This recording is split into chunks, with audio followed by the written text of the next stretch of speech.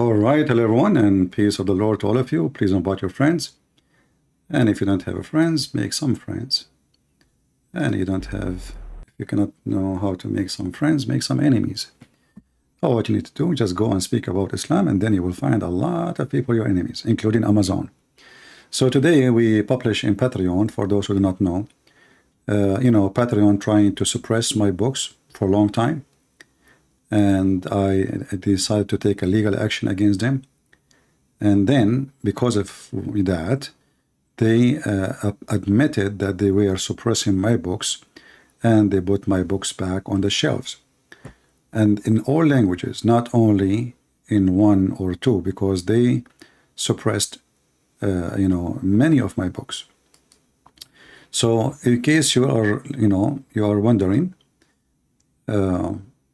if you go to my page on Amazon before we start today, you will find all my books in all languages: Swedish, Portuguese, Spanish, French. All languages. Don't ask me to read them, because I do not know really how to read those names.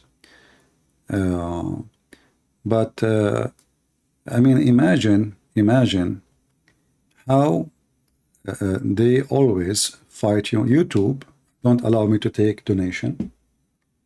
I did not do anything wrong, except I'm speaking against Islam, and everybody knows that. Amazon, they start taking my books down one after one. And why? Supposedly, there is a hate speech. They did not dare to say that, but we know what is the behind the scene. If you speak against Christianity, you are not teaching hate.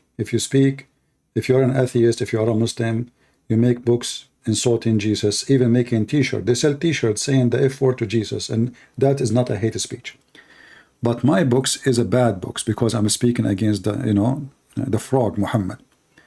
Anyway, God is good, and they are there, and they are there to stay for good. So if you want to get your copies, feel free, and don't forget to make a review. As you see, this one, the German edition here, a 0 review. As you see here, the one in the right, it has a 0 review, because simply they did not allow it to go through. They did not allow it to go through. Can you believe it? Yeah. Anyway, everything is good to go, and I have a problem with my mice. Remember the Sheikh, he spoke about mice. They do intend to do something wrong. My mouse is not working good. So when I try to take it right, it goes left. Something wrong. All right. See, I don't have really good control of the mice. I'm trying just to move it around. All right. So I just inform you, and if you want, you can find the info of my Amazon in the link in my in the info down in the video. We don't want to waste your time, and we are going to open Skype immediately in case there is any Muhammadan would like to join us and show us that we are lying. If you remember yesterday, we have an Egyptian Muslim. He was so excited, and he called me to prove that I'm lying. And actually, I like that. I like it when Muslims they decide to prove me wrong. But can they really prove me wrong? I will play a little bit of his conversation yesterday, so you can see how the Muslim date himself. They do not know their religion. This guy, he is a Muslim man. He's an Egyptian. He speaks Arabic. He lived in Egypt all his life, and they think I am the one is saying false information. But that not for long. As soon he noticed that I'm showing all the evidence, what happened? Let us see Ahmed.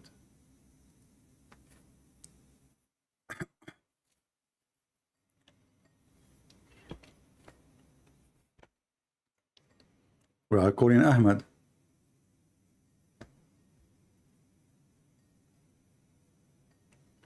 Ahmed is not answering. The one is saying Amazon take charge too much delivery. Order from Amazon UK. Ahmed, why you are not answering, my friend? Order from Amazon UK. Let us see Ahmed.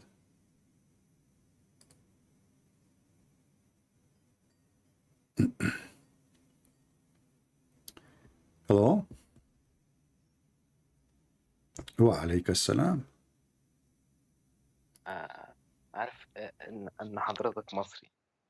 أنا I مصري. speak I speak I speak in English. No, I speak. Yeah, I'm speaking English. Because Yeah. okay, I speak English. Huh. I will, if I proved one lie, you are a liar. Okay. Okay, no Accept problem. it. Okay, no problem. Go ahead. You said Arabs are racist because they don't like black women, right? Uh-huh. The the the origin of Arabs are black.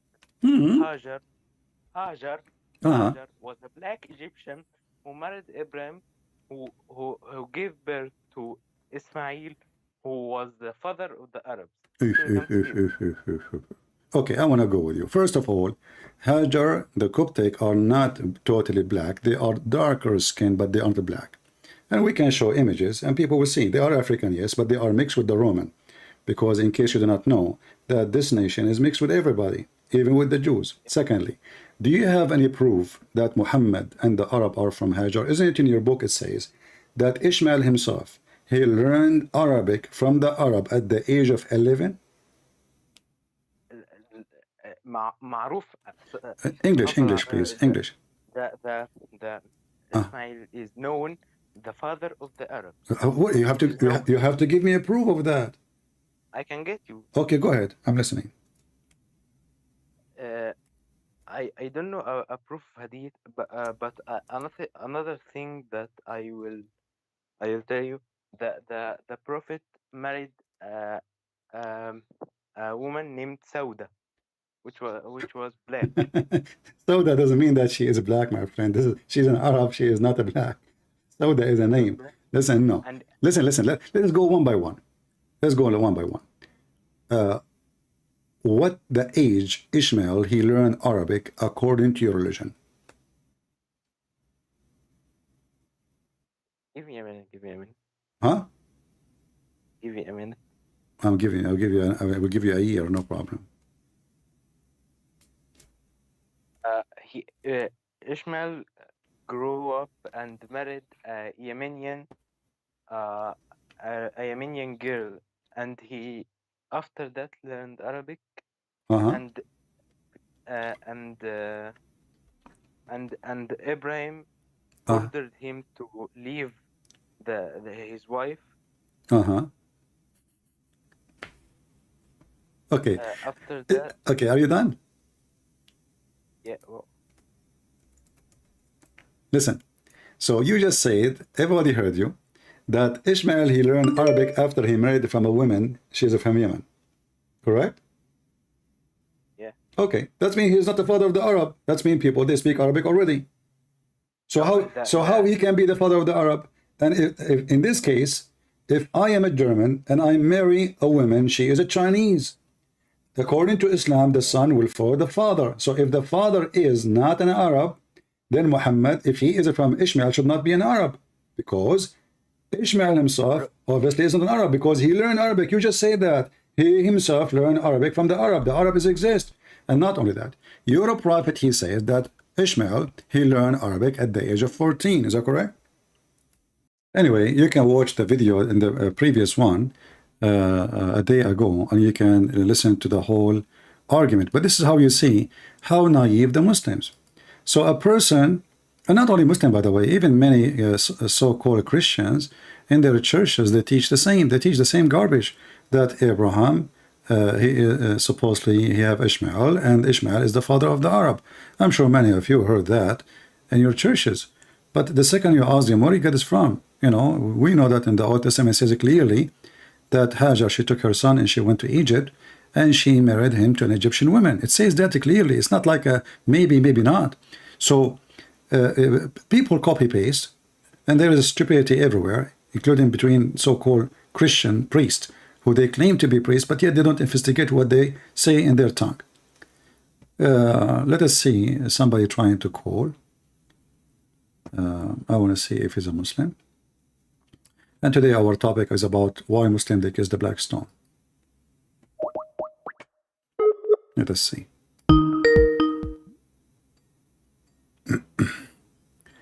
I mute the speaker until the ring is over, and then we put him live. Hello?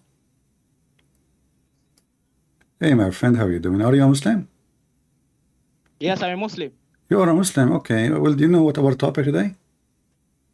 Okay, our topic of today, I think, what is the topic of today? It's about why Muslims kiss the black stone. Okay, raise your, no, the mic is yours. Raise your point now. You're talking to me? The mic is yours now. What do you mean the mic is yours? You can raise your point, as in you can raise your point. Then Well, I'll tell me why respond. my point is why Muslim kiss the black stone. Okay, that is your question now. I'll answer now. Oh, okay. Okay, firstly, Firstly, me as a Muslim, yeah, I obey only the Quran. I never kiss the black stone. okay. Second, Isaiah chapter 6, verse 6 to 7, kissing the coal of fire forgives sins in the But Bible. if you speak so fast, I will not understand what you're saying. I said, Okay. Isaiah chapter 6, verse 6 to 7, Uh-huh. kissing the coal of fire forgives sins in your Bible. Isaiah, first what? Isaiah chapter 6, verse 6 to 7. I don't understand you, my friend. Don't speak fast. Isaiah chapter 6, okay. Verse 6 to 7. Chapter 6, verse number 6 to 7. Yes, open Okay. it. Okay, it says, if you kiss the stone, it forgive your sin. If you kill the coal of fire, can forgive your sins. You know, don't give me a stupidity. You know, this is about meditation. This is not about kissing a stone. There's nobody kisses stones. No Christian, no Jews. You are just a stupid idiot. I mean, people are laughing at you. You know, where? No, hold on. Okay, I want you to read it for me, and I will put it in the screen. People would die laughing at you. You see the Muslims. Okay, hold on. First of all, you said to me, you are a Muslim. You follow the Quran only. Are you saying to me that your prophet don't follow the Quran? My prophet followed the Quran, and my prophet never. So why you're a prophet? He kissed the black stone. My prophet never kissed the black stone for his sins to be forgiven. It is a lie. Okay, so if we prove what he would do. Proof from what? From the Quran? Show me the Quran verse. So you know, if you are a Quran, you are not a Muslim. The one who follows the Quran is a Muslim. I'm a Muslim. Allah No, says in the Quran. a person who follows the Quran only, he is not a Muslim. Okay, hold on. You follow the Quran only. You follow the Quran only. The Quran says you pray 3 times. The Hadith says you pray 5. And I showed you that before. The Quran says you do muta. Do you do muta? No, the Quran says you should pray 5 times. And secondly, the Quran never allowed to do muta. And now, secondly, you are. You see, okay, when you say such a thing, people laugh at you because all the Muslims agree that the Quran teach muta. So if you say I am the only one who don't agree with that, that's because you're a liar. So let me ask, to make it simple, what is the percentage of Muslims who agree with you? Okay, the Quran agree with me. Now let us. No. The Quran never agree with you. I'm asking you, how many Muslims agree that the Quran does not teach muta? Are you the only one in the world? The Quran agree with me. I don't care. No, you don't care. I care. I'm debating Muslim. I don't debating someone. He's coming with a new religion. He said, I don't care. A person who don't care, you see, you are a potato. A second ago, you said you accept the Quran. A second after, you said, I don't care. So the Quran says it clearly. You do muta and you say, I don't care. No, there's no Quran never allowed that. It is the Quran, okay. You can open right now the Quran. We can read it. You do not even know how to read the Quran. Before we go, are you a follower of Rashad Khalifa? I said before we go to the Quran. Are you a follower of Rashad Khalifa? I'm asking. Let us open Isaiah chapter 6. We will put it in the screen, and people will laugh at you. Yes, let us go there first. Okay, but no, don't change topic. So now answer me. Are you a follower of Rashad Khalifa? You are changing topic now. Let us go to the verse first. It's not up to you to change the topic. We will go to. I promise you. I promise you in front of everybody. And you mentioned that before, and I laugh at you. You are stupid. You are just literally stupid. Listen. First of all, hold on. Okay, you know what? I will go to Isaiah before. But do you promise me? To give me where you got the Quran? It doesn't say muta. Do you promise me? Do you have a confirmation? It doesn't say that. It's not up to you. All the Muslims, they say it is muta. You say no. You have to prove it. Maybe they are wrong. Maybe all the Muslims are donkey and you are the only mule. You have to prove it. So I'm asking you, do you have a proof, or this is just to push it away and you wash your hands from it? I will prove it when we are done with the topic. Then we are going to go there. Okay. Don't change the subject. Yeah. Isaiah 60, I don't change the topic, your subject. You stupid. You know. If we ask people who they claim to be Muslims, do you know how to read, or you are illiterate like your prophet? So I'm asking you now, before we start, do you know how to read? Do you know how to read? Do you know how to read? Yes. All right. Is that verses you are giving me? Is it a vision or something real? Let us go there first. I'm asking you. I will go to the verse. Is it a vision or something real? I will not answer till you open the. No, you answer. I will put it in the screen. I will put it in the screen. Is it a vision or something real? Something happened for real? Potato, answer. People will laugh at you. You are a donkey. This is a vision, you idiot. This is he saw the Lord on the throne, high lifted up, and his terrain, and filled the temple. Above it stood the seraphim, and each of them had 6 wings. This is not something real. This is a vision. Open it first. This is the vision. I open it. It's in front of you, Potato. Stop saying open it. Okay. So this is a vision. There is who is the one who saw God in the temple? Have you ever heard the Christians saying that God came to the temple and they saw him, or the Jews? Oh. So are you saying that the person who is seeing this vision is not a prophet? It's a vision, doesn't matter. But this is not about a stone, and there's no stone. This is the point. The point you said that you kiss a stone and then the stone will heal you. First of all, this is not a stone. This is a burning circle. This is like a jamra. Jamra in Arabic mean a burning, something burning. So that it touch you. This is symbolic. But because you are a liar, like you're a prophet, you try to find something to hold into it. But anyone who read it, he will see that this is not what happened. So you are a liar. We are talking about a real stone. We are talking about a real stone, not somebody saw a dream or a vision. A real stone. You Muslims, you kiss it, and the stone is in the shape of the vagina. So you kissing the coal of fire can forgive your sins. Just stupid. You see, this is why I hang up on you. You are just a kid. And so you kiss a stone, so forgive your sin. This is a dream of fire that you will be. You listen. That the fire will destroy your sin. The fire will heal. Will fire, etc. This is why it's called Jamra. So listen, Abdul. Do the Muslim kiss a physical stone, or it was a vision? You said to me, your prophet did not kiss a stone. Then if I want to answer, then why don't you allow me to? I answer you. Now I'm asking you, did your prophet kiss the stone? Yes or no? Your answer was a lie, and I'm going to debunk you first. Then you're going to ask the question. Okay. You just said to me that it is a vision. But if you go to Isaiah 53, is it not a vision, a prophecy of Jesus? Is it not a vision? It is a vision. This is a prophet of God giving visions, and the vision of prophet of God is different from other Listen. First of all, you Muslims are hypocrite, coward, potatoes, and you fabricate meaning to make it match with you.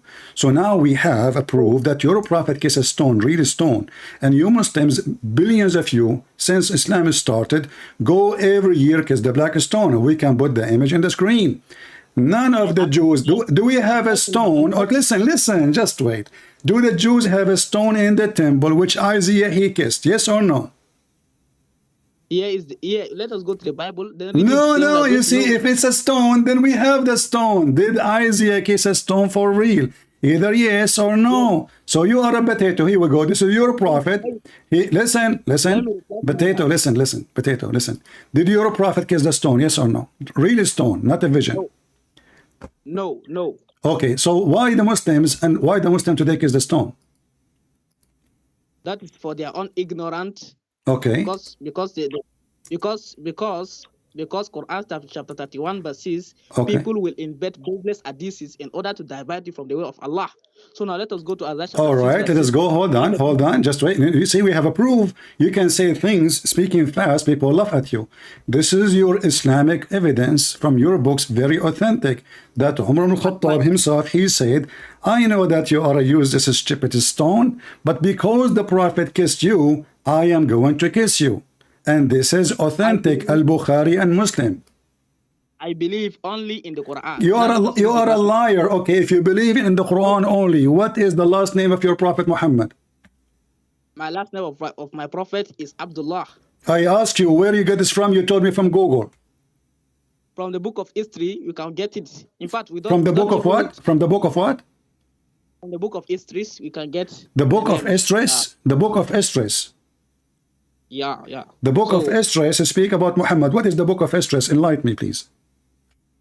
The book of histories, the books that you know, the informations, the narrations that tells you, like now your father, you know, your father, your mother, you know. Is that in Google? So you Muslims, you don't have a proof who is even Muhammad. Are you saying to me that the Quran mentioned that Isa is a son of Mary? Is that correct? Yes. Okay. So now, and Yahya is a son. Shut up. And Yahya is a son of Zechariah. Is that correct? Is correct. Okay, so why Allah did not mention, as long the Quran will be enough, why he did not mention the last name of Muhammad or the father name? Thank you very much. Now I'm answering the question. Do not interrupt me when answering the question. You just tell me that why did the Quran not mention the father's name of Muhammad? Because the Quran did not mention, and that is the proof. This is one of the proof that the Quran is from Allah. Because if it is Muhammad that fabricated a lie, then Muhammad will have included his parent name, his wife's name, all the other. Don't speak fast. Don't speak fast. Easy. I don't understand what you are saying. So if Muhammad fabricated what? I said this is the proof that Quran is from Allah, because if Muhammad is the one who fabricated the lies, he will have included all the names of his parents, his other things. Now, example, Solomon. Who is the father of Solomon? Who is the grandfather of Solomon in the Bible? Tell me now. Guys, listen carefully. The proof that the Quran is from Allah, that Muhammad, he did not add his parents' names. Is that correct?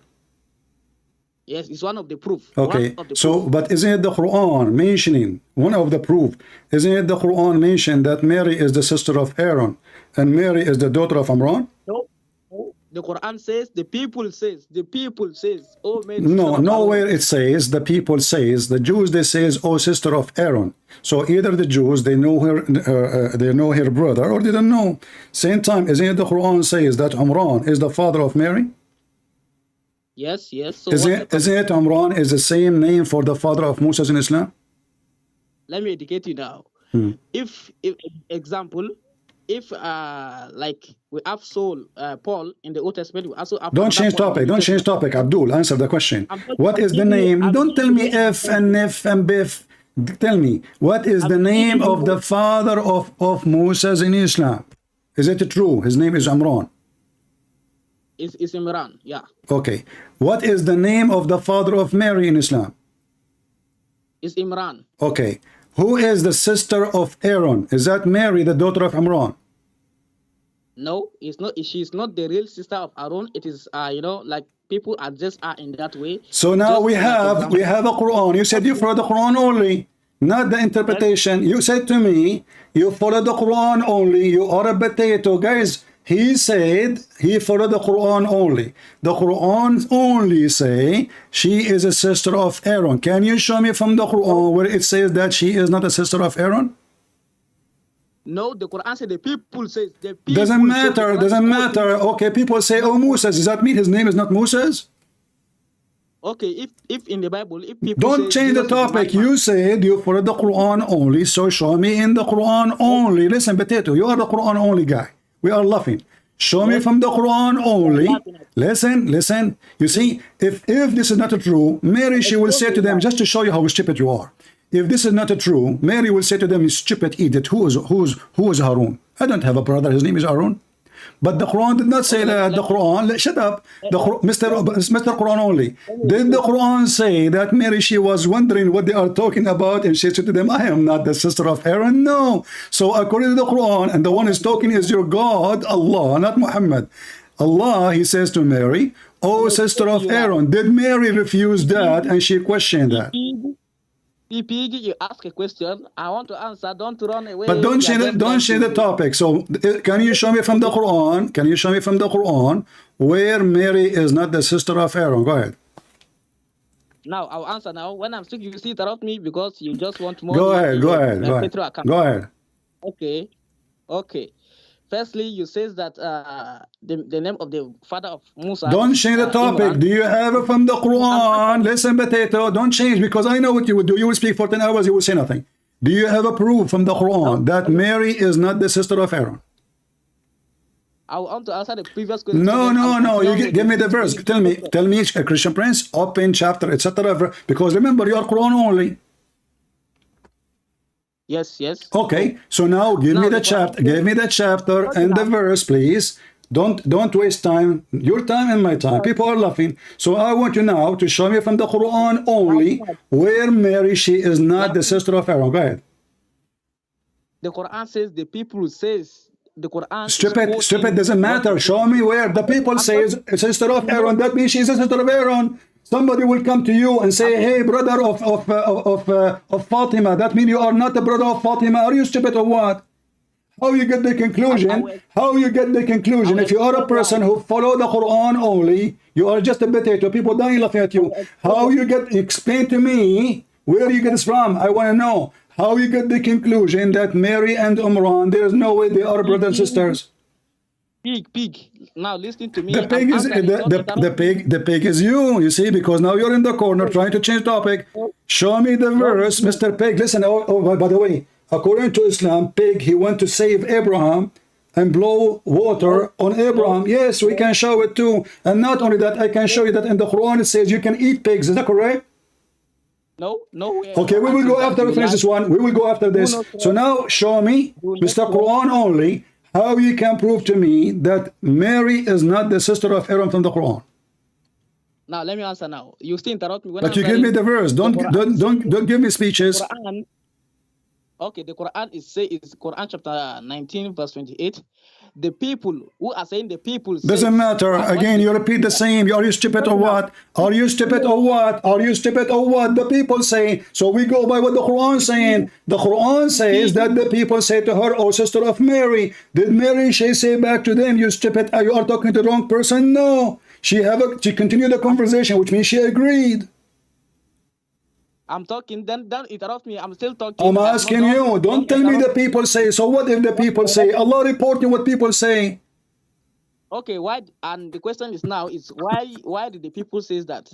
Why? Okay, guys. Why the people they say that? Tell me. Go ahead.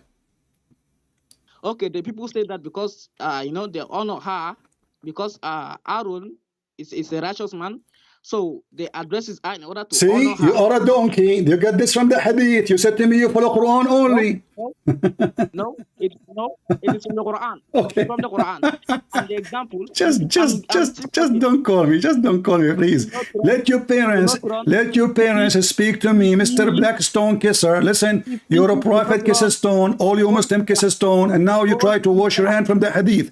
The second we said to you, where you get this conclusion from, you have no answer. People, they call her sister of Amr. Listen. Don't tell me people, they honor her. Okay, show me in the Quran how you honor somebody by calling him by the wrong person. It is not by the wrong person. And I will give you example. Even today. Don't give me example today. You said you follow the Quran only. That's a false. The Quran says, "Ud'uhum bi asma'i abaihim." Call them by the name of their father. Is that correct? Yes. So all right. So if you want to call somebody, you are not allowed to call him by the name of somebody else. So do they call him by the name of somebody else? Yes. They call him.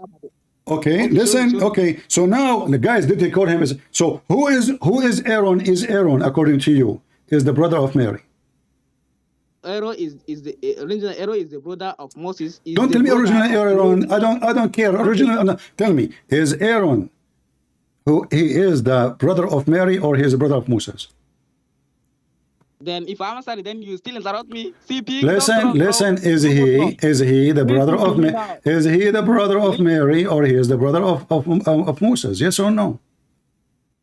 Originally, don't tell me originally, please. Don't just give, you know, why Muslim they have to play game? What originally? There is fake one, and is Aaron the brother of Moses or the brother of Mary? Yes or no? Originally, Aaron was the brother of Moses. Okay. Then the people honor Mary. Okay. Now, how you know? Okay, you see, guys, how you know? Listen.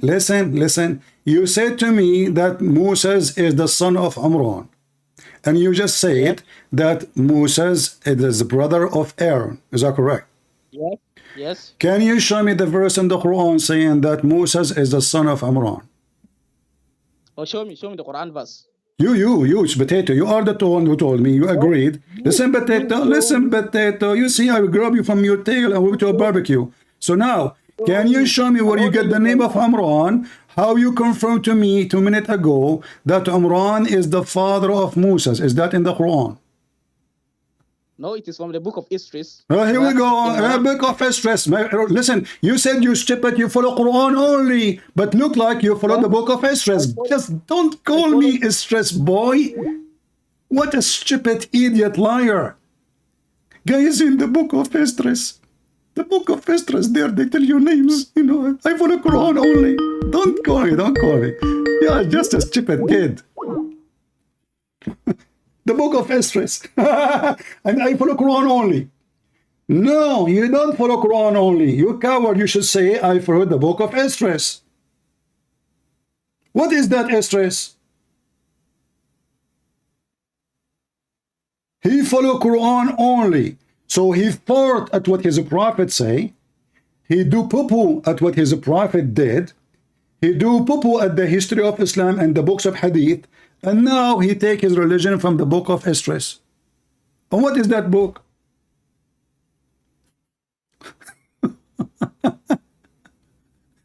You see how stupid they are? The second you ask them a question, they dig, like, you know, they think they can hide it. And now suddenly we Christians, we believe that you kiss a stone and you are healed. Yeah, it's in the Bible.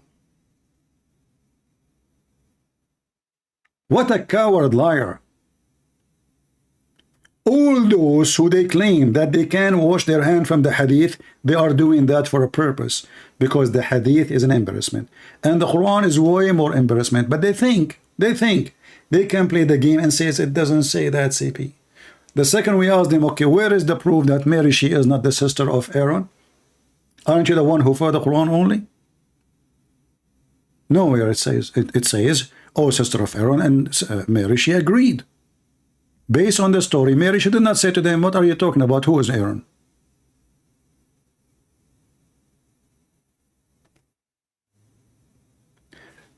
In order to fix it, the Muslim, they put two brackets, and how Muhammad get busted.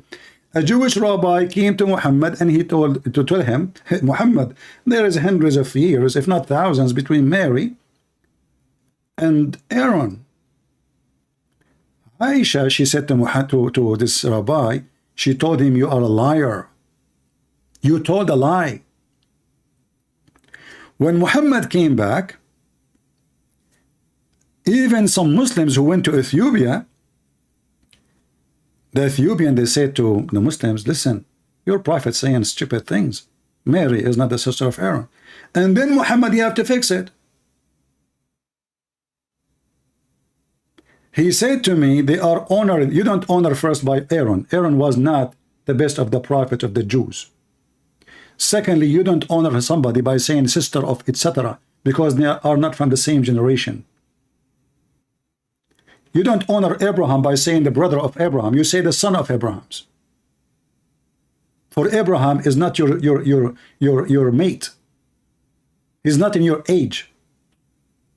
Even in our lifetime, if somebody is 70, I don't say to him, honor him, saying, oh, this is the brother of etc. You told him, you call him a grandpa, you call him a grandfather, you call him something, you know, like every language they have a word to greet the elder ones.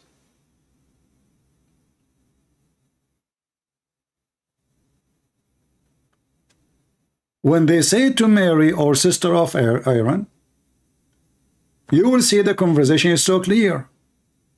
When the Quran says the sun set in murky water, where you get the conclusion that the sun is not setting in, he will say to me, the people say, no, Allah is saying. And he, by the way, here, Allah is the one who's talking. So are you saying to me Allah is quoting the wrong name and he did not correct it? Did he make a comment saying the Jews are stupid? They thought Mary is the sister of Aaron? No. This is your stupid prophet. Fabricating a verse. He made Mary the daughter of Imran, and Imran is the father of Moses. We ask you, where is Imran? Where do you know about Imran? Where the name Imran coming from to be the father of Moses? The book of Esdras. And what the book of Esdras? Suddenly the Muslim, they have a new reference for their religion. It's not Quran no more. It is Esdras book. Can you believe it? The book of Esdras. Let us see this guy.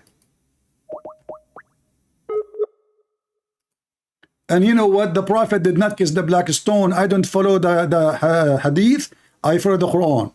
So all the Muslims who are kissing the black stone, they did not follow Islam. Let's call this guy. The book of Esdras. That is something new. This is the first time I hear it from a Muslim. It was this guy. The book of Esdras.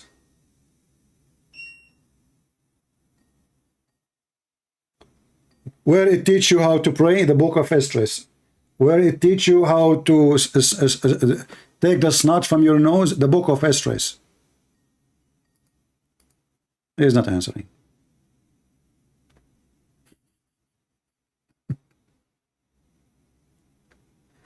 Do we have any Muhammadan?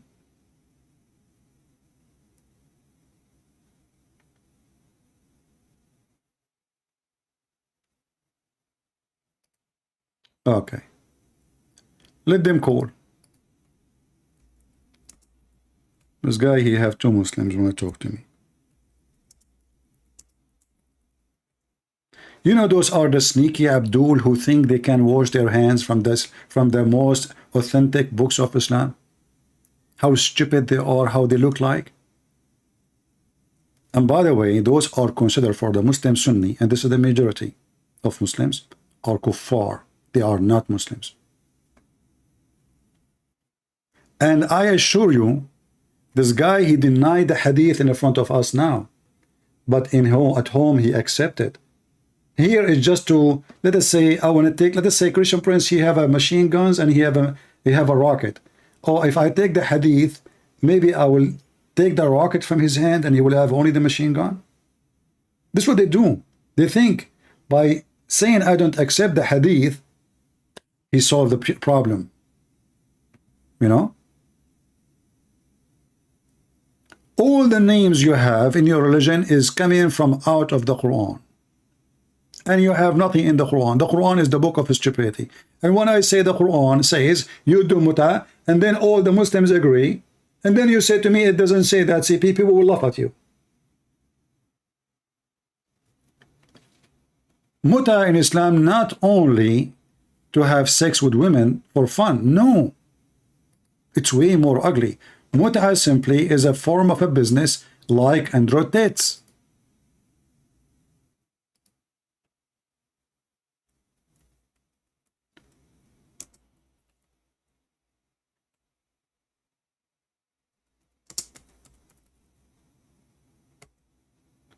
What androtates he do? Androtates, he have girls to entertain you. Androtates is a true Muslim.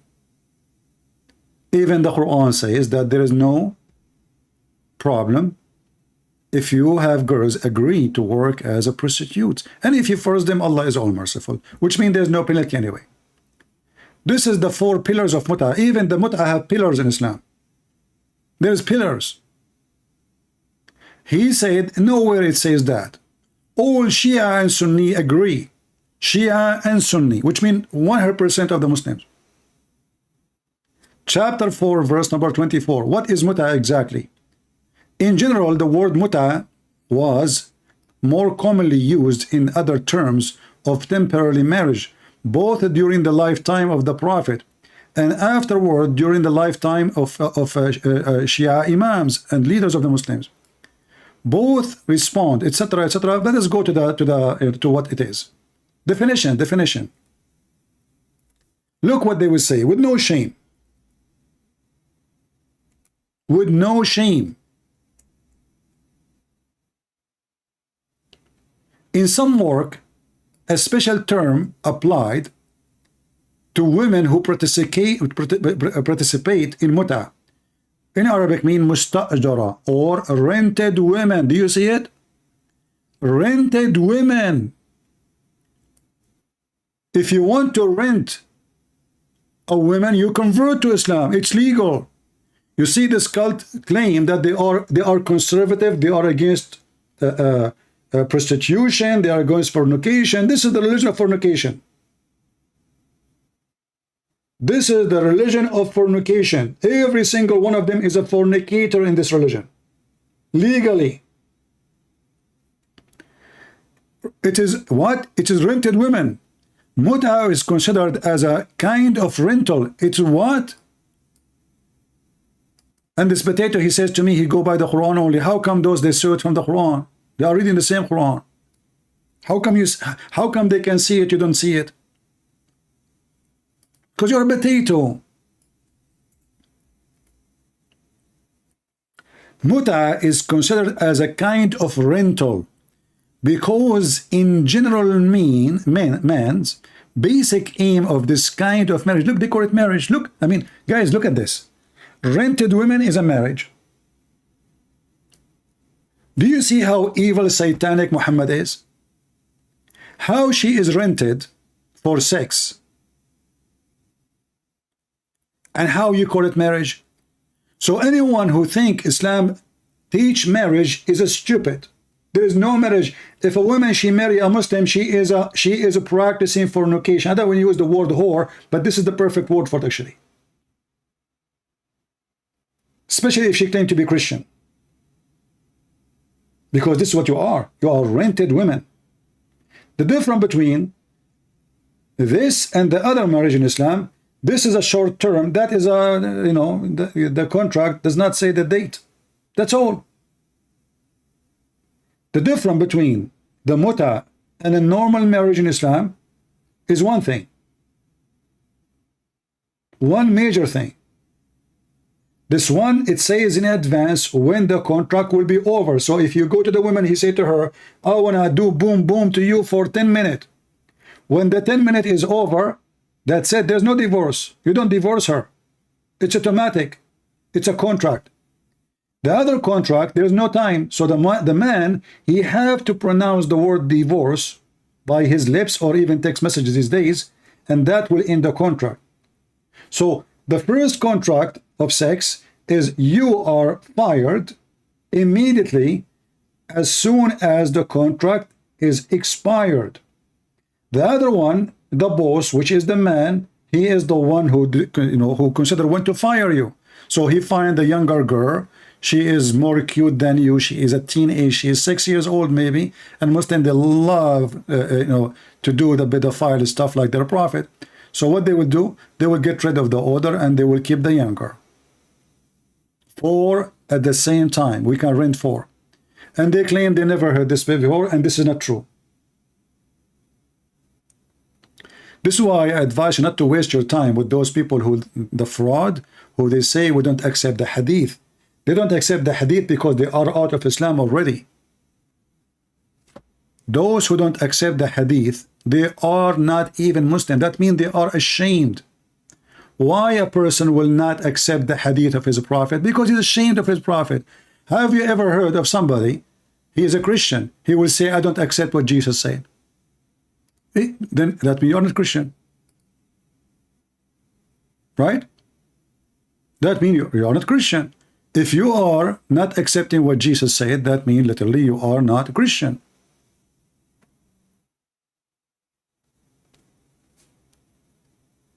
let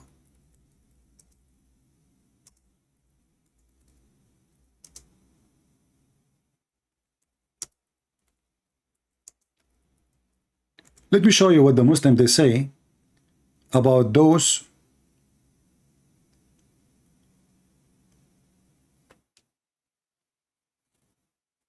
who don't accept the hadith. What are they? The answer is very simple.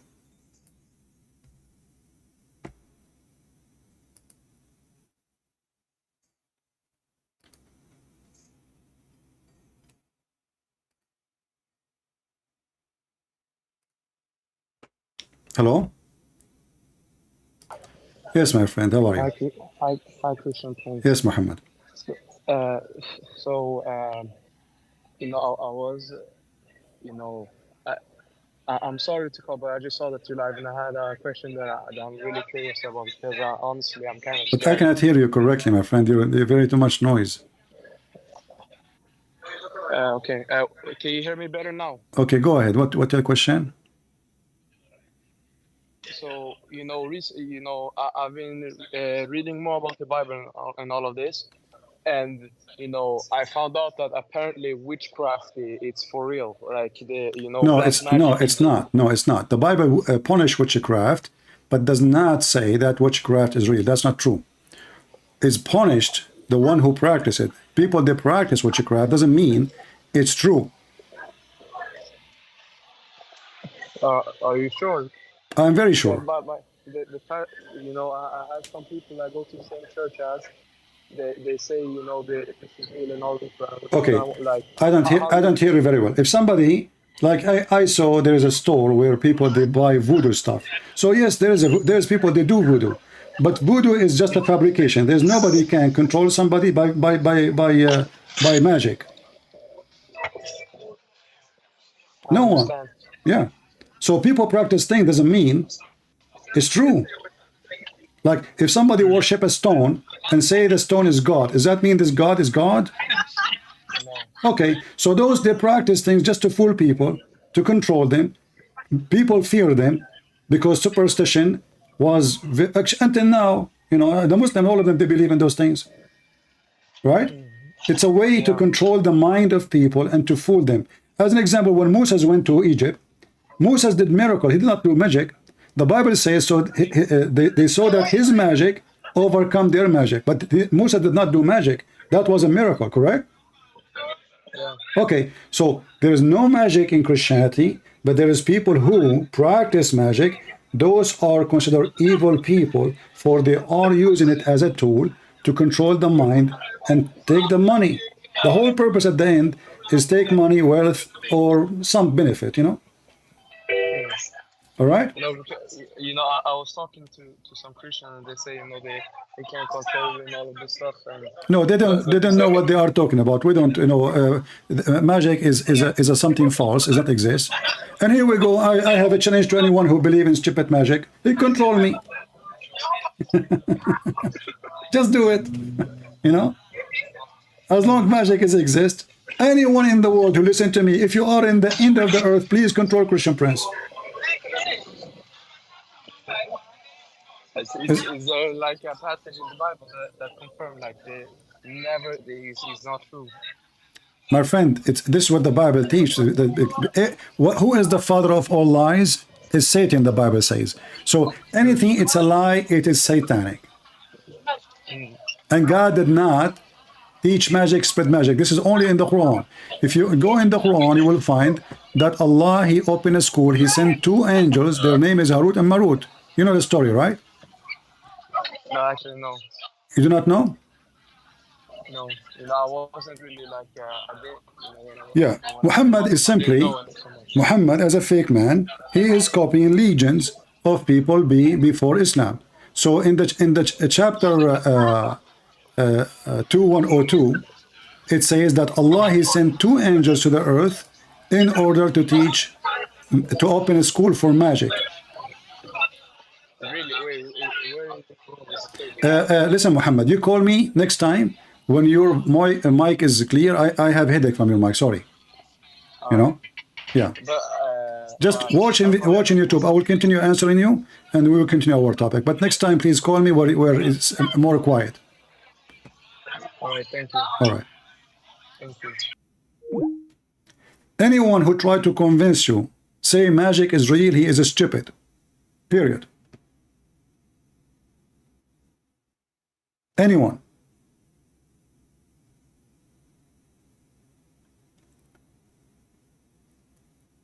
When I was in Romania, a Romanian very well known, from the pagan time, they are so much superstitious. Not for sure, not all of them. And the funny is, many of them, they claim to be religious. But they are so afraid someone, she or he practiced witchcraft. And there was a woman, she was making a lot of money. She make living, she live good, she have a villa, just from fooling girls. You go to this woman, she do witchcraft, and the man you want him to marry you, he will marry you, he will love you. So I met this woman, and they told me, don't don't be rude with her, she can do something to you.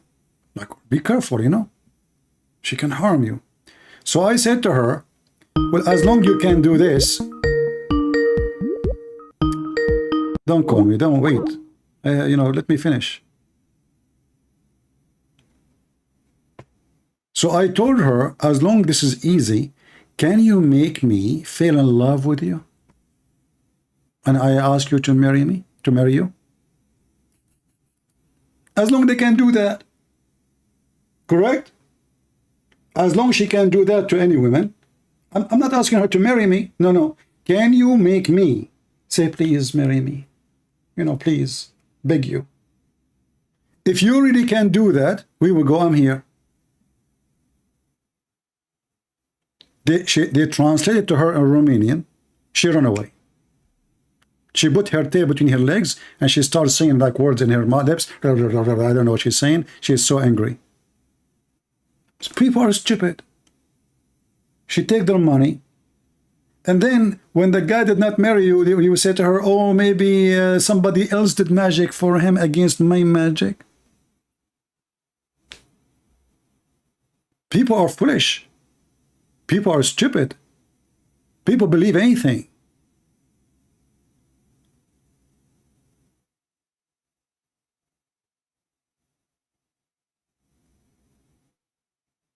It's very easy to control the mind of the crowd by fear. Fear. So now, I'm going to control you. No, you please don't control me. What you will do, man? What you will do? I will make you look like Christian Prince if you don't obey me, please. No, not Christian Prince. I will look like Christian Prince. Please. I will pay anything. Okay, now we are talking.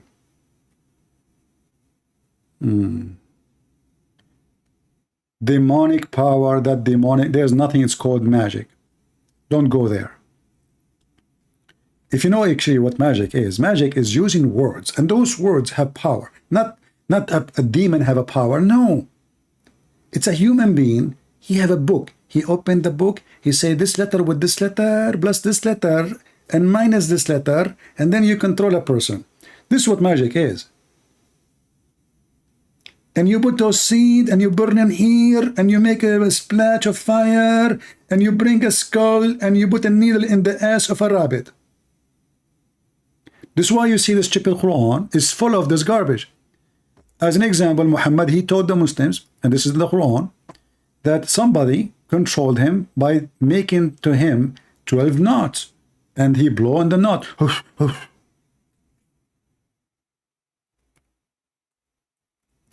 Can you believe that there is somebody will make knots like a rope, rope? And he blow in the knot and he controls somebody else. Can somebody control Trump to stop saying stupid things?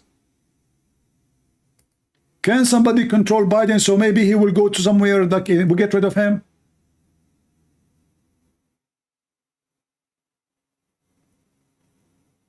You can control a prophet of God. And at that time, supposedly, he is the leader or the only one Allah sent. You control a man of God sent by Allah by blowing in the knot. Are you not? How Muhammad is a prophet of Allah, sent by Allah, by the power of Allah, and then somebody go to Home Depot, he buys a rope, and he make 12 knot, and each time he make a knot, and then Muhammad is under control. Muhammad, what are you doing? I'm being controlled. By who? I don't know. Allah knows best. Muhammad, what are you doing? Don't touch yourself. I'm imagining myself having sex. Muhammad, you are not. Don't. This is Mimi Hijab. Don't touch him.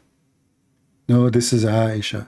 So now the guy, supposedly, he blows some knots on Muhammad, and Muhammad, he go to his wives, but he did not go there, and he imagined himself having sex.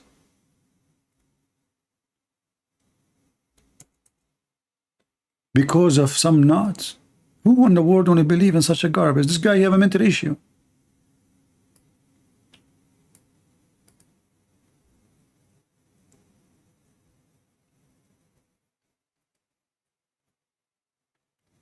The Prophet, and look, the Muslim, they put between two brackets, sallallahu alayhi wasallam. Look how kuffar they are. They are pagan infidels. They worship a man. Sallallahu alayhi wasallam in Arabic mean, they make it in an artistic way. Like, you know, look how they merge the letters together, and they spend their life trying to make such letters go together, and then became like a, wow, so beautiful, because Muhammad forbid them from practicing art. The only art you can practice is the name of Muhammad and the name of Allah. Pagans. So the Prophet, Allah pray on him and salute him. Okay, Allah pray on him, still he have not. So what the prayer of Allah is doing? If the guy controlled Muhammad by not, and even though Allah is praying on Muhammad, so the guy can do what to Muhammad if Allah is not praying? Obviously the prayer of Allah is useless. Look at this. The Prophet continued for such and such period. And why Muslims, by the way, the hadith says such and such. Who is the one who deleted the time? I mean, look, Muslims, they don't care for time. You know? Time mean nothing. Such and such. What the heck is that? Is that in the year such and the month of such such? They took it off because it's an embarrassment. The Prophet continued for such and such period, imagining that he had boom boom, doom doom, kum kum, you know. And then Muhammad, he go, because Muhammad is a talking machine. He go to his neighbors. Yesterday, man, I was with my wife. You should see what I did, man. Oh boy, yeah. They can't even walk after that. Prophet, are you sure? I just saw your wife walking fine. What are you talking about? She cannot even walk. No, all of them, not only one. Prophet, you did that to all of them. They cannot walk. They cannot even talk. I left them almost dead body. I stopped actually because they cannot take it no more. Prophet, you are so strong, Prophet. But isn't it, this is your wife carrying half cow in her shoulder, Prophet? This is not my wife. This is your wife. No, Prophet, this is your wife. Hold on, I know what I'm seeing. This is your wife. Prophet, this is your wife. Oh yeah, this is my wife. You are talking about the cow or the one in the shoulder? Or the one in Prophet? Oh, sorry, I am under the control of a black magic. So the Prophet, he imagined himself. This is not at the night time dreaming, no. This guy, his eyes is open. And now you can imagine how we can make this story a movie. There's a movie, it's called The Perfect Host. I don't know if you watch it. In The Perfect Host, I wish I can play it for you, some of it, you would die laughing. The guy, he had the same problem with Muhammad. He sent letters to himself. Any one of you saw the movie? The Perfect Host? Who saw it? He write letters to himself. He put them in the mail. The mail come to him. He opened the mail. It's a letter from his girlfriend. She's in Australia. So the story, there's a criminal. He did a bank robbery, and he flee from the police, and he was looking for a house to hide in. So he just walking, he didn't know what to do, you know, like he is injured too. He found, you know, a house, and there's a mailbox in the front. He opened it, he found a letter. He opened, like he looked at the letter, it says from whatever her name, you know, supposedly this is the girlfriend of the owner. So he went inside and he told him, I am a friend of your friend, which he saw already the letter, which is coming in the mail. It's a hilarious movie. The first second I saw this movie, I said, this is Muhammad. This is perfectly the story of Muhammad. He have sex in the movie with nobody. Nobody. There's nobody there. He have dinners, he have lunch, he have visitors. Nobody there. He put dishes in the table, people they come, the people they are eating, he grab a woman, he want to have sex with her, but there's nobody there. Nobody. That is a Prophet Muhammad. Magic upon him. Do you think the Muslim now, they will get upset if I say magic upon him? They will get upset. It's in their book that says, yes, magic upon him. You say it to them, they get upset. In the movie, you will see this guy sitting with those people, but there's nobody. He's just talking to himself. He put food in the table, he served wine, he grabbed a woman, want to have sex with her, but there's nobody.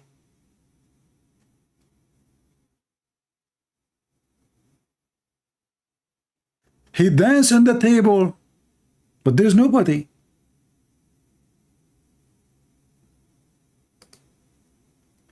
Do you see why the Muslims, they are leaving Islam and they are washing their hand from the hadith? Because the hadith is an embarrassment. So how we can clean our arse from the stupid poo-poo of Muhammad? We say we don't believe in this. Okay, what about the Quran? Now Muslims who don't believe in this, they are not Muslims, because Islam is based on both. You see, the Muslims, they say to us, we preserve the Quran. But Islam is not based on the Quran. In fact, 90% of Islam is based on the Hadith, not on the Quran. And all Muslim scholars, and even non-scholars, agree that those who don't agree with the Hadith, they are kuffar. They are not Muslims. They are apostate. So when a Muslim, he think he can escape the humility. You saw what happened. And I hang up on him because I have no time to waste, no more. There's no need. Either you give me a proof and you get me busted, or shut up. He thought, I thought they use, okay, give me the reference, the book of Esther. So people don't accept the hadith. Who are they? What we can say about them? We do not Let us go back to the beginning. in the Sunnah, they reject it and they say no, as long as it's not mentioned in the Quran, we do not believe in it. This is very dangerous, and such people risk being an apostate depending on the degree of their rejection. If they say we don't believe in the Sunnah totally, and anything that is not in the Quran, we do not believe in it, these are kafir, disbelievers. See? So this potato who called me, he said he don't believe in any of it. He is a kafir, he's a potato. Did you hear it? Did you hear it? So why they say we don't believe in it? The answer is very simple. If we say we don't believe in it, Christian Prince will not be able to prove his point. According to them, they think. Without it. But as you see, even without it, we get them busted. How you know that Aaron is not the brother of the brother of Mary? They used to honor. Where you get this from? Show me from the Quran. Book of Esther. So we don't accept the book of Muhammad, we accept the book of Esther. Very ashamed of their religion. Very ashamed. Until now, Zero Muslim called us to tell us why they kiss black stone. Let us see somebody else. This guy he called, I don't know who's he.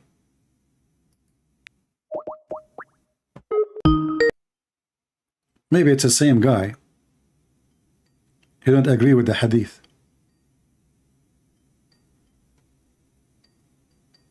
Or calling him. Until now, Zero Muslim can tell us why they kiss stones. Hello?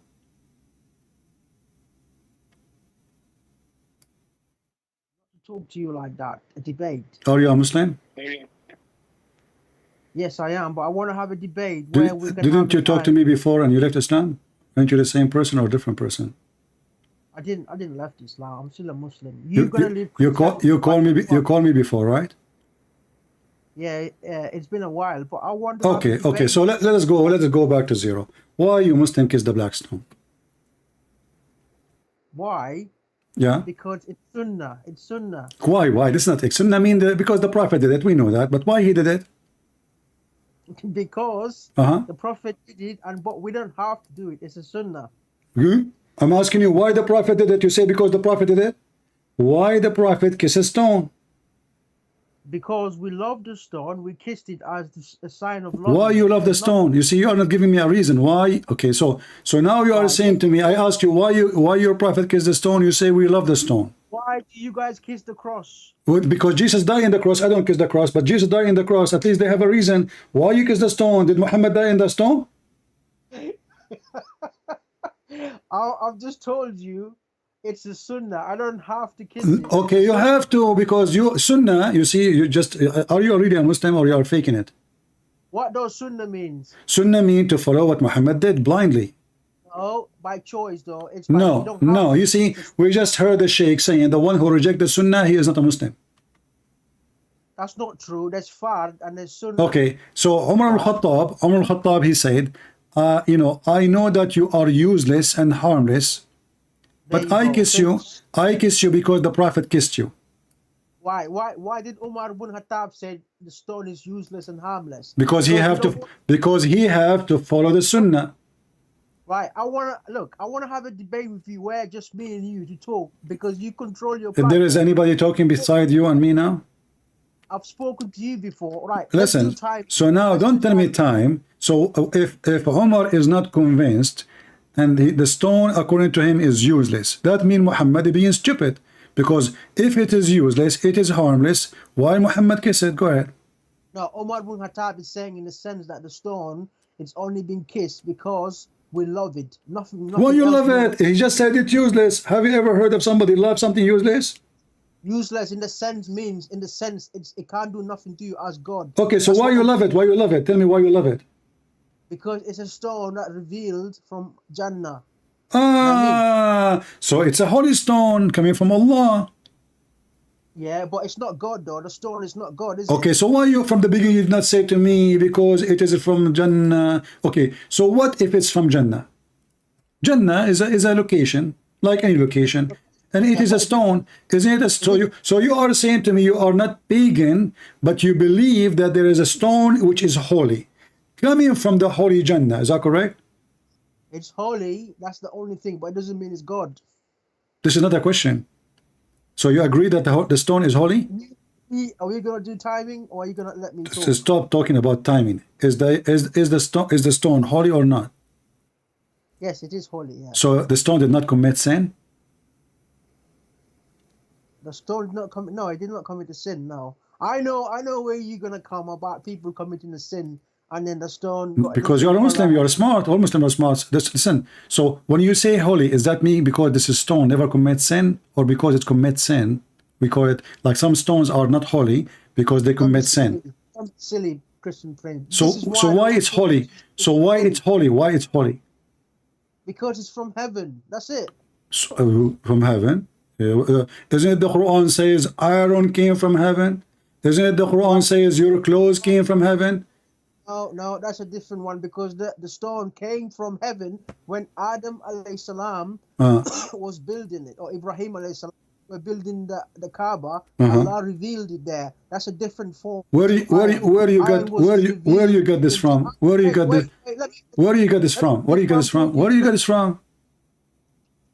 Okay, let me at least explain then. All right, don't cut me off. Okay. Right? Because if you look at it, every single thing revealed, build natural things like trees. Yeah, they came from heaven at the beginning when Allah created them. That's the same thing for the iron. But the tree is specifically given, to concentrate on the building of the Masjid al-Haram. That's why. The tree, which tree? Which tree?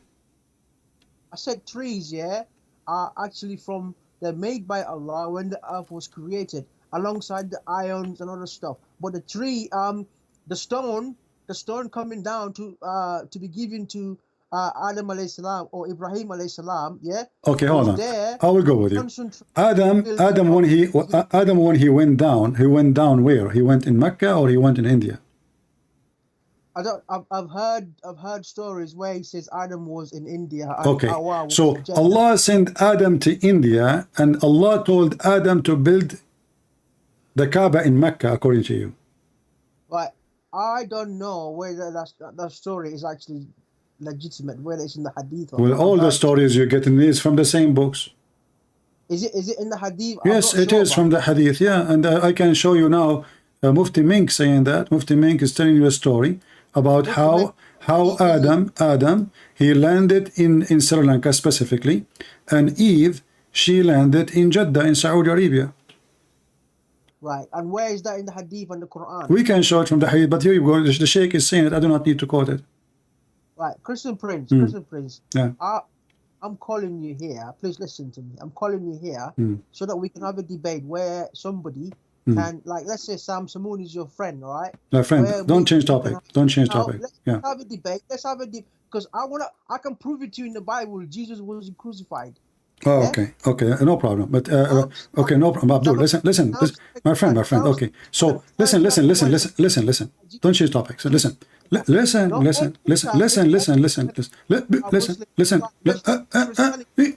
You are trying to change topic. You cannot do that with me.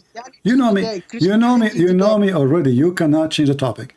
Did your prophet say that the black stone is the right hand of Allah? Let's talk about Jesus. Did your prophet? This is my topic. It's not up to you to change topic. Did your prophet say that the black stone is the right hand of Allah? Yes or no? I've spoken to you many times. Let's talk about Jesus. Don't finish trying up on you. I have a topic. I want to know why Muslims kiss the black stone. Why you are trying to change topic? Are you ashamed of it? You said to me, no, you did not. I'm giving you a proof saying that your prophet says that the black stone is the right hand of Allah. Whoever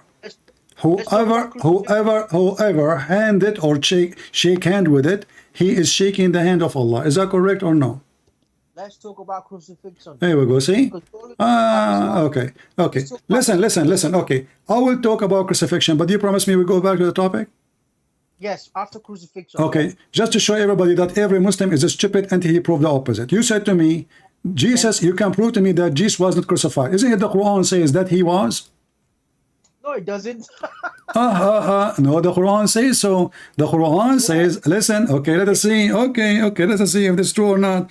The Quran says that the Jews, they said, we killed the Messiah, the son of Mary, the messenger of Allah. Is that correct? That's right. Yeah. Okay, so the Quran, so what the witness is confirming? The Jews said. Continue. No, but they are the witness and they are the criminals supposedly. So the Jews, they are the witness and they are the criminal. They say, you know what, we killed Jesus very much. And he is not only listen, and they killed him. Not only that, they call his mother name and they call him the Messiah and they say he is the Messenger of Allah. Now, what is the opinion of your God about what the Jews said? Can you repeat what the next verse said? It says Allah made it appear to them. No, before that it says they killed him. Nor did they crucified him. Yeah, but so Allah made someone look like him. So listen, look what happened. Hold on. Okay, so what? First of all, when you say they killed him not, but they say they have adopted, Allah is not confirming. He's saying they have a doubt about it. They have a doubt. This is not true. The verse in the front, it says we killed him, that we are sure. Same time, the verse saying that Allah, he made someone resemble Jesus. Is that correct? He didn't say that. He said we made it appear so. Who is the one who made it appear so? Who is the one? Who is? No, don't tell me anyway. Who is? Listen, when Allah, wait. When Allah, he made someone look like Jesus in the cross. It didn't say that in the Quran. Allah made It says that, okay. Who is the one who made someone look like Jesus in the cross? Are you saying Right, it's not for me- Allah? Okay. Can I explain? For me, Uh-huh. Allah says, Yeah. they did not kill him, nor crucified him. It was made to appear so. Okay. That's enough for me to know. No, Jesus, I want to know. That's enough It for me was to know made. Jesus was- Hold on. No, hold on. You as a Muslim. You as a Muslim. You as a Muslim. When you say it's enough for me, no, it's not enough, because you need to tell me who is the one who made that person appear to be Jesus. Is that Allah or Shaitan? Right. So we talk about the Bible now about crucifixion. Don't change. Can I prove it to you? Who is the one No, who? I'm not. Who We're is the still- one we're who still made? there. Listen. Who is the one who made someone look like Jesus on the cross? Who have the power to do such a thing? Bro, I just said to you, the Quran says Allah made it appear so. So that could mean in many forms. I don't know. What I know is Jesus wasn't crucified. Okay, Now, no, hold on. No, all what I know, no, the verse actually confirming the Bible. Why? Because the Bible says, listen. The Bible says that we saw him being crucified. The Quran says they saw him being crucified, and those are the one who did it. They say we killed him. So now we have the Christians, we have the Jews. Muhammad came 600 years after. How he can confirm what happened if he was not a witness in time? When the Quran says, made appear to them, you refuse to tell me who is the one who made it appear. And as long as this is what appeared to them, that means they are saying the truth. right. Christian Prince, I'm going to explain one more, and then we'll talk about the Bible, about the same topic, crucifixion, yeah? When Allah says they killed him not crucified him, it's saying about people obviously thinking like they killed Jesus, when in fact they did not kill him. How they think that? How they think that? Because Allah says that Allah made it appear so. So that could mean in many forms. See, a second ago, I spent 5 minutes asking you who is the one who made it to appear so. You refused to say. Now you said Allah made it appear to. Is that what you meant? Yes. Obviously Allah did that, yeah. Okay, so now you are saying to me that Allah, he did lie to the Christians and to the Jews. He cheated. Listen, he did. He made it appear to them. So now the Christians and the Jews both, they think that the one was in the cross was Jesus. However, your God is a liar. He is the one who made them. Listen, this is what you say. Everybody heard you. Allah, he made it appear to them, which is not true according to you and your God, but he made the Christians and the Jews think it's him. So Allah is Shaitan, because Shaitan is the father of all lies. The one who lied. Are you saying to me Allah did lie to save Jesus? Right. I think you're getting ridiculous now. This is why I don't like talking to you, because of I don't care if you like or not. Are you saying to me Allah lied? Allah lied. Don't change the topic. Allah lied because he is a liar. It's the nature of God of Islam. Why Allah lied to the Jews and the Christians 600 years? The Jews, they think they killed Jesus, and the Christians, they think that Jesus was killed. Allah waited 600 years to tell them, oh, you know what, this is not Jesus. So Allah is so slow. Allah is very much of a liar. Allah cannot save Jesus. Why? Because Allah need. Here we go, hang up. Guys, this verse actually confirmed the Bible. In the court, any court of law, you are going to say what you saw. If you say what you saw, you are honest. You are telling the truth. As simple as that. Even the Quran says you bring 4 witnesses. If 4 witnesses they saw a woman having sex with the man and they can see his penis going in and out, they have to see the penis, remember. There's a proof. 4.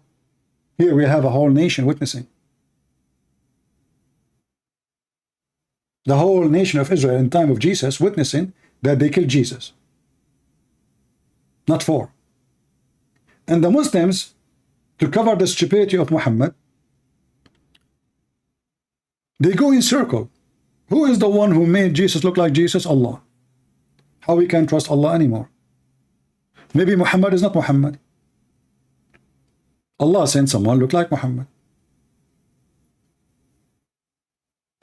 The God of Islam is so good in cloning, same as Satan according to Islam. Satan, he come to Muhammad in the image of Jibreel. He gave him satanic verses. Muhammad received it.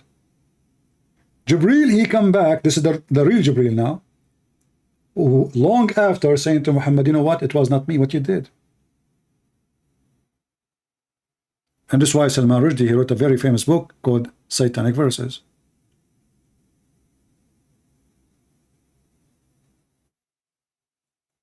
When Jibreel he come to the earth, Jibreel, he cloned the boyfriend of Muhammad. Yes, he cloned. Do you ask yourself why? Why Jibreel is coming?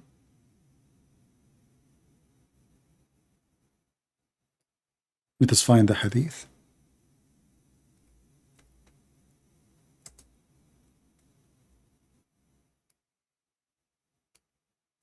Why Jibreel is coming in the look of Muhammad boyfriend? Let us see. How we can trust Islam in anything? Everybody copy everybody. Everybody is cloning everybody. Jibreel is not Jibreel. Dahya is not Dahya. Jesus is not Jesus. Satan is not Satan. He's an angel. Satan, he took the look of Jibreel. Jibreel took the look of Dahya. Dahya, we have to Dahya. And now Jesus, he is not Jesus.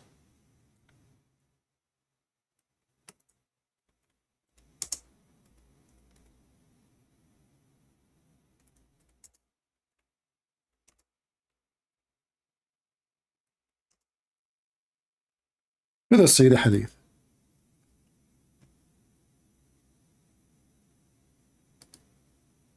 You know, why in the world even Jibreel, when come in the image of a person, he come to Muhammad's house?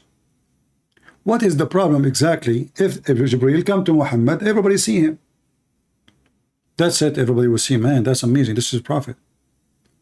The angel who have 600 wings.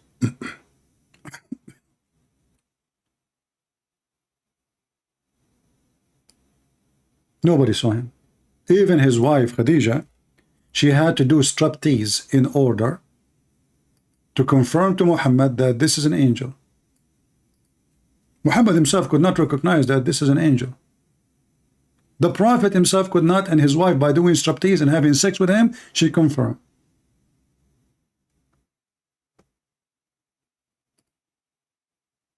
This is the so-called Jibreel coming to Muhammad in the look of Dahya Kalbi.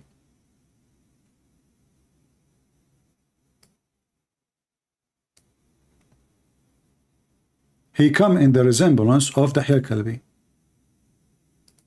So Isa is not Isa, Muhammad is not Muhammad, Jibreel is not Jibreel, Shaitan is not Shaitan, everybody cloning everybody, and now you need to trust Allah. And how Allah will save Jesus? By cloning Jesus. You ask the Muslims, what if Jesus already in heaven, what is the drama for? Why Allah don't show them that you cannot kill Jesus? In front of everybody, let us say they are trying to take him to the cross, and now Allah want to save him. This is the whole point, correct? Okay. From the crowd, in front of all the crowd, let Allah send his angels and take him. The Christian, they cannot be challenged for the same thing, because Jesus said it clearly, he will put, you can destroy this temple, I will rebuild it in 3 days. And the Messiah, he told even his disciple what will happen tomorrow. So it's part of Jesus' plan. Here Allah want to save Jesus. What this story is about, it's just a fiction. And it confirmed that Christianity is true, because that means everything written in the Bible is what they saw. Muhammad did not see what he's talking about. Muhammad is not a true witness. Muhammad came 600 years after. Muhammad never met Jesus. Muhammad never saw Jesus, never heard Jesus. How he can confirm who is Jesus, who is not? And the funny is, they say to you, do you accept what the disciple wrote about Jesus 30, 40 years after Jesus? The hypocrite Muhammadan, they accept what Muhammad said about Jesus 600 years after Jesus. They say to you, some of them, we don't accept the hadith because the hadith is written 300 years after Muhammad, with the Quran is the same. The Quran never been written. They don't have the book of Uthman. You know, this is the news. We know. There's no confirmation.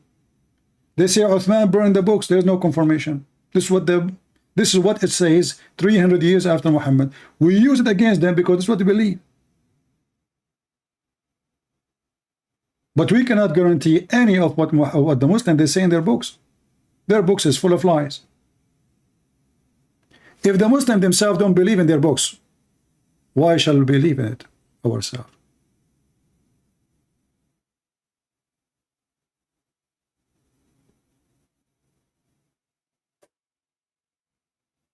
Why they kiss the black stone, he hang up? Because the black stone is the right hand of Allah. It is the right hand of Allah.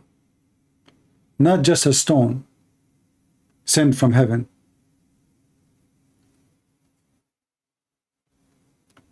In order to fix what Muhammad said, every potato in the Muslim world today, he will try to give you his own interpretation to fix it.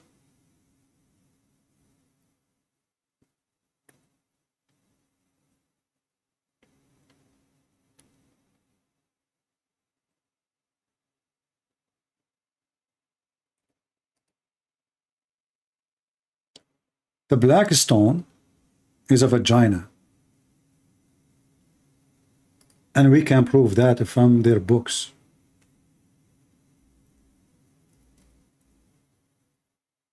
From their books.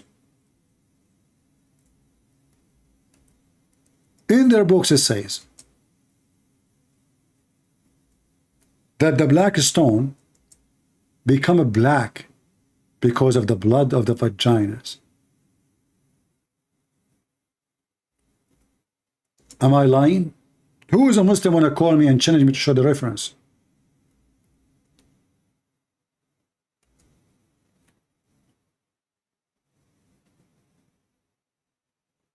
Anyone? This is what they believe in. This is their religion.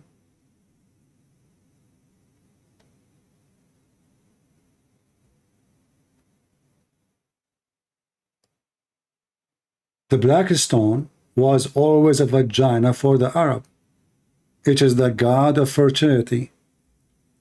Women, they go around the Kaaba singing the same songs the Muslims they sing today. Doing tawaf. And they used to go naked around the Kaaba. And we have all of this reference from their books.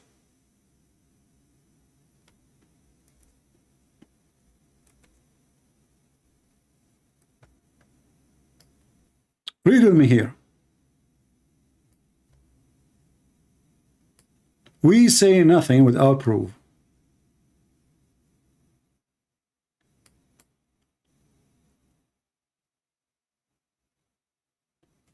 We say nothing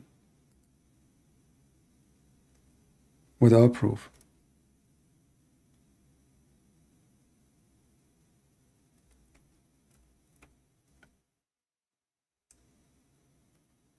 Let me see if I can find a different website. This let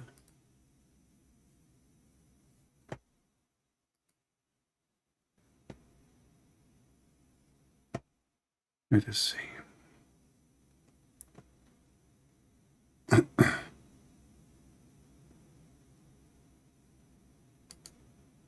This is how pagan, trashy this religion is. Let's see.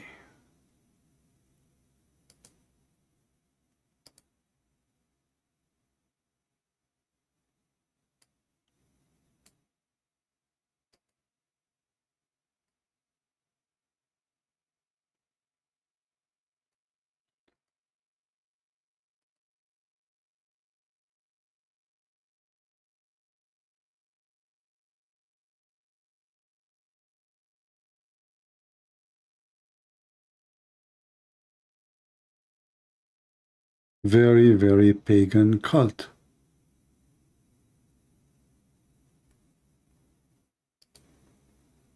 And the second you show them their books, they wash their hand, they say we don't accept this. As they wish, you know, because simply it's like you know, you go to do shopping. The Muslim here, I don't accept this, I don't accept that. Now they don't accept this.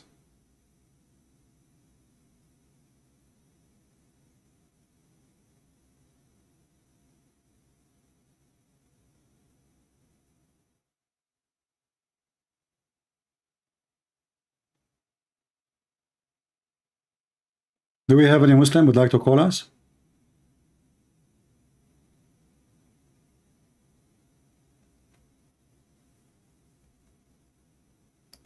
I'm just trying to find a different website. It's easier, shorter, like a page. This page is endless long. People will be confused how to find.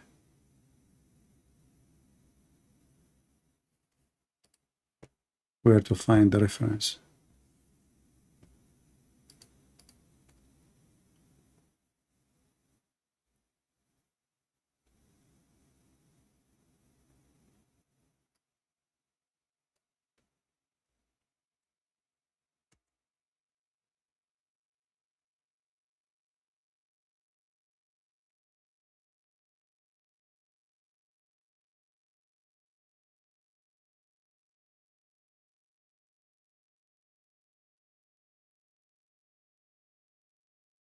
Any Muhammadan?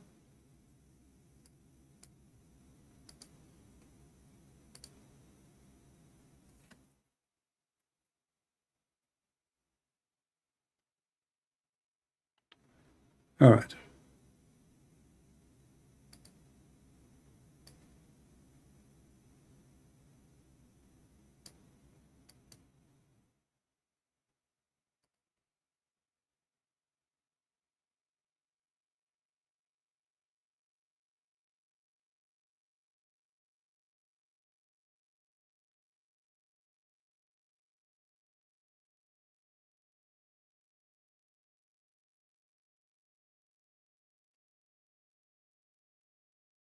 See this website here.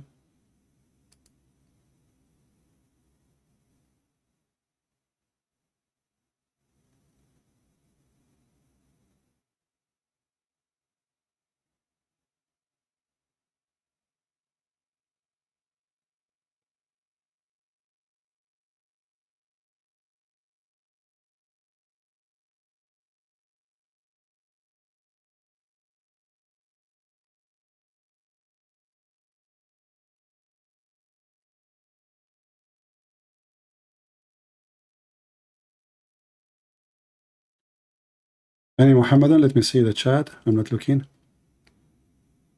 All right. Let us see. Maybe we have a Muslim.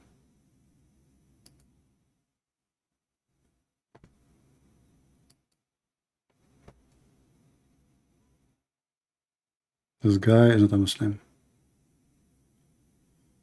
Ah, he's an ex-Muslim from Afghanistan. All right. So Muslims, they believe that the black stone is the right hand of Allah. The black stone is a vagina. The black stone become black because of sin. The black stone is going to come in the day of judgment, is going to witness for them. And then Umar al-Khattab, he say Muhammad is a fraud. Muhammad is a liar. Because Umar, he said, I know that you are useless, cannot harm, cannot do any good. But what Muhammad said is the opposite. The black stone will witness for Muslim in the day of judgment. The black stone, if you touch it, it erases your sin, as we will see here.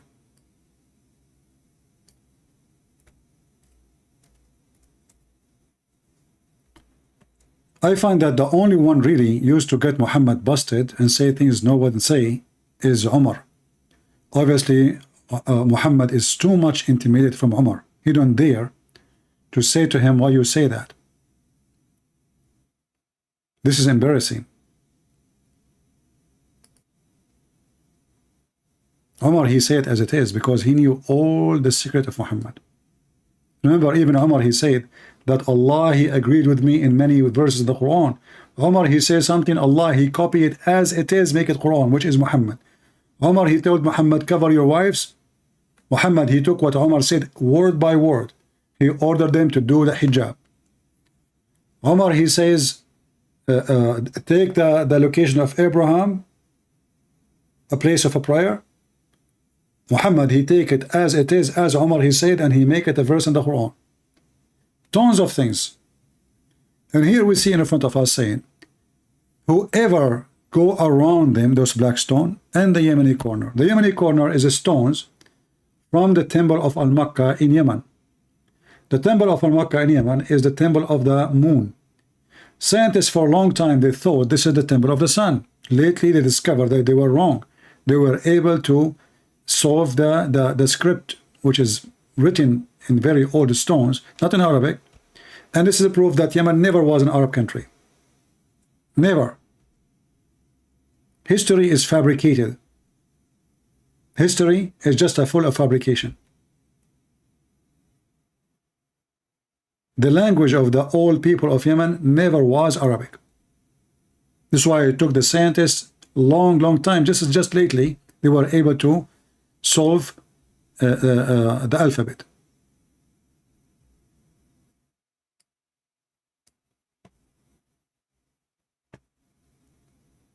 Do we have any Muhammadan?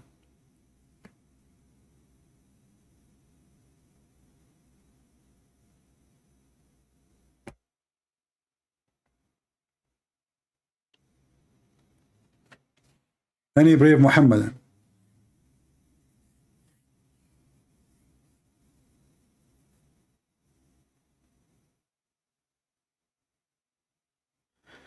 What do you think about the dad in his dying? My friend, I don't want to do what the Muslims do when somebody die. They say, you know, maybe God punish him, maybe not. We don't know. It's possible, and it's maybe not.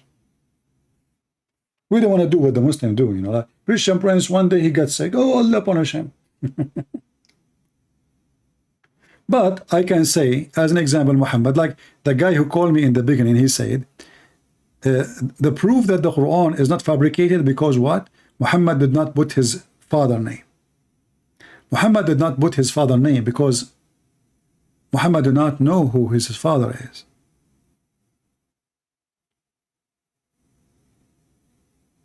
Even when the Muslims, they say that Muhammad is the son of Abdullah. Abdullah is a statement in Arabic mean any person. Like in English, you say Joe Do. Joe Do, correct? What does that mean? Nobody knows his father. Unknown person. And not necessarily like you say it to somebody like his, you know, he is a son of, you know, fornication. No. It can be a person, nobody knows who is he. Like, you know, someone walk by. You say he was one of Abdul of Allah, he walked by, which means I don't know who's he. One of the slave of Allah. But in the case of Muhammad, how Muhammad, his father is Abdullah, but his father don't believe in Allah. And he will go to hell. All the uncles of Muhammad, according to their books, they are slaves of pagan gods. Abdullah, Abdul Munaf, Abdul Uzza, Abdul Muttalib, Abd, all of them, those are names of pagans.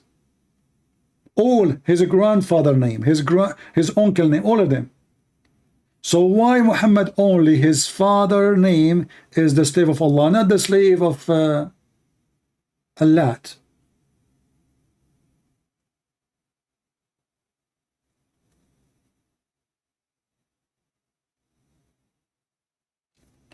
Obviously, it's a fabrication name. It's not a true name. Same time, when the Muhammadan they say to you, and this guy he hang up because he cannot handle the truth that Santa Claus is true and Muhammad is not. There's no proof of Muhammad's existence. But if you go and check the black stone which the Muslims they speak about, you will find that there's no black stone. And this is additional proof that Muhammad is a fraud. Because if this is a black stone is going to witness for Muslims in the day of judgment, well, where is the black stone? Nothing left. What is left is just a few pulpit.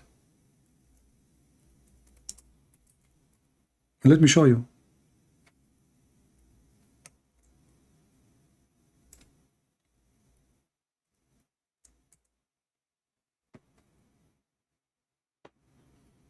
This is the black stone.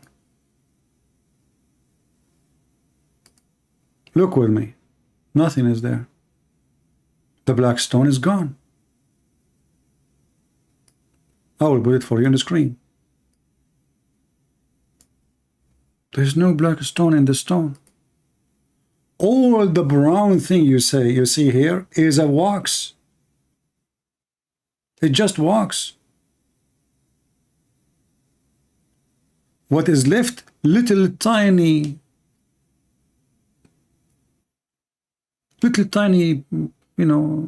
black stuff.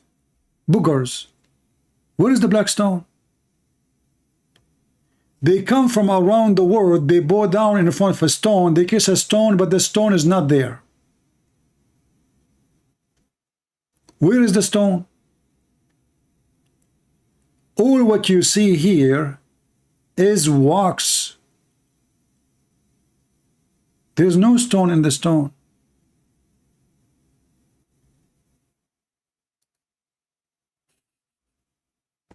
Little tiny, like in the size of a booger of Abdul. Where is the stone? There is no stone. The rest is just wax. So if this is a stone sent by Allah, shouldn't Allah be able to preserve it?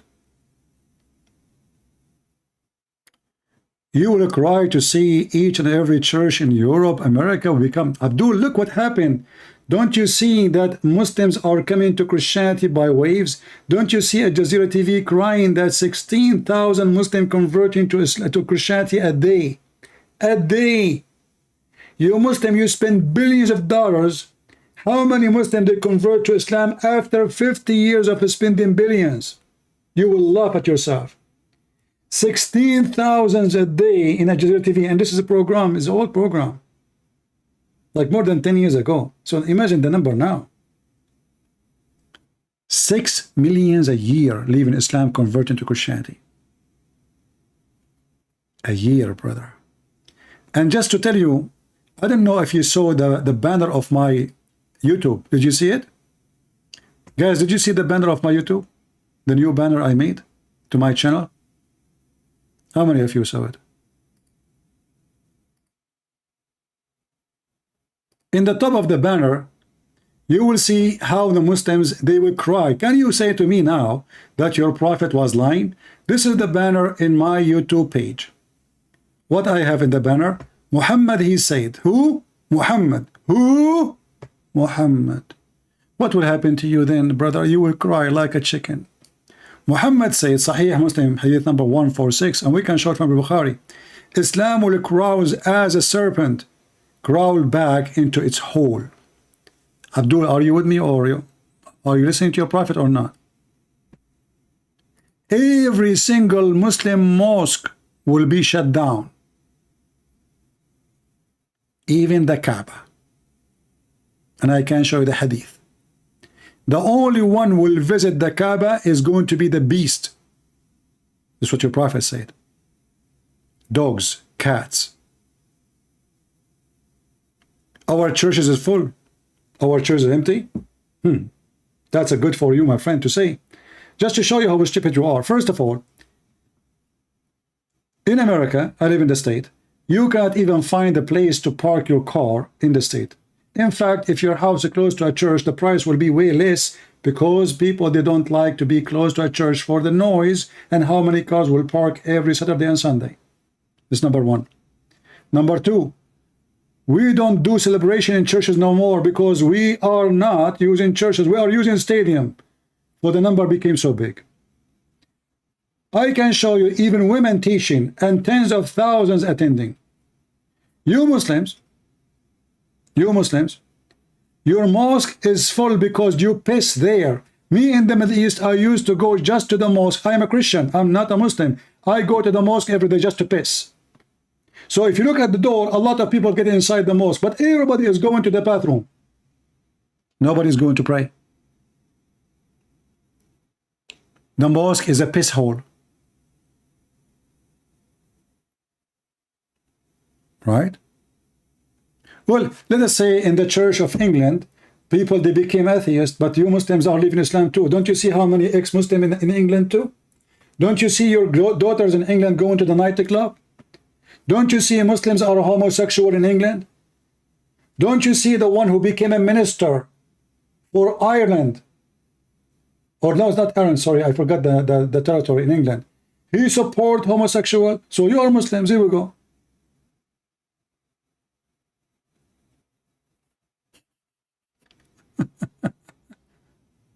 Look at the Kaaba is empty. Your Kaaba is empty. And your prophet saying that. So victory will be at the end to us. And not only that, now we are victorious. And this is why you are scared to let the Bible go. You see, if you are sure that Christians are running away from Christianity, why you are afraid from the gospel? You are terrified. Your Satan cannot take it. You've been humiliated. Your prophet been whipped with the floor. And what you can do about it? Nothing. And your prophet, he described Islam as a snake, as a serpent will go back to its hole. And look, in the time of Muhammad, how people they used to celebrate Islam. Do you know? They used to celebrate Islam very much. Dogs, they used to come in the house of Allah. And they piss, and Muhammad never clean. Muhammad never cared really for the mosque. He is just a pagan man.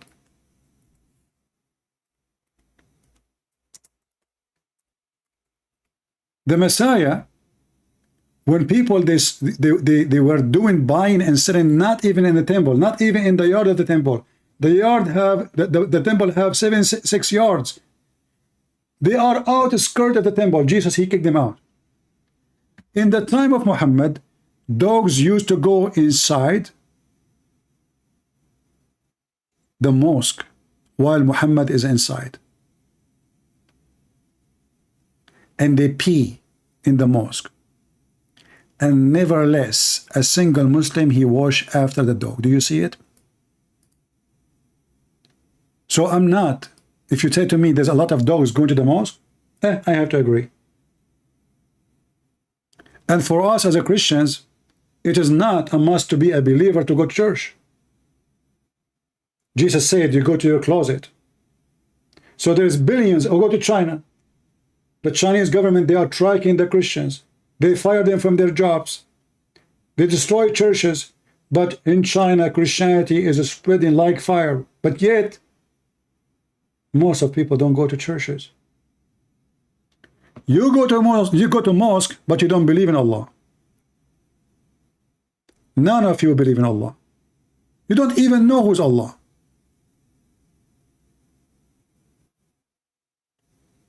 And just to give you a better news, when Jesus was on earth, Jesus never built a church. This is why Christianity is not based on buildings.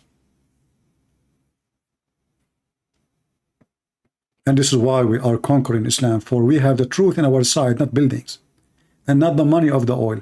With all the oil you have, you cannot answer. How in the world Muhammad witnessing dogs pissing in the house of Allah? Not only he don't stop them, he never clean after them. Am I lying? When a Bedouin man, he get inside the mosque in the presence of Muhammad, he unzip and he grab his penis and he start pissing. Muhammad, he told them, don't stop him.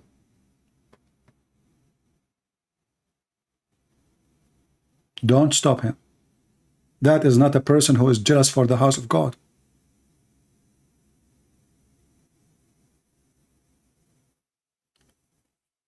I go live on air. I have an average 1,000, 200, 300, 500, 800, 2,000. Zakir Naik, he was live last time. He have 345 people listening to him.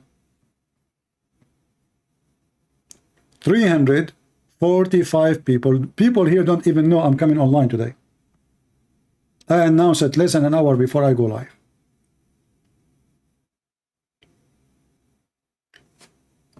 People, when we visited Zakir Naik, the coward who ran away from debating me last time, is it true he have 349 something people?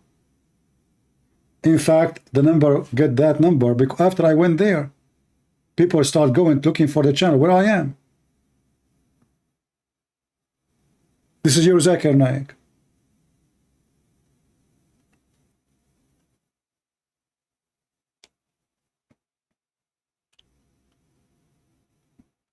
Do we have any Muhammadan?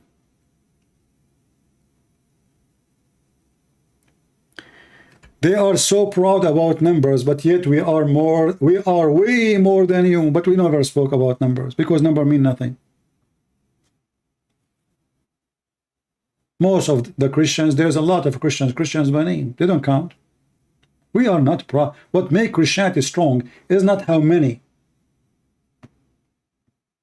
Most of people in the world, they are going to go to hell. Most of people in the world, they worship money, and dollar, and sex, and food. You Muslims worship sex, God. Sex God. You don't worship God. If you take sex from Allah, you Muslim don't believe in Allah. And Allah, He knew exactly who was going to follow Him. That's why all His promises focusing in sex. Otherwise, I challenge you, why does God is trying to tempt you by sex? Why God, when I say to you, I want to give you a bracelet from gold. Gold in heaven? What gold would do for him? What kind of God? He promised you a banana tree in heaven. Because He knew you are low. You think about God from your penis and your testicles and your stomach. You are in that area as a Muslim. You are not. In Islam, even Allah is not a spirit. So Islam is not even spiritual. Because how you can be spiritual if your God is not a spirit? How you can be spiritual in a religion, the God of it is not a spirit. He is a physical being. He have a shin, he have a hand, he have a nose, he have a toes, but he has no spirit. And the funny is, they say the spirit is from the attribute of human or creatures. Allah is not a spirit. Is it a hand from the attribute of a human and creatures? So now spirit is a problem, but having 5 fingers is not a problem. Having shin is not a problem. Having an ass is not a problem. Muhammadan, when they want, this does not be fit to Allah. Okay, what it doesn't be fit to Allah? To have a son. Oh, okay. What be fit to have to Allah? To have 5 fingers. And what else? To have shin. Oh, shin. And what else? Do Allah have an ass? It's not befit to Allah. Really? So what befit to Allah, brother? Any Muslim can tell us? Any Muslim can tell us what befit of Allah? All agree upon this. So he says, how can we refute and reply to those who accuse the Muslims of giving Allah Azza wa Jal a figure? And he used the word, I never wrote it down and I never took the initiative to memorize it because I don't use it. Mm-hmm. So how would we reply to them?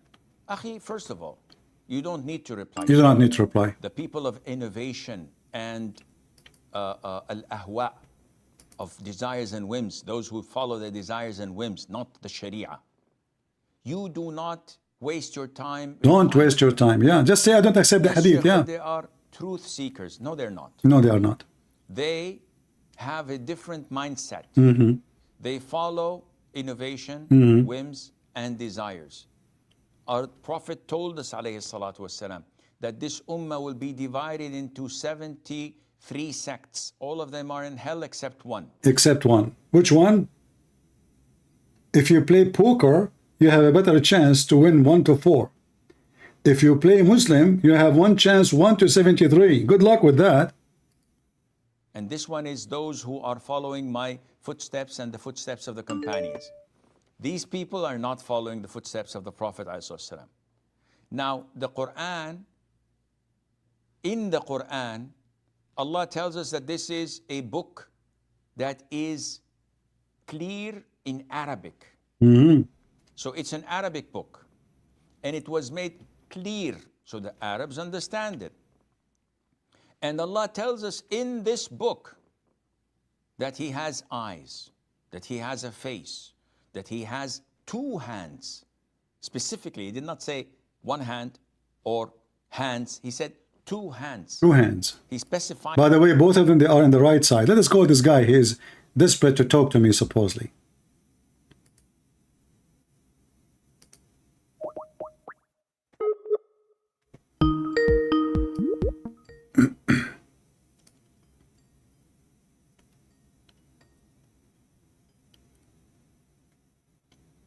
Hello? Hello? Must be fearful. Hello? Yes, go ahead.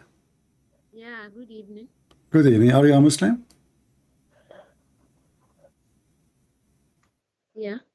All right. What do you want to say to us? You're live on air. Go ahead. Please,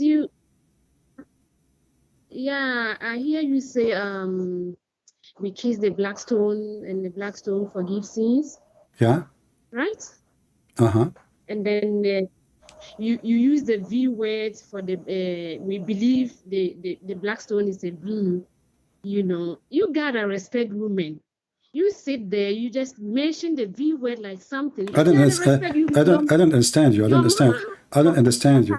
I don't understand you. Hold on. So you said, I remember you. You are a talking machine. You never stop.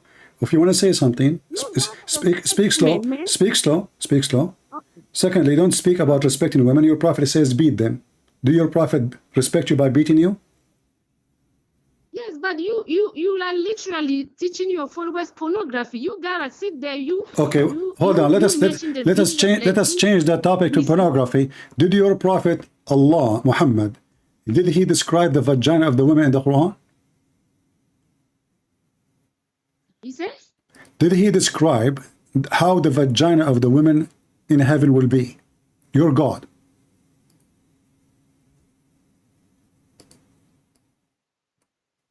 Let's have the chapter. You are the one who mentioned pornography. Why you open the topic if you don't dare to speak about it? Sit there.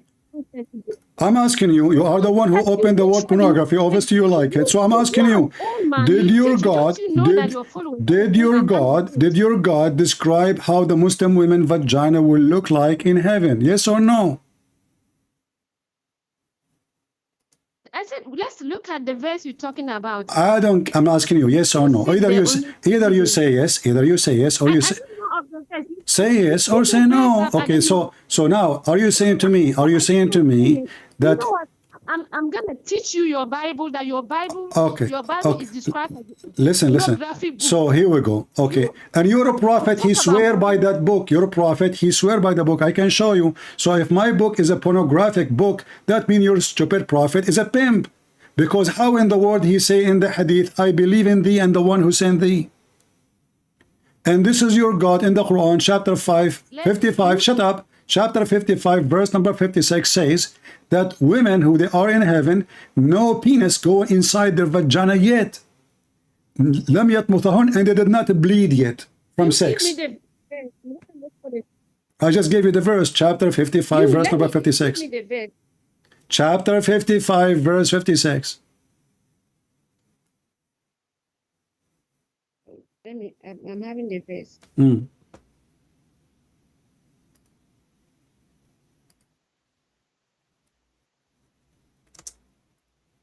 You see, I don't want to talk to a woman about this topic, but you chose it.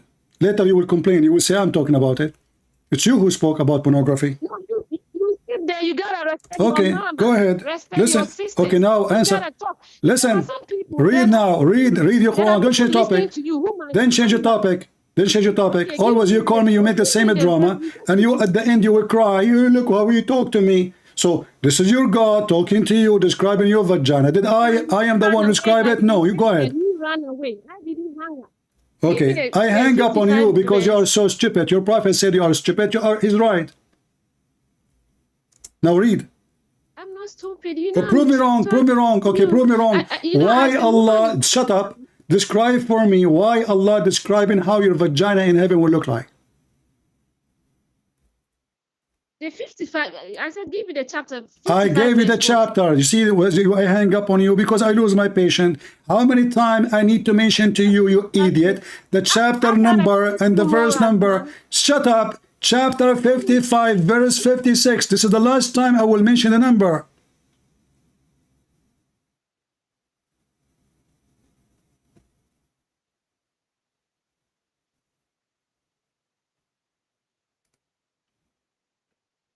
I'm waiting. So where does it say that woman's V? Where? It says in the front of you.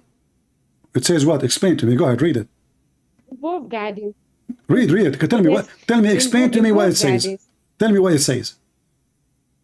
In both gardens will be maidens of modest gaze who know him. What modest? What desk? What are you talking about? It's speaking about the vagina. What verse you are reading? You see, you saw 55 verse 56. Chapter 55, yes, verse number 56. It says, لم يطمثهن إنس قبلهم ولا جان. What يطمثهن mean? To enter the penis into the vagina, yes or no? And then they will bleed. You are a liar. You're saying that you are a liar, man. Okay, read the front. Okay, I have the verse. I have the verse in the screen. Read it. No, let me go to YouTube. Don't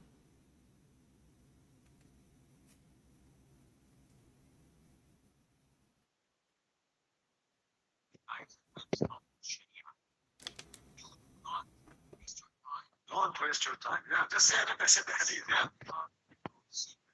Refresh the page so you can hear, you can see my screen right now. I can't see your screen. You will see it. Did you say inshallah? Somebody talking. I've not seen the chapter you are talking about. Pray to the black stone is going to open. Is it? Refresh the YouTube page, refresh it, and you will see it. Which one? You have a better chance to win 1 to 4. Refresh. Close the page, close YouTube, and open it again, and go to my channel. You say inshallah. Okay. Pray to the black stone is going to open. You are not refreshing. You are not listening. You are not listening. I said close the page and open YouTube again. Refresh. Close the page. Close YouTube. Okay. Now, do you see the screen? Okay, read it. And mute YouTube. Where does it say? Mute YouTube. And now read it for me. Go ahead.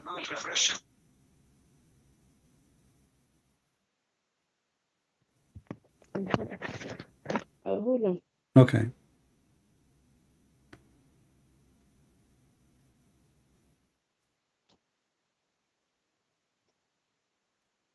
Hello. Where in both will be those restraining their glances upon their husbands, whom no man or jinn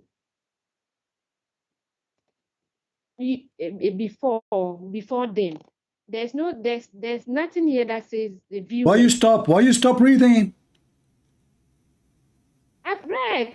No, read it. I want to hear it. I want to hear it. I want to hear it with your voice. Go ahead, read it. Don't stop. Don't stop reading. Don't stop reading. Don't stop reading. Don't stop reading. Restraining their glances upon their husbands, who no man or jinn before them. What before them? Continue, read. 56. You said 56. Yes, I'm showing you on the screen. Is that what you see in the screen? How come you jump the whole line? It says has opened their hymens with sexual intercourse. How come you cannot see that? Oh, you now. Shut up! Don't call me again. You are just go and do muta. And next time you want to call me, talk about pornography. Is it your prophet who says today? Is it your prophet? He says, can I show you the hadith about your prophet? How a man will f a woman by doing dahman, which means he pushed so hard. Do you want me to show it to you? Okay, let me tell you something. Don't tell me something. Did your prophet say that? Did your prophet says when a man in heaven he f a woman, he do dahman, which mean he push it so hard. Is it true or I'm lying? Or I am lying? Yes or no? I don't follow hadith, man. You don't follow hadith, then call me. That means you are ashamed of what your prophet said. That means I'm telling the truth. Shut up, go do muta. She don't follow hadith. They are not Muslim. They are ashamed of what their prophet said. Anyone who don't follow hadith is not a Muslim. They are ashamed of Muhammad. And she want to talk about pornography. In the top of that, your hooker prophet, who allow muta and allow you to be rented, he swore on the Torah, the book you are saying full of pornography. You're a stupid prophet, the son of Muta Muhammad, the one who's born 4 years after his father. He take an oath of it and he says, I believe in thee and the one who sent thee. And not only that, your stupid Quran confirmed the book which we have between our hand. And this is in the time of Muhammad, and this is what we have until now. This is the donkey Muhammad saying, I believe in thee and the one who sent thee. Who forced Muhammad to say so? If this is a book of porn, and then a man, he bring the book of porn, he put it in the pillow, show respect to porn, and he'd swear by the porn, saying, I believe in thee and the one who sent thee. And this is not a da'if hadith. As you see. Don't sell me your girls, Muslims. And your men who don't accept the hadith, they are girls too. Every single Muslim who don't accept the hadith, he is a female. He don't have the guts to say, I believe in what the Prophet said. He is ashamed. He don't believe in the hadith. And supposedly that will save her. Let us see this guy.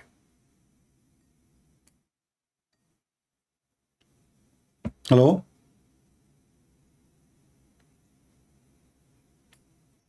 So how are you? I'm fine, my friend. Do you believe in the hadith or not? Well, I've been a Muslim all my life, Okay. and if I'm honest, I want to leave Islam. Why you It's want? that simple for me. Why you want to leave Islam? Don't you want to have virgins? Yeah. No, Why not? I mean, if I am don't you, believe in that kind of if stuff. I am you, you know, the Prophet, he promised me I will have endless penis. Imagine, you can have a lot of money. You can sign a contract with the company of Shell, all the petroleum in the world. They will sign a contract with you. You can just send oil from the earth to Mars. Endless penis, even behind Mars. Yeah. You know? I mean, isn't it, this is amazing prophet, and the Muslim, they speak about pornography. A prophet promising them when they go to heaven, they will have an endless penis, and they say that the religion is not the religion of pornography. Size doesn't matter. Yeah. So, It's unbelievable because it's just comedic. It sounds like a comedy. It sounds like a skit. but no, it sounds so true. I mean, especially when the vagina will fit for that. So imagine there's a penis is endless and the vagina is endless too. So my friend, No, you decide to leave Islam. You decide to leave Islam. What make you decide to leave Islam? Tell me, come on. What made me decide? Well, first of all, you've been a really good help to me because you've really exposed Islam and you keep doing that. And there's nothing really I can do against it. It's just truth bomb after truth bomb after truth bomb. That's just. But the Muslim, they say, my friend, but the Muslim, they say I'm lying. Of course they say you're lying because My family also says to me I'm lying. Everyone accuses another with the finger pointing. You know, with the in my But okay, family, but let me ask you: did you check what I say to be true? I mean, did you study maybe Christian Prince? Maybe those pages are fabricated. Did you check yourself to find out that what I'm showing in the screen is really what it says? Yeah, I've watched debates with Mohammed Hijab. You know, I've watched your debate when you. I don't even need to check anymore with this, because if I look at the debate with you versus Mohammed Hijab, you called them via Skype, and they just kept muting you. I don't know if you remember that. It's like 2 Yeah, years and they ago. hang up on me, and they did not let me ask any question. Yeah. They are just questioning me. Yeah, no question.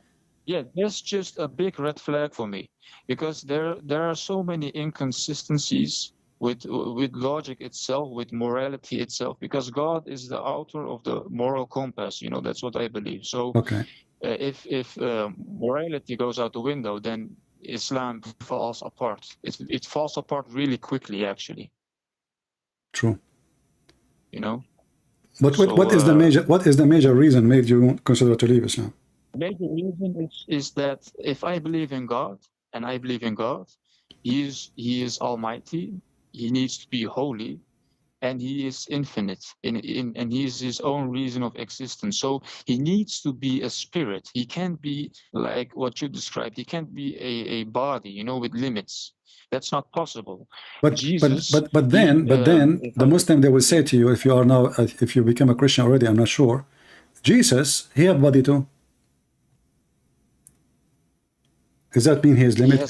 Yes, they will say that, because they are so blindsided. It's like they don't.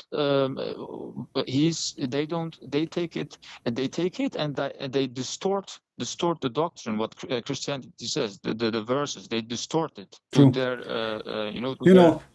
first of all, let's make it simple. It's not a reason for me not to believe in God because he is in a body. The reason for me to deny that God, if he can do only what that body can do, right? Yeah. So Jesus was in the body of a human being, but any one of us can do what Jesus can do in that body? No. No. Can we resurrect people from death? No. Can we create from the mud the bird, as the Quran says? No. Can I put my hand over an eyes of somebody is blind and make him see? No. Can I command a person who cannot walk and he will walk? No. So the Muslims are hypocrite. They speak about the limitation when they want, but as you see, the limitation of Jesus is about his ability. If you want to continue, same time they will say to you, well, Jesus do not know even the day of judgment. But in Christianity, we believe in the Father, the Son, the Holy Spirit. Each have his own job to do. The one will announce the day of the judgment is the Father. This is why it says, my Father. He's not saying, I am the Father. I am the Son. No. He is the Father. It's for the Father. So the Father have a job.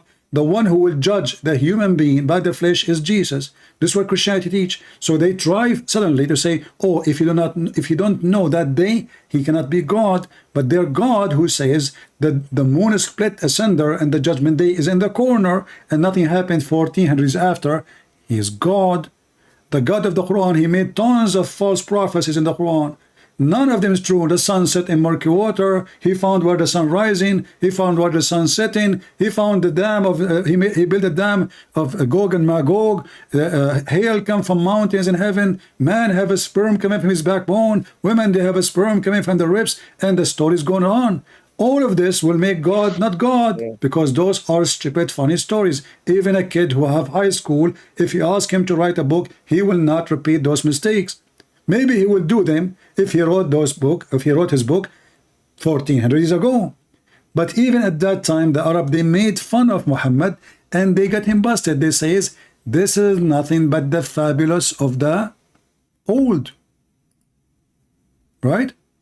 Yeah, that's just what it is. It's just, I see Muhammad now as a man who just made stuff up at that moment to gain his following, to gain his manipulation. That's just what I see now, you know. I can't see it any other way. He was very sinful. If you look at the doctrine, he was the man with the book, like J. Smith says. He's the man with the book. Jesus himself, he really convinced me that he is literally God himself, you know. How he convinced you? How Jesus convinced you? He convinced me because he talks in. I read the Bible. I read Johannes, and it was with the sheep's thing. With the I don't know how you call it in English, but he talks completely cryptic the whole time, and it's always about morality. It's always about care. It's always about love. He really established a spiritual kingdom, while Muhammad, he established an earthly kingdom. It's all earthly. An earthly kingdom of not only earthly kingdom, an earthly kingdom of where the strong take over the weak, where the one who accept Muhammad, he can rape the one who don't accept Muhammad, where the man who support Muhammad, he have a protection, his blood is not to be shed, but if you don't accept Muhammad, we kill you. And the list goes on. Yes. And not only that, he's a child molester, he's a thief. Even the Muslim themselves accuse Muhammad of a theft. Have you ever imagined? Yes. Imagine Peter, he said to Jesus, hey Jesus, why you took the underwear? Yeah. I mean, they accuse him of stealing underwear. One accusation, there is not even one accusation of Jesus like that. If there was one, it would like dispute everything almost. The accusation about Jesus was he claimed to be God. The accusation about Jesus, he claimed to be God, and he claimed to be the Son of God, and he claimed to be before Abraham, and he claimed that he can forgive sin, and he claimed that he's from above, and we are from below. So all the accusation of Jesus, Jesus said to them, who of you can prove me with a sin? Any one of you? Nobody. So all the shut up, all what the accusation is, he claimed to be God, but he is so good as God is. That's why he claimed to be. They could not prove him to be sinner, but if you claim to be God, that is the biggest sin ever. That is enough to crucify you. Yes, but only God can claim he is God. And if you ask the Muslims, okay, why the Jews even want to kill Jesus if he is the Messiah? The Jews until now, they are waiting for the Messiah. Is that correct? What did you say? I mean, why the Jews, they want to kill the Messiah if they believe he's the Messiah? Yes. The Jews are waiting for the Messiah until now. They are waiting for him desperately. So it wasn't he prophesied in the Torah? I know, but I am saying, no, both in the Old Testament and in the New Testament. But I'm saying, when the Muslims, they say the Jews, they killed the Messiah. The Quran says, the Jews, they said, we killed the Messiah, the son of Mary, the messenger of Allah. Okay, so now the Jews, they admit that he is the Messiah. They admit he is the messenger of Allah. Why do they want to kill him? Doesn't make sense. Yes. You know? Yeah. They want to kill him only if they say someone claiming to be the Messiah, we don't believe him, that's why we want to kill him. That makes sense. But they want to kill him. Doesn't make sense. Yeah, they want to kill him because he's the Messiah. No, it doesn't make any sense. Yeah. In the top of that, the Muslim, they say, the Muslim, in order to prove a fornication, you need 4 witnesses. In the case of Jesus, we have the whole nation of Israel. We have all the disciples of Jesus. We have the mother of Jesus was there. And those are not enough to prove the crucifixion of Jesus. But the guy who came 600 years after, who never met Jesus, never saw Jesus, he don't even know the name of Jesus. He called him Isa. Who is Isa? We do not know. Yes. Yes. And then they all do the same. Like my friend. Yes. And then Mary, she is the sister of Aaron. And Jesus is the grandson of Amran. Jesus is the grandson of Amran. Amran, the father of Moses. Yeah, another logical fallacy. Doesn't make sense. It doesn't like it's. You need to have logic in search of truth. Logic is the branch of what makes truth. So if your logic is skewed, then you have a big problem. Yeah. So my friend, you decide to leave Islam. Did you decide to accept the Messiah as your savior too? Yes. How do we do this? I really want to get out of this. I want to do it now. You deny. I'm not going to tell you what you say because we don't do what the Muslims do. But you can announce now that I deny Muhammad and his God and his policy as a prophet, and I accept the Messiah as my Lord and Savior only, and no one else beside him can save me. Okay, that was much, but I will try. I deny that. What did you say after that? I deny that Muhammad is a prophet and his God is not God. I deny that Muhammad is a prophet and his God is not God. And I accept the Messiah to be my only Savior and my Lord. And I accept the Messiah to be my only Savior and my Lord. Amen to that, my friend. Hallelujah. We are happy for you. That the Bible says there is a happiness in the kingdom of God. For today, my friend, you are a child of God and you belong to him. You don't belong to anyone. You are a child of God. And this is the difference. In Christianity, in case you do not know, I want you to start reading the Bible carefully.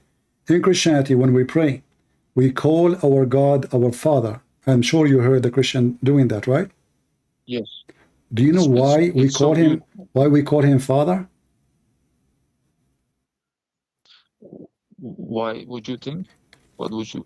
You mentioned to me that you noticed that about Christ, that he established a kingdom of spirituality and love, right? Yes.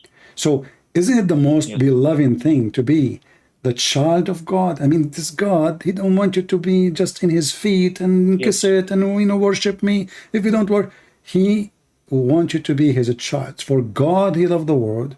He sent his only begotten Son. This is how much he loves us. So you are today, you are a child of God. You are not the slave of Allah.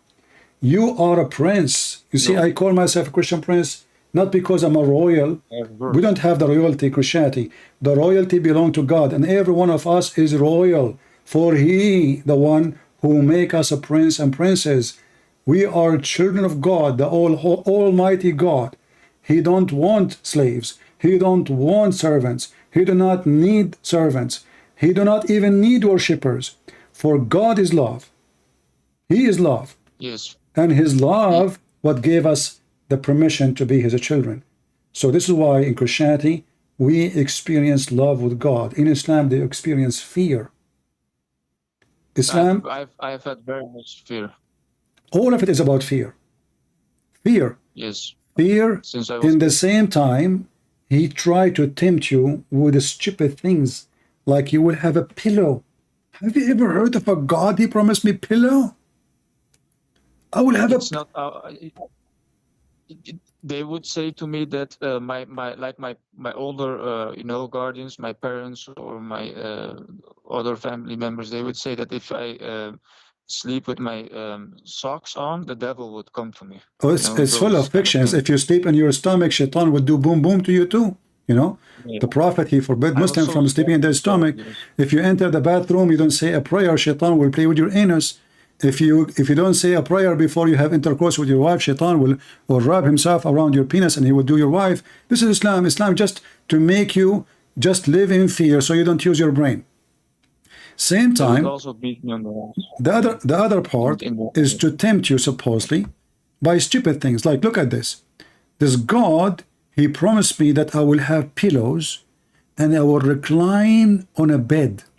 And I will be wearing green silk garment, and I will eat banana. Okay. What does that have to do with anything, actually? But no. He knew. You see, Muhammad is an evil man. He knew those Arab are lazy by nature. If you go to the Middle East, this is why there will never be anything, even if they have all the money in the world. If you go to Saudi Arabia, if you go to Qatar, if you go to Emirates, if you go anywhere, the one who do the work is not the Arab. The Arab are lazy. They sleep half of the day. The rest of the day drinking tea and doing gossip. So Muhammad, he knew them. He is one of them. So now those lazy Arab, how they can enjoy life? Sitting on the bed, drinking tea, women around them, gossiping and eating fruit and banana and wearing expensive clothes. This is why you see in those countries they have an auction for not for the car, for the license plate. Who wanna buy the license plate have 00077, $2 million, $4 million, $7 million, $10 million for a plate, not for the car. There's no car yet. because they are lazy. Money came to them from nowhere, from the oil. If Muhammad knew about the oil, he would promise them oil. I can't stand them. I'm sorry, but when I look at those guys, those sheikhs, like, of course, there can be good people, bad people, but so much money and so many flashy cars, that's not what God is My about, friend, you know. they drive cars, but they cannot fix cars. The one who fixes it is a Filipino, is somebody from Korea, is somebody from Bangladesh, is somebody from those Middle Eastern. I am Middle Eastern, you know where I'm coming from. I know my people. Nobody knows them better than me. Those are, they live, the whole nation live by inshallah. Why the electricity is not coming? You call them, brother, we don't have electricity. Inshallah, we will fix it. A day will go, 2 days will go, 5 days will go. Until the Filipino come and fix it. But the Filipino engineer is not here. Sorry, he's on a vacation. So the town is out of electricity until the Filipino guy come back, because nobody in town knows what electricity is about. And if we touch it, we die. The whole country run by foreigners. All what they have run by foreigners. They can't even the one who collect garbage is not them. If you take the oil, they will go back to the camel days. Unbelievable. Yeah. It's all pride. It's all pride and self. He knew he's talking to who exactly, and this is why he promised them this. Look at this. A pillow, a bracelet, a bed, women around, boys who they are white. They like boys too. They love to sleep with boys. Boys who they are so white, women who they are so white because they are racist. And at the end of the day, they think they are the best of mankind. If you and not only that, even if you are a person who speaks Arabic, doesn't mean they consider you an Arab. As an example, if you are in Saudi Arabia and you are an Egyptian, they will look at you down. If you are black, they will look at you so down. They depend where you are coming from. If you are an Indian, poor Indian, coming to Saudi Arabia, they will put 50 people in one room, no air condition. No air condition, small room, beds like the army. If you are an American, you will have an apartment by yourself, a car, air condition. You don't even pay for the furniture, and your salary is like 20 more times than a poor Indian. What the difference is? This guy is an Indian. This guy is an American. This is the Middle East. This is the Middle East. It's all about the flesh. People, they run to watch the FIFA game in Qatar. Even that one was a bribe. This FIFA, the city built by the blood of the poor Indian and the poor Indonesian and the poor Filipinos. Hundreds of people died and nobody knows what happened to them. And then the whole world, they go celebrate there because they are pagan. Yeah. People worship football. They don't care for how this has happened. Can those people of Qatar build this building? No, they cannot. They don't work. It's just so disgusting. I can't watch even like football anymore these days. They pay too much also, you know. It's just those things, you know. It's just so disgusting. Football as a game, nothing wrong with it. But football as a money is a satanic. You see, kids, young men playing football, I encourage them because this is healthy. But the football for the sake of money, you see now, you hear, they bought this guy for sale, 500 million. They are slavery. It's a new form of slavery. So yeah, new form, modern slavery. Exactly. Slavery have many ways. And the one who play in the game, he get rich, supposedly he's a slave still. And the one who pay to watch, he is a slave too. There is people from Argentina, they sold their car, they sold their house, they sold everything they have so they can go to Qatar. This is how stupid a human being is. Satan, my friend, is powerful. People, they lose their mind. He's very powerful. Yeah, this is why people don't understand. This is why we have to be strong with faith and never depend in what if the whole world worship football, I will not worship it. Doesn't matter how many people like something. Doesn't mean it's true. It's all worship. It is in a certain time, actually even now, the majority of the world, they still smoke. Are you going to smoke? I will not. If the whole world became donkeys, is that a reason to become a donkey? Yeah, it's being a donkey to smoke. I know many people now will be upset, but this is the truth. Being a person who smoke is a donkey. You know, once I went with a friend. I went with a friend, and we have fire, and he have his wife with him. You know, and we have like a fire, and he had a cigarette box. So I took it, I throw it in the fire. He got so upset. He said, "We are far away now. Where I'm going to buy you? Why you do that?" I said, "Aren't you going to burn it anyway? I just burn it for you." Yes. You are going to burn it. So he want to burn it. He want to make me sick. He want to make his wife sick. He want to make his son sick. He want to make everybody sick just because he enjoy a stupid cigarette, which is nothing but harming his body, and he will look like a chimney. Pleasure. Pleasure is such a big sin. It's your body is your temple. You know, that's what Christianity. Your body also is a gift from God. You give it back as you receive it. This is how it is. It's not yours. It is not even a lease. You don't have a lease on it. He can take it any time. So you have no right to put tattoos. You have no right to take drugs. You have no right even for fornication, because that will bring you diseases and illness. So don't destroy the temple which God gave it to you clean. Give it back. I'm so ashamed because I've done sins in that became depressed at a young age. I've done 1 year some drugs because I was so depressed. But I came out of it. I'm not. It's so long ago. I never think about it even. It was just like a phase. But I'm so ashamed. I'm always seeking. I have always this guilt in me. You know, like why did I do this? And I always ask Jesus for lighten my heart, the pain, so much pain. Yeah, well, my friend, I'm happy that already you have Jesus in your heart, and this is why we believe and repent. God is merciful, but your repent have to be from your heart, not a bribe, not saying, "Oh, I repent." All of us, we commit sin. Don't think I'm better than you. Don't think, yeah, I did not do drugs or etc. But everybody have his own, let us say, weeds. You know, like. Weeds in our garden. Our life is full of weeds, not necessarily the one you smoke. So every one of us, he have his weeds, and then those weeds are very painful. When you take them with your hands, the thorn will go in your skin and they will hurt you, you know, but you have to clean it. It hurt, you know, but you have to clean your garden, otherwise the weed will take over it. A garden is not attended, it is the weed garden. So always you have to attend your garden to keep it clean. And when you attend your yard and your garden, your hands will get hurt. But this is good, for we are clean our weeds, and we are going to be saved by Jesus. We will repent. We don't let the weed to take over us. So what happened to you is an example how weed can grow over our body, and then in a certain moment, thank God, like you woke up, and I'm not going to do this no more. So you start taking the weed away from you, and that would make you feel in pain, because it's not easy. The weed, they have strong roots. You take one, 10 they come up.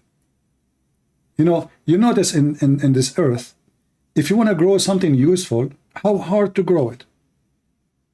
But if you want to, it takes time. It takes time. It takes care. It takes even medicine. It takes a lot of work, watering. But weeds, they grow everywhere. You kill one, 10 appear. You kill 10, 20 come back. So weed is satanic. Weed is an example of Satan. Satan, he can spread so fast. Good is not the same. Good take a lot of time, because Satan, he bring what is people like. And what people like? Money, sex, food, all those things is so easy to accept. But to be decent is hard. To be honest is painful. You say what you believe in, you will lose your job. I have my books on Amazon. They hide them for 2 years from Amazon. 2 years. Why? Because I'm a Christian prince. You write a book against Jesus, nobody take your book down. You write a book supporting Muhammad, nobody will take your book down. I write against Islam, my books is a problem. And now they admitted that they were suppressing my books. They're suppressing in purpose. InfoWar. This is what Satan is. Satan, he try to pressure you, to make you starve, to make you hungry. So maybe he will change because we make him hungry. This guy will not, how he will support himself. He will give up. He will say, okay, let me write a book about how good Muhammad the Satan is. Yeah, I've seen like channels on YouTube, like Theater World. They all defend the Holy Quran, like it's some kind of property that can't be damaged. Otherwise, we're going to punish you. The whole world's going to be mad. You know. Yeah, It's yeah. just, If you praise Muhammad, you can take donation. YouTube will never take a video for you down. Nobody will complain. The second you speak about the devil is all over you. Yeah. Well, my friend, I'm so happy for you that you accepted the Messiah.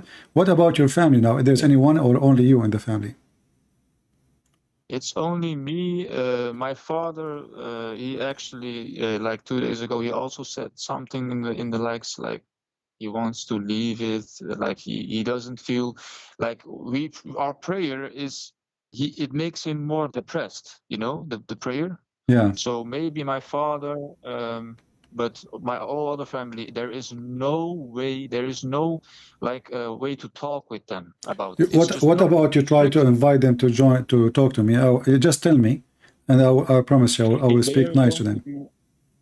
Yes, I know, but I have seen many, you know, encounters with Muslims, but I suspect, because I've tried with my uncle, for example, they are so hard-headed. No, Allah is it, but they don't know anything about their books. They don't know anything, but they are so sure, you know. So it's so hard with them. It's just they leave no opening. They leave no like beginning for something new to talk about. They don't even talk to you like you're a normal person. Like you're just a property, you know. So I actually, because Jesus said so, I pray for them. I pray, please show them the way, you know. Every day I pray, like, please, my family members.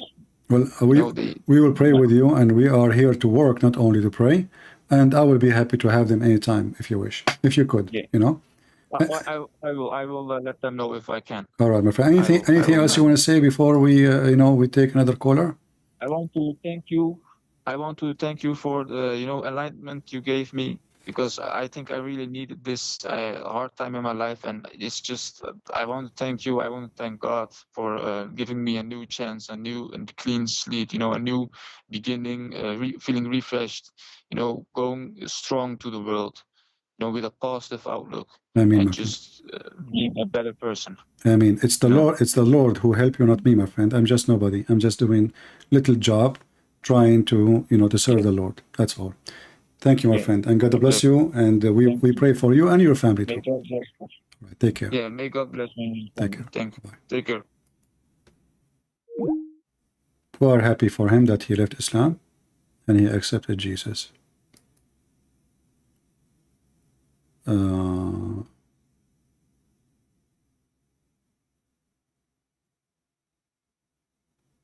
Somebody is asking me about Mary and Matthew and Luke, about the names of both Joseph, husband of Mary.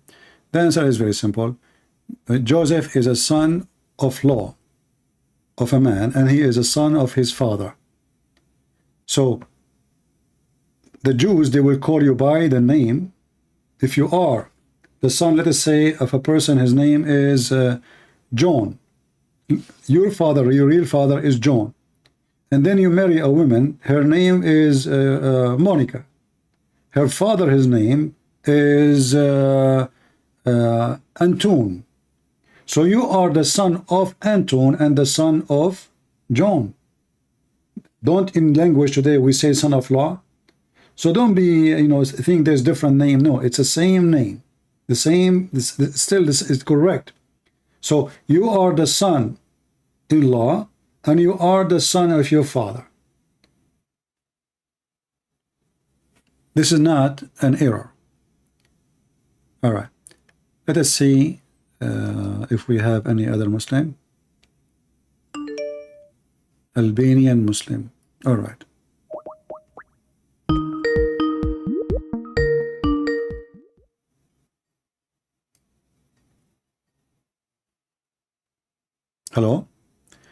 Yes, my friend, you are live on air.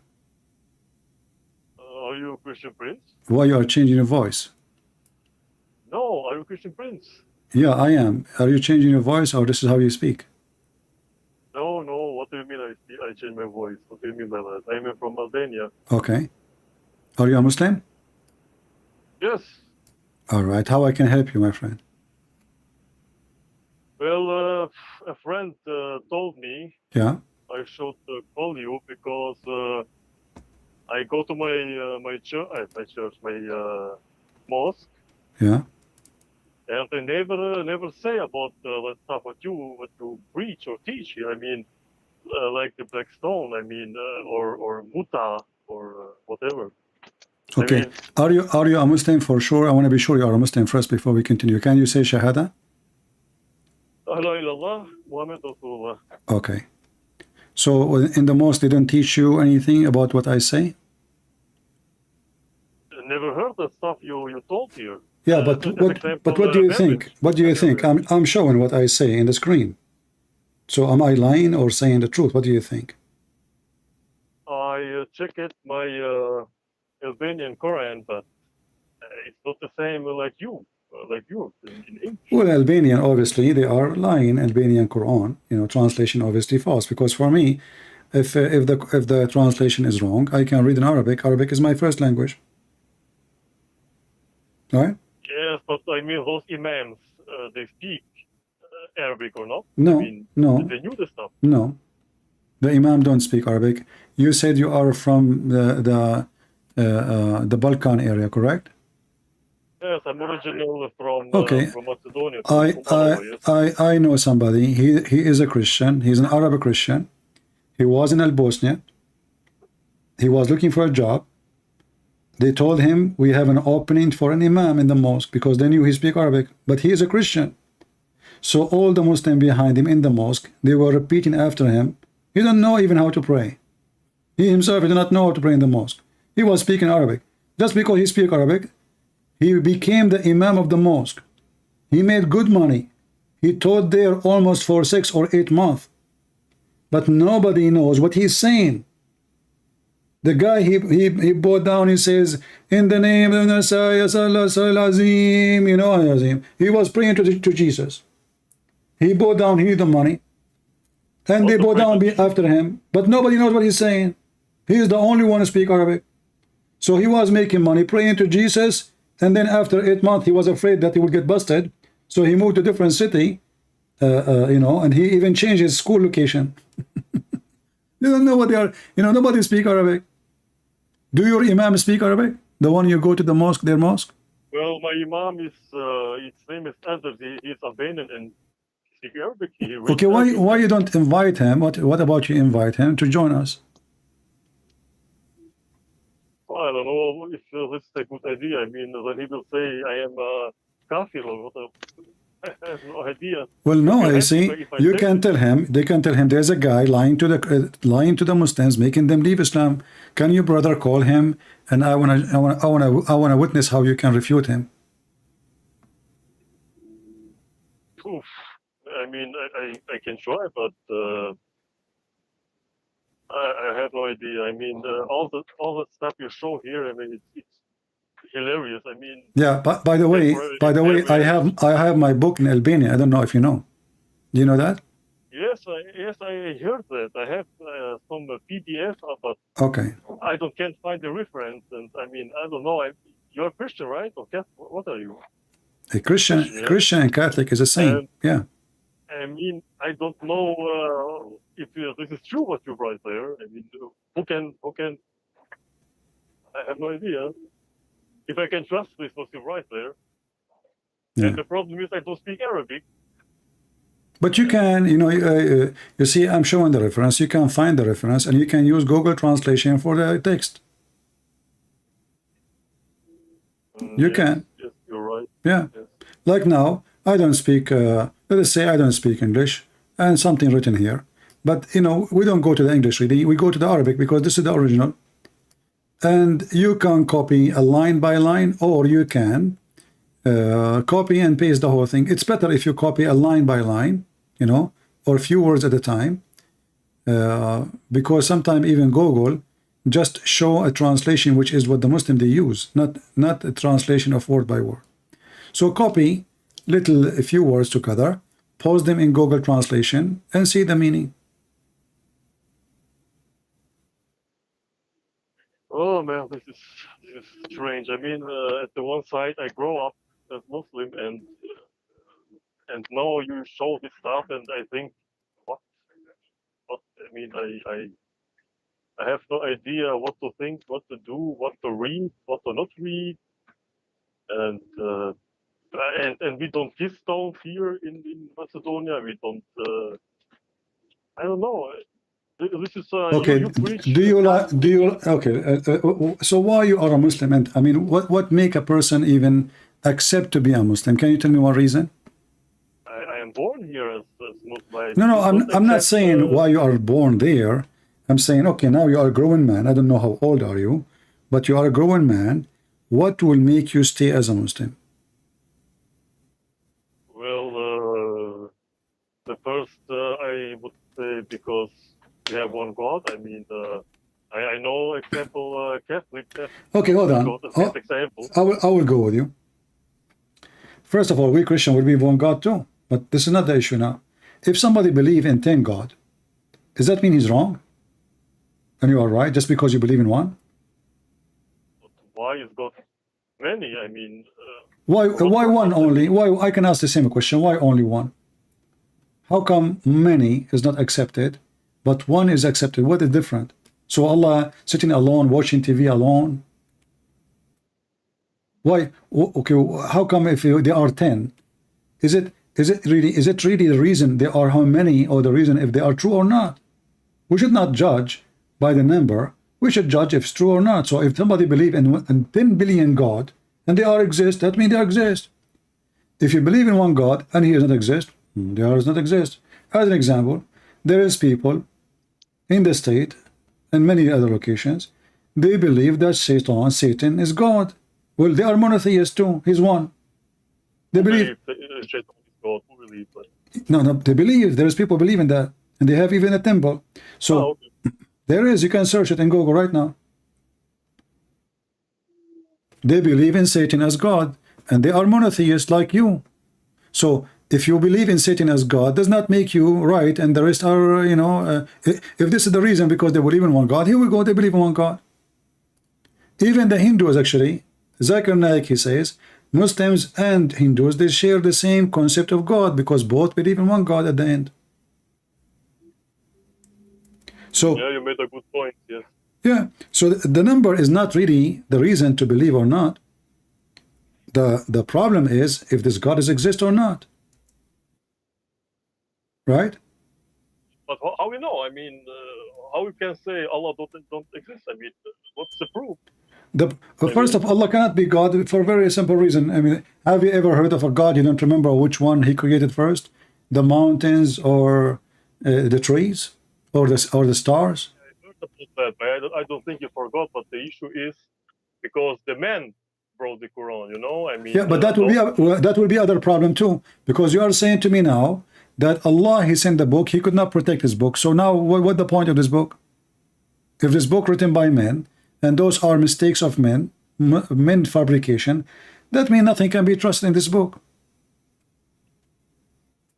I mean, if I lie to you, if I make a conversation with you, and in the conversation you discover one lie, I spoke to you 1 hour, you discover one lie I said, that will not change the fact that you can call me liar, correct?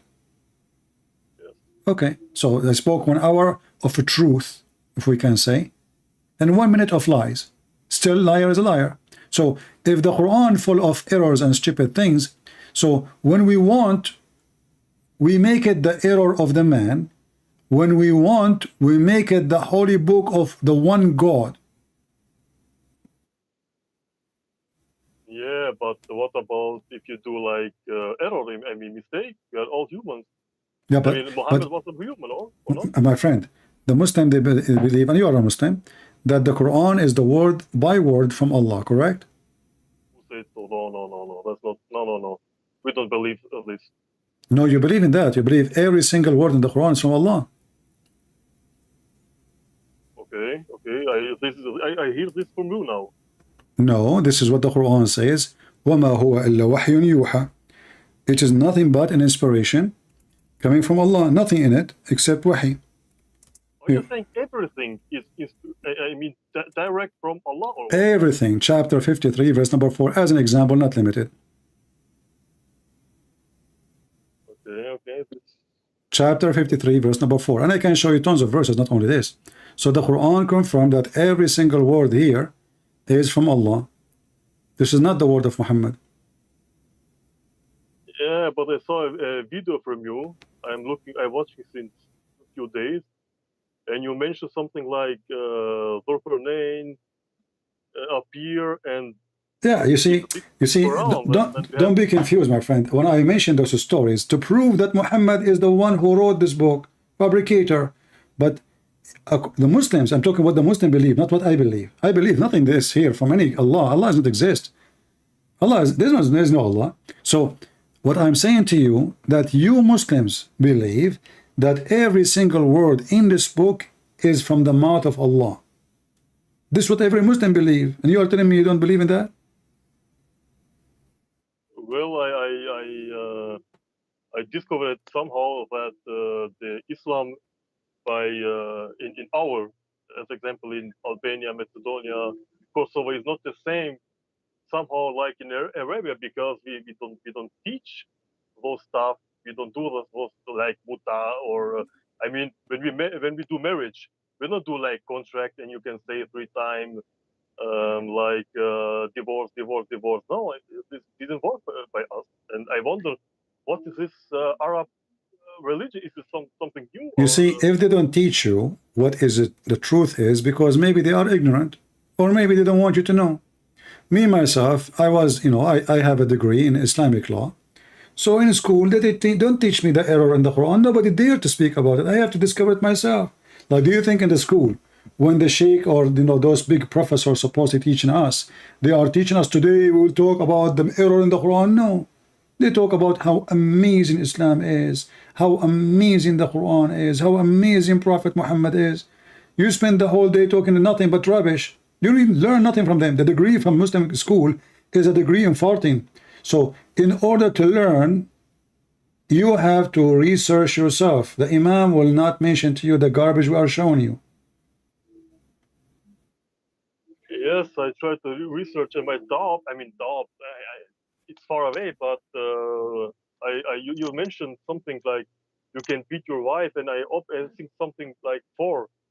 And I open my Albanian Quran, and there is nothing about this. And then I look in English, and then they appear like you can with something light, but in Albanian it's gone.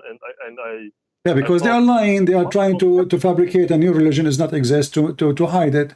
Ask yourself why they took it off. It's taken off on purpose. There's no way. There's no way. It disappeared by mistake. I want to tell you a story. Do you like but I want you to show respect, please, because this is very sensitive story for me. Okay. My grandfather, he's very old. He died long time ago.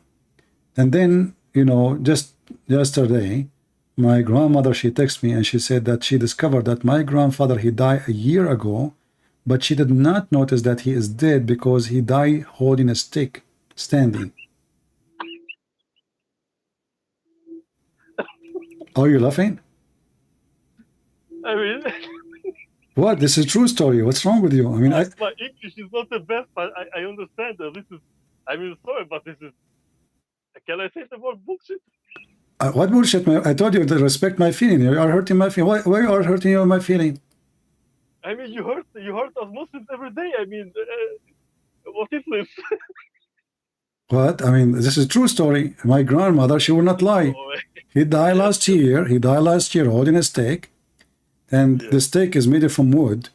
And then just 2 days ago, the termite, they were eating the stake all the year, but finally the stake became weaker, and my grandfather, he fell down in the ground, and then my mom and my grandma, etc., they noticed, oh, grandfather is dead, so now they're asking me to come for the funeral. That's true story. Why you are laughing?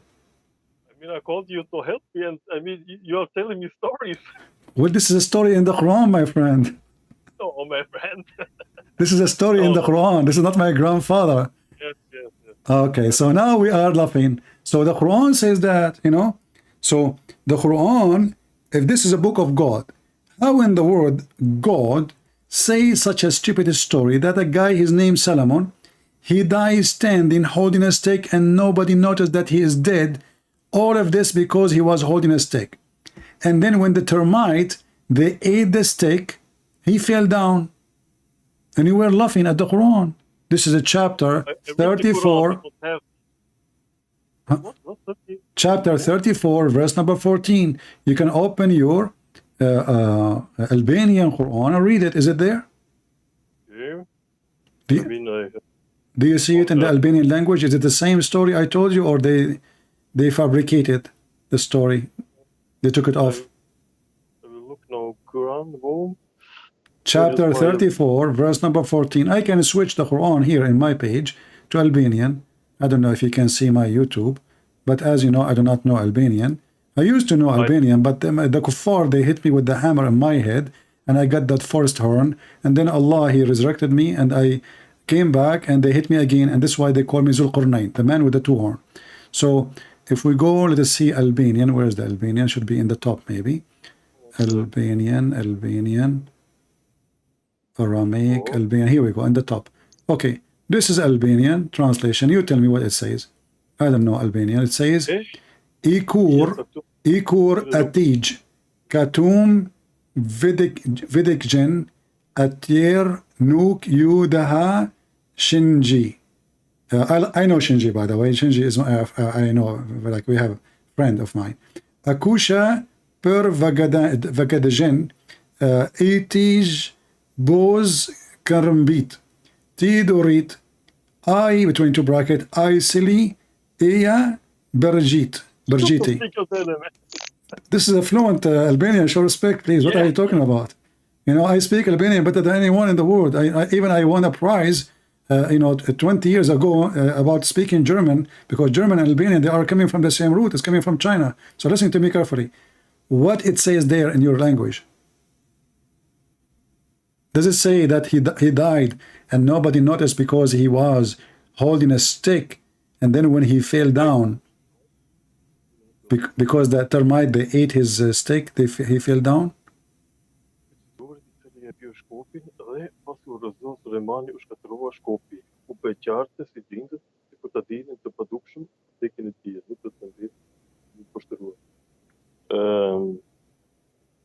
Maybe I should change the translation. But so what do you think? What do you think about the story? This is a story coming from God. You were laughing. You cannot take it back.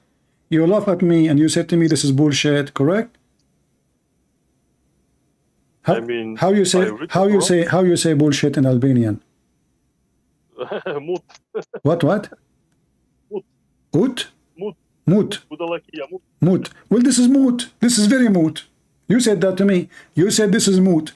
This is like 100% moot. It's you who said that to me, not me. You were laughing at me.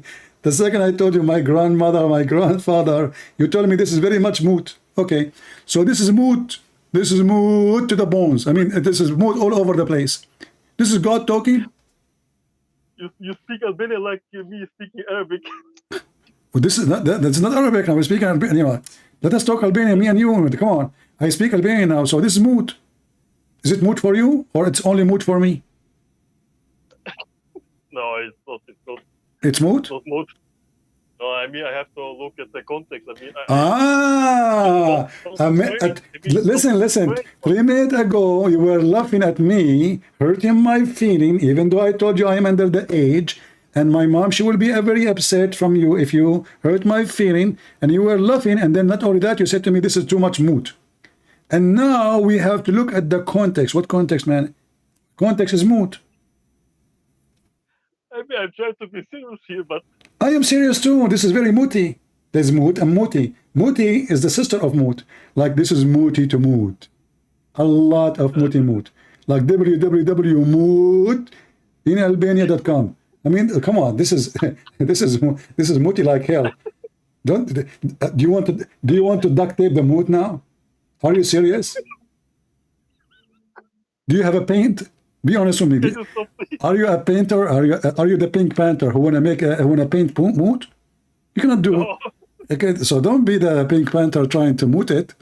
You know. Now I know what is the word in English. They say the word in English. They say mute. Coming from Albania, mute. Like this is bullshit. Mute it. You know, beep, like beep. In the program, when somebody says this word, they be beep. You know, mute.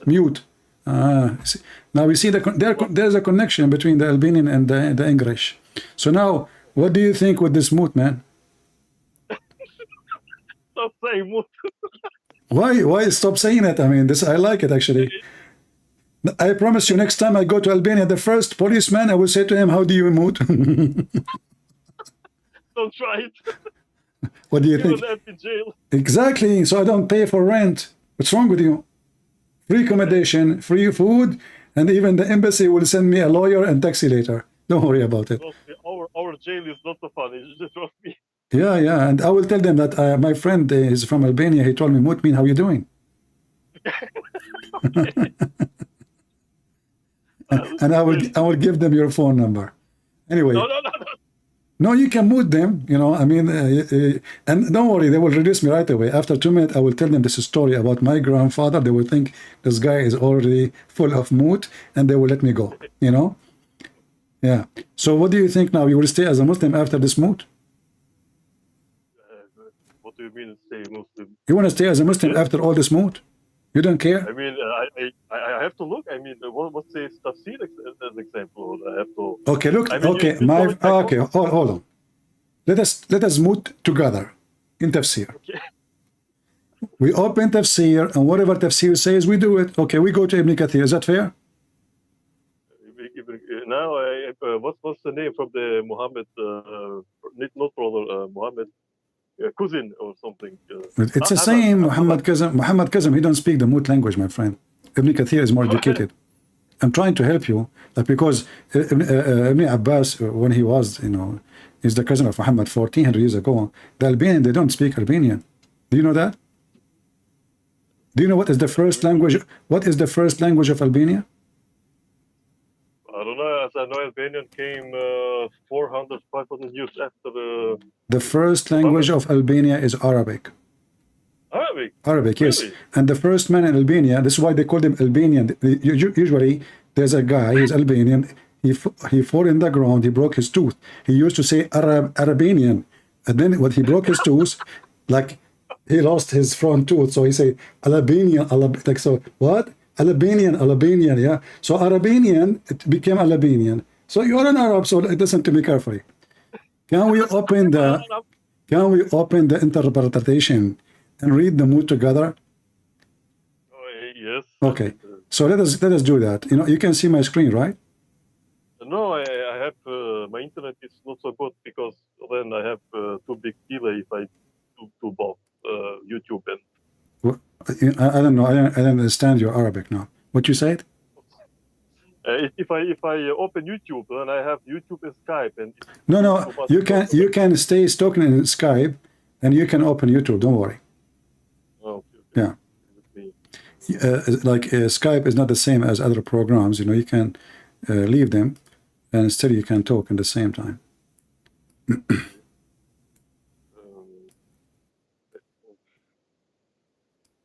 Where are you? I can find you.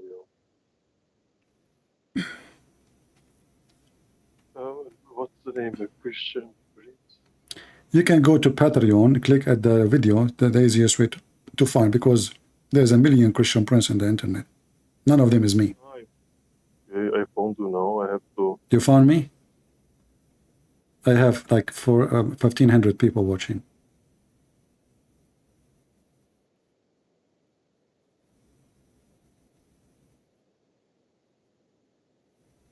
Don't go and search for the Christian Prince speaking about mood, and just search for Christian Prince, like, you know. Okay. Now chapter 34, verse number 14, and this is Ibn Kathir. Here it says, and I don't know if you can see the screen now. It says here, when Sulaiman Allah tells us how Sulaiman, peace be upon him, died, and how Allah concealed his death from the jinn who were subjugated to him to do hard labor. He remained leaning on his stick, in which was his staff. As Ibn Abbas, you see, you mentioned Ibn Abbas, here we go, Ibn Abbas. As Ibn Abbas, may Allah pleased with him, said, and Mujahid and Hassan and Qatada, etc., and others. He stayed like that for a long time, nearly a year. When the creature of the earth, it's a kind of form, they ate his stick, he fell down. What do you think now? I mean, what's the conclusion from that? I mean, my English is not perfect. Okay, do you want me to translate the page to you in Albanian? I can do that. Hold on, I will help you. Because as you know, I graduated from the Moot University in Albania, and they taught me how to speak Albanian language. Why are you making fun of Albania? No, I'm not making fun. I make fun of myself. Don't be upset. Don't you hear me always making fun of myself? Do you look like me? Maybe. I don't know. I feel sorry for you then. Okay. All right. Let us use Google translation here for Albanian. How come this page we can't translate? I click. Okay, now let's see. Translate to. We change the language, not to English. We need to change detect language. Okay, we change. Choose our language. And Albanian. Albanian is very easy to find to translate. It is the top. All right. So here we go. This is the Albanian language. I will put for you on the screen. Just confirm to me that this is Albanian, not something gibberish. Is that Ibn Kathir? It's Albanian. I can tell. Look, it says Soruja il-Hikzar. I mean, obviously this is Albanian. You know, nobody will call surah like this except Albanian. Okay. So here it says. On my phone, it's still English. I have to wait, maybe. I think you need to format your phone. Okay. You need to format it, like, go to setting, click at default, and that will delete everything in your phone and come back to me. Not to I'm just joking. Okay, listen. Do you see it now? It's still in. Just a second. Why it's not? Yes. Okay, what it says? Read. This is Albanian now. Okay, you are scrolling now down. Keep the boss is far.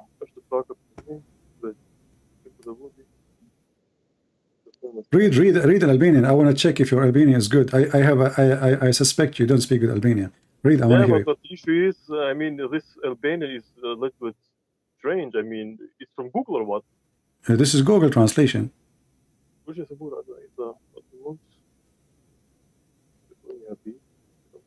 No, excuse me, you are not reading right. It says here, Naga falka yabatain. Okay? And then continue. Naga, repeat after me, I will teach you. Naga falka payatain. Okay?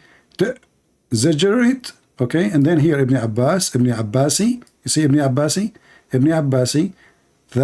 And here continue. Okay? And then it says that he died holding a stick, and then when the termite, they ate him, the worm of the earth, he fell down. Do you see it?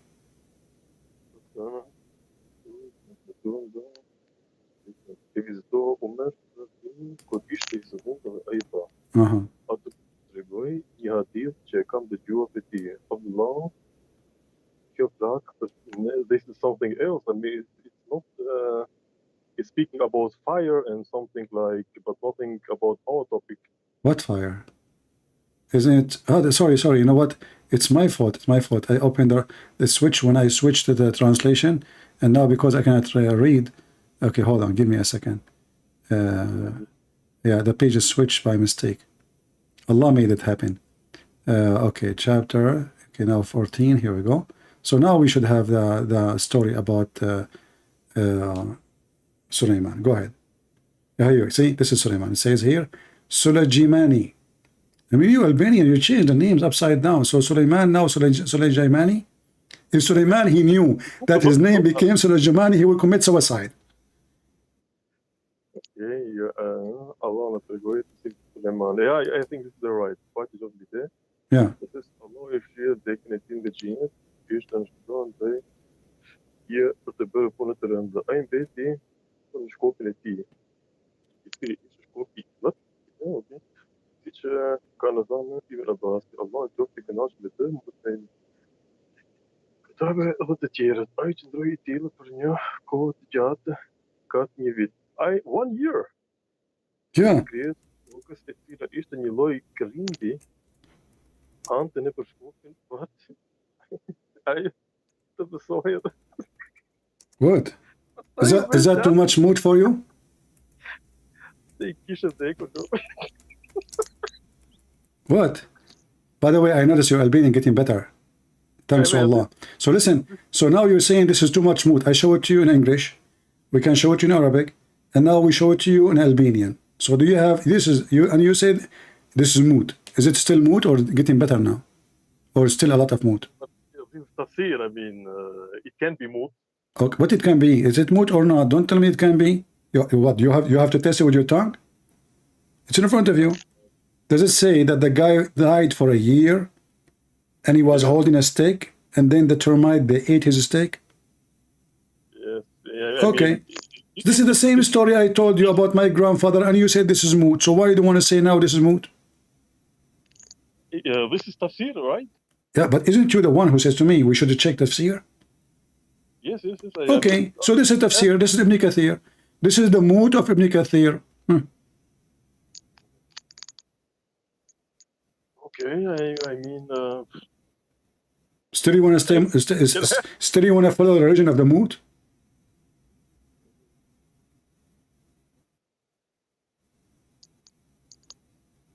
strange. What's strange? Listen, everybody heard you. That you say this is very much a lot of mood. So now either we accept to be following the mood prophet or we leave the mood prophet. Which one? I mean, you cannot say mood to prophet. I mean, Why I cannot? Why I cannot? I can. I'm Christian Prince. I say whatever I want. I'm a free man. I will die a free man. I live a free man. And even my mom, when she gave birth to me, I run away in the street right away. I'm the first child in the family who run after 2 seconds because I was free. So listen, is it mood or it's not mood? It's mood. So why you want to stay following a prophet who is a muti? He is saying stupid things. Nobody believes. This is Allah talking. You cannot say to me, this is a fabrication of a hadith. This is somebody added there. This is Allah is talking. Yeah, but I mean, I'm 100% sure that, as example, my imam, he reads this stuff. And I mean, how he can believe on this? I mean, this is... But you know, like, you are just giving me excuse. I don't know. You see, Imam, what Imam will do?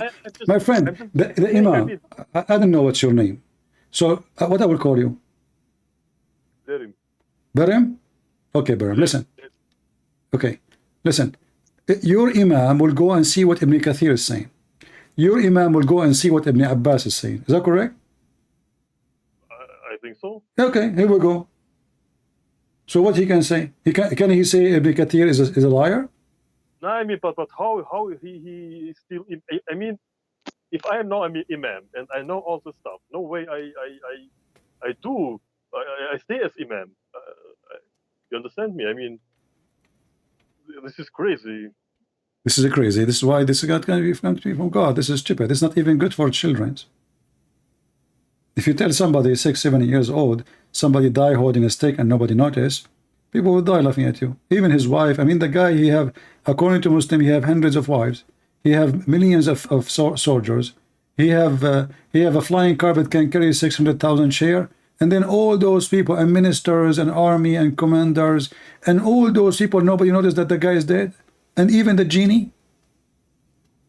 The genie. Nobody noticed, like, how in the world this guy is not even moving. You talk to him, he don't answer.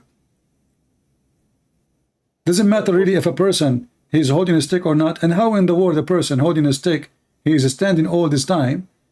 Don't your body decay? Don't your body collapse? What stick? Who cares for the stick? Well, it says that the body from prophets never decay. I mean, I read. Well, this is another lie, because simply Muhammad body decay after he died, three days after they buried him. Ibn Abbas, he said, ادفنوا صاحبكم فإنه يأسن كما يأسن البشر. Let me translate to Albanian. ادفنوا صاحبكم فإنه يأسن كما يأسن البشر. See, my Albanian is good, right? Do you understand? Yes, everything. Yeah. So bury your friend, for he stink like all human they stink. Even Ibn Abbas said, قد ربى بطنه, and which means his belly become full of fart.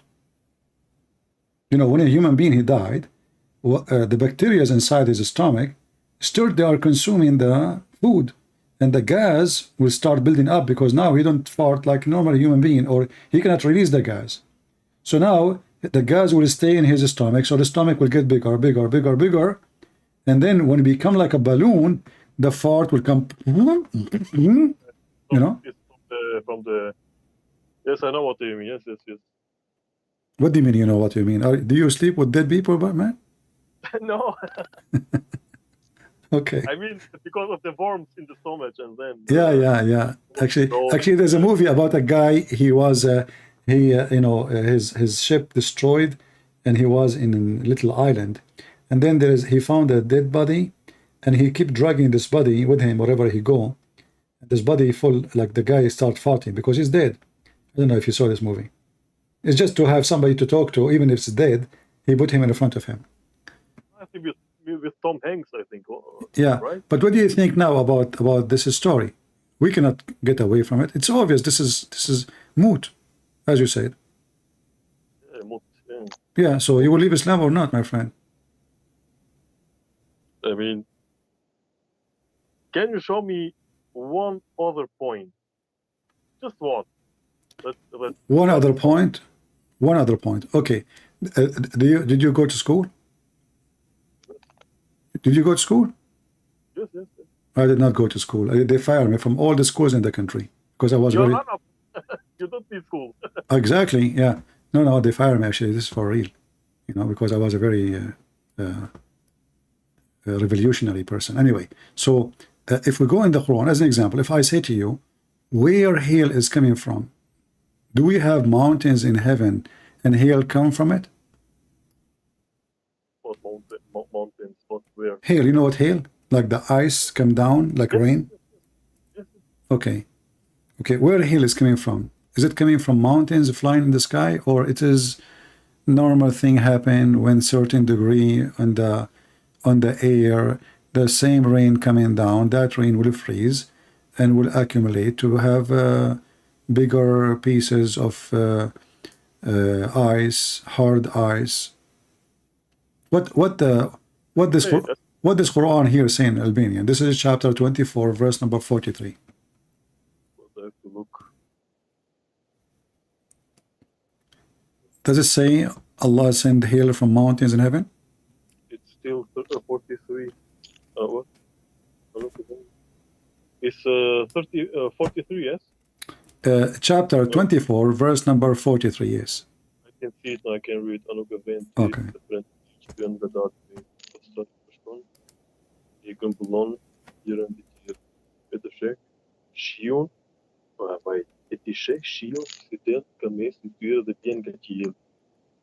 Can you a little bit down? Okay, we didn't see it. Well, the verse after it doesn't have nothing to do with it, really. No, I mean, I'm reading 43 still. Yeah, okay. You cannot see it all clear? Let me move here. No, it's perfect. No, it's perfect. Okay.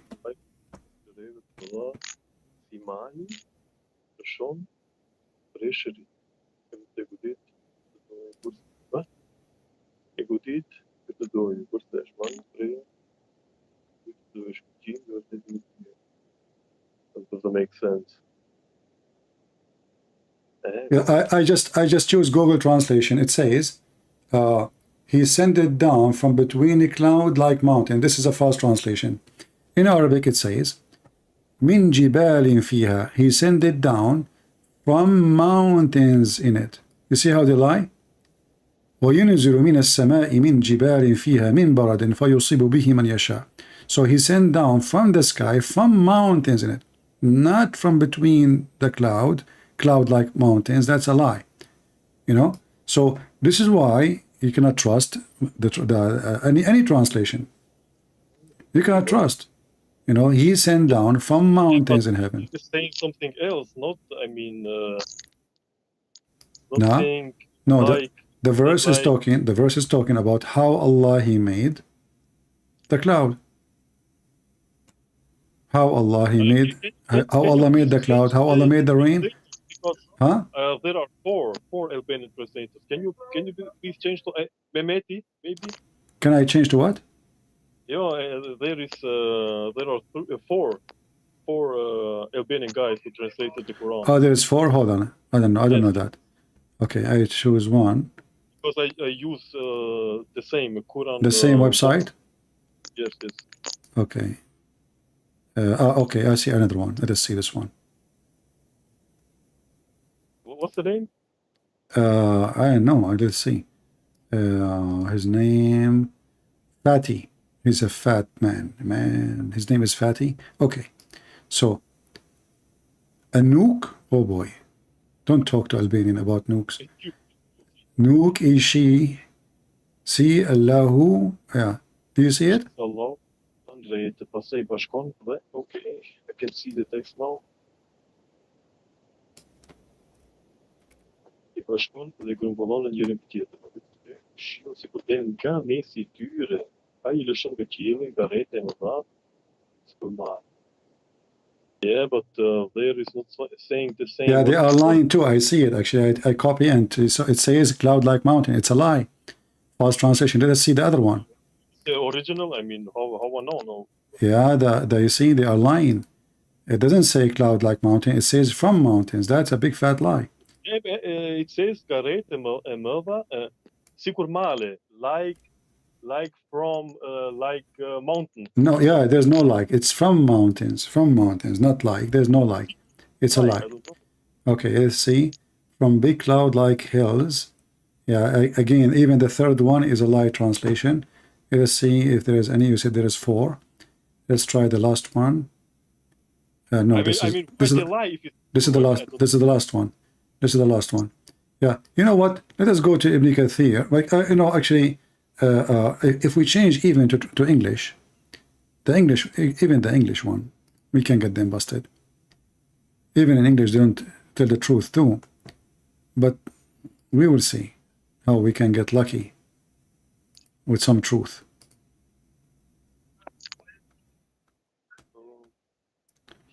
All right. Look with me here, it says. Here they are saying the same. Sky hail like mountains. Or, look what they are saying. They're trying to cover up. Or there are mountains in heaven of hail where he sent down hail. Actually, this is what it says. There's no or. And there's no like mountain. You see, even here, do you see the word like? They put it between two brackets. And he sends down from the sky hail like mountains. Do you see the word like between two brackets? That means it's not there. Yes. Okay. So why they are adding it there if it's not there? Because simply they want to cover the error. It says Allah He sent hail from mountains. He did not say cloud like mountains. He said from mountains. And because the hail is solid, so there is solid mountains there. So what do you think? This is from God too? This is strange. I'm just thinking about, I mean, this doesn't make sense. I mean... Okay, let us try something else. So, I mean, we can show you endless stuff about how silly the Quran is. Just a second, I have to, just a second. Yeah.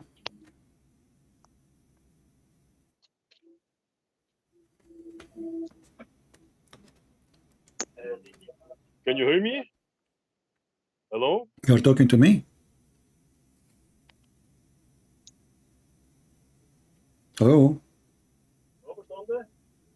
He's talking to somebody, maybe. I don't know.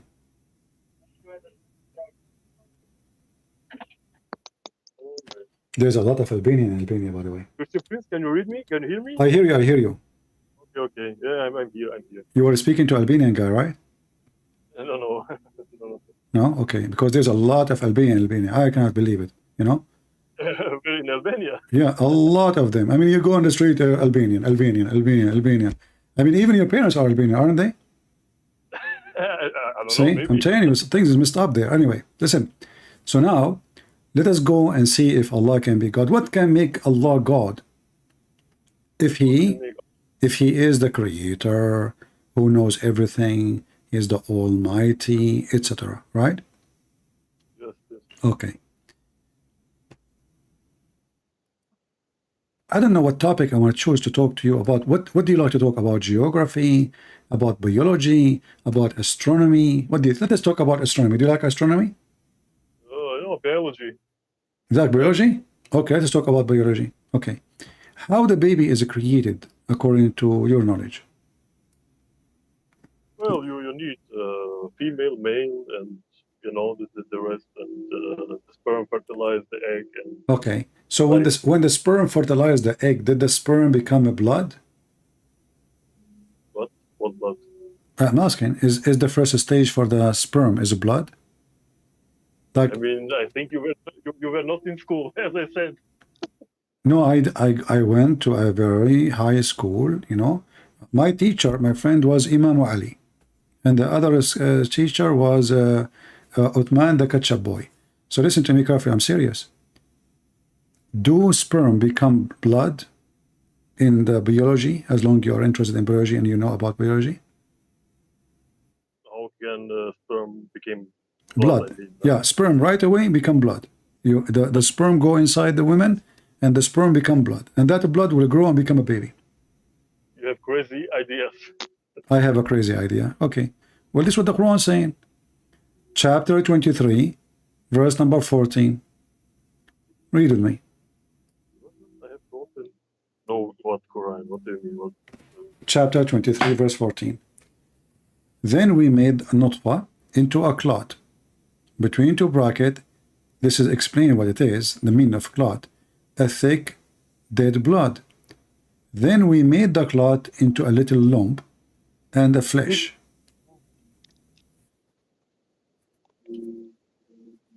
You see it? Okay, what? Thick, thick. Thick blood. Thick blood. It's a blood. It's dead blood. Yeah, alaqa is dead blood.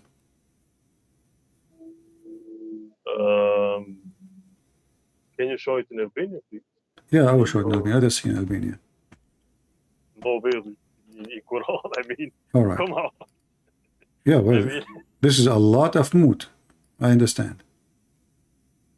Okay. You tell me what it says in Albanian. I will use Google Translation to see. I will go here.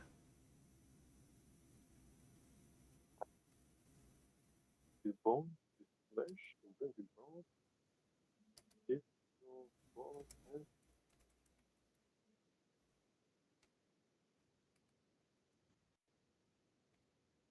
So tell me what it says. we can put it back. Does it say we made it into blood?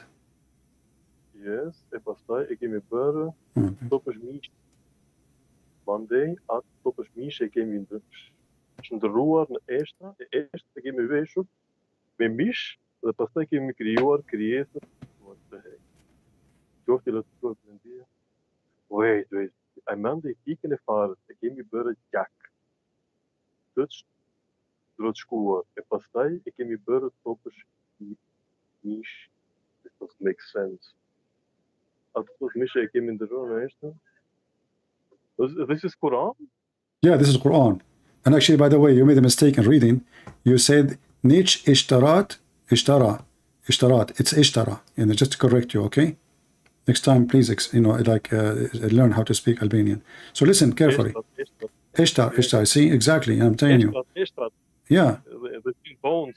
Yeah. So, okay. So now in the beginning, it was a sperm. Here it says pumpkin, and then the sperm become blood, and then the blood became a little piece of meat. What kind of biology this biology is? I mean, what is this? I mean, I mean, I have to prove that because I think you have a other Quran or something like that. I mean, I have what? maybe a false book, or I mean. This is European Quran. Here we go. This is a translation of. Let us see who is the what is the name. The name of the translation Effendi Nahi. You see it?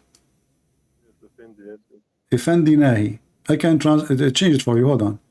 Let us go to Fatih. Fatih is more fat, so he should do better maybe. Let us go to fat. Okay. And this is saying God?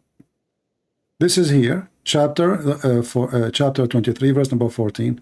And now we are reading translation of Fatih. So what do you think? Does it change anything to you?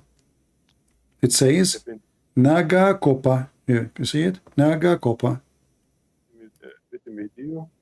Well, can you... okay, it's good. Let me see. If I say at the peak, I can see the text. Yes, past at the peak, ik ga bij me tot bij Jacob, en Monday. Het zo bij Jacob, en bij me Mish. Het zo bij Mish, die me eerst dat. En Monday, eerst dat die wees me Mish. En dat zei ik, ja. Die je niet het er. Praat, je hoeft dat doen al. I mean, it's the same meaning. I mean, what do you think about this mood?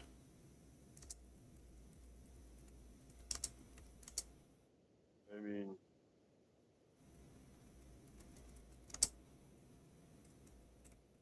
no, I'm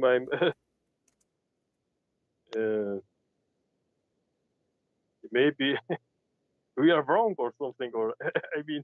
Okay, you know what? Let us see if we change it and like look for different translation. There's one more translation left, I think, here. Okay, let us see this one.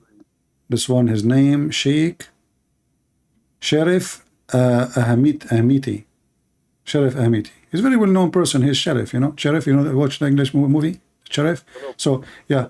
Look, me pass 8. This is really messed up. He start with me. Okay, go ahead. Read for us what it says. I mean,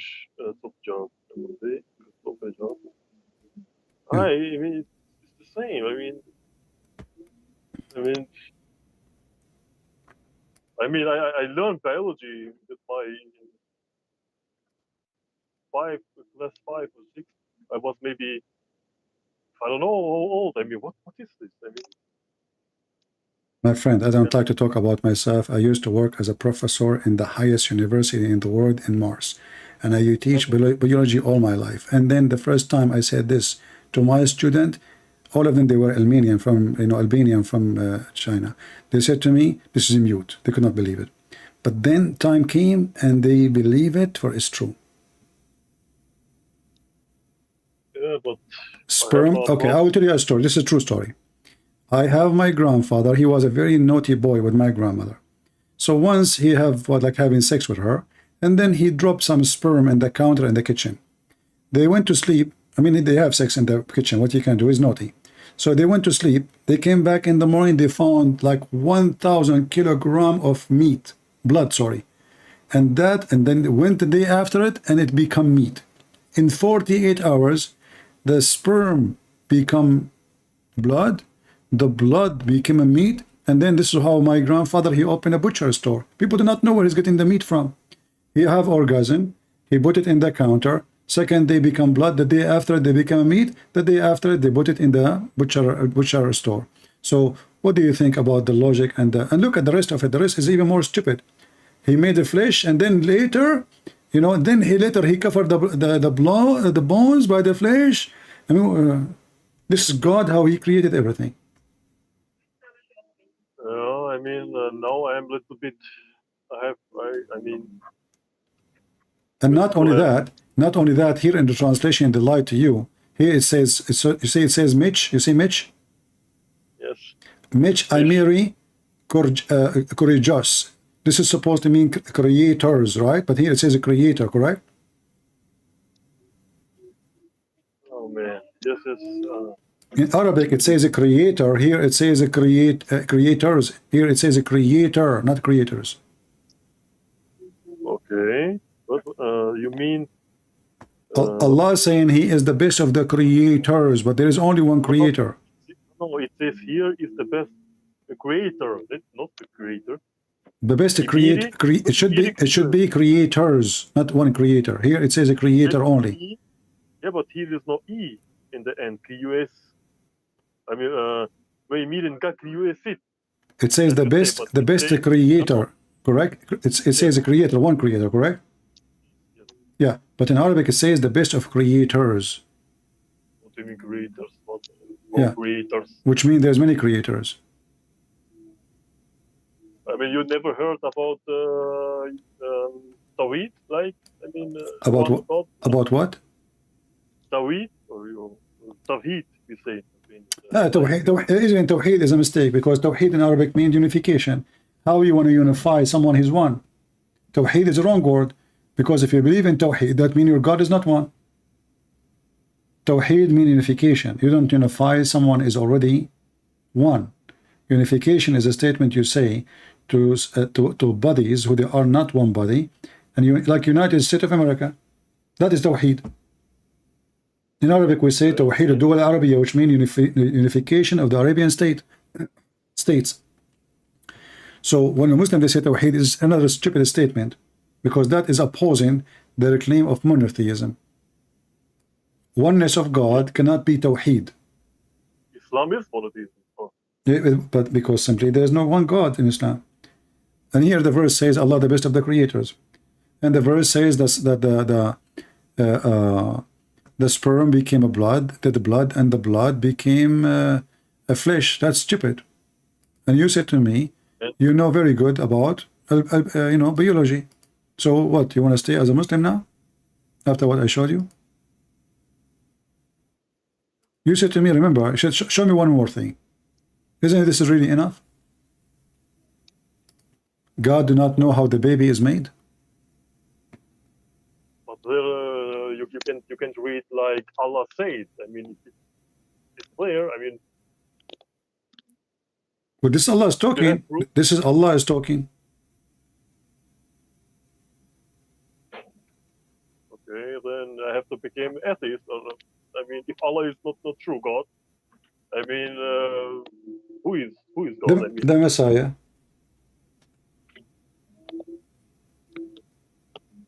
And regardless if Allah is true God or not, as long if you agree Allah is not true God, then we can decide to think who is the true God. But you don't stay following this. This is too much mood.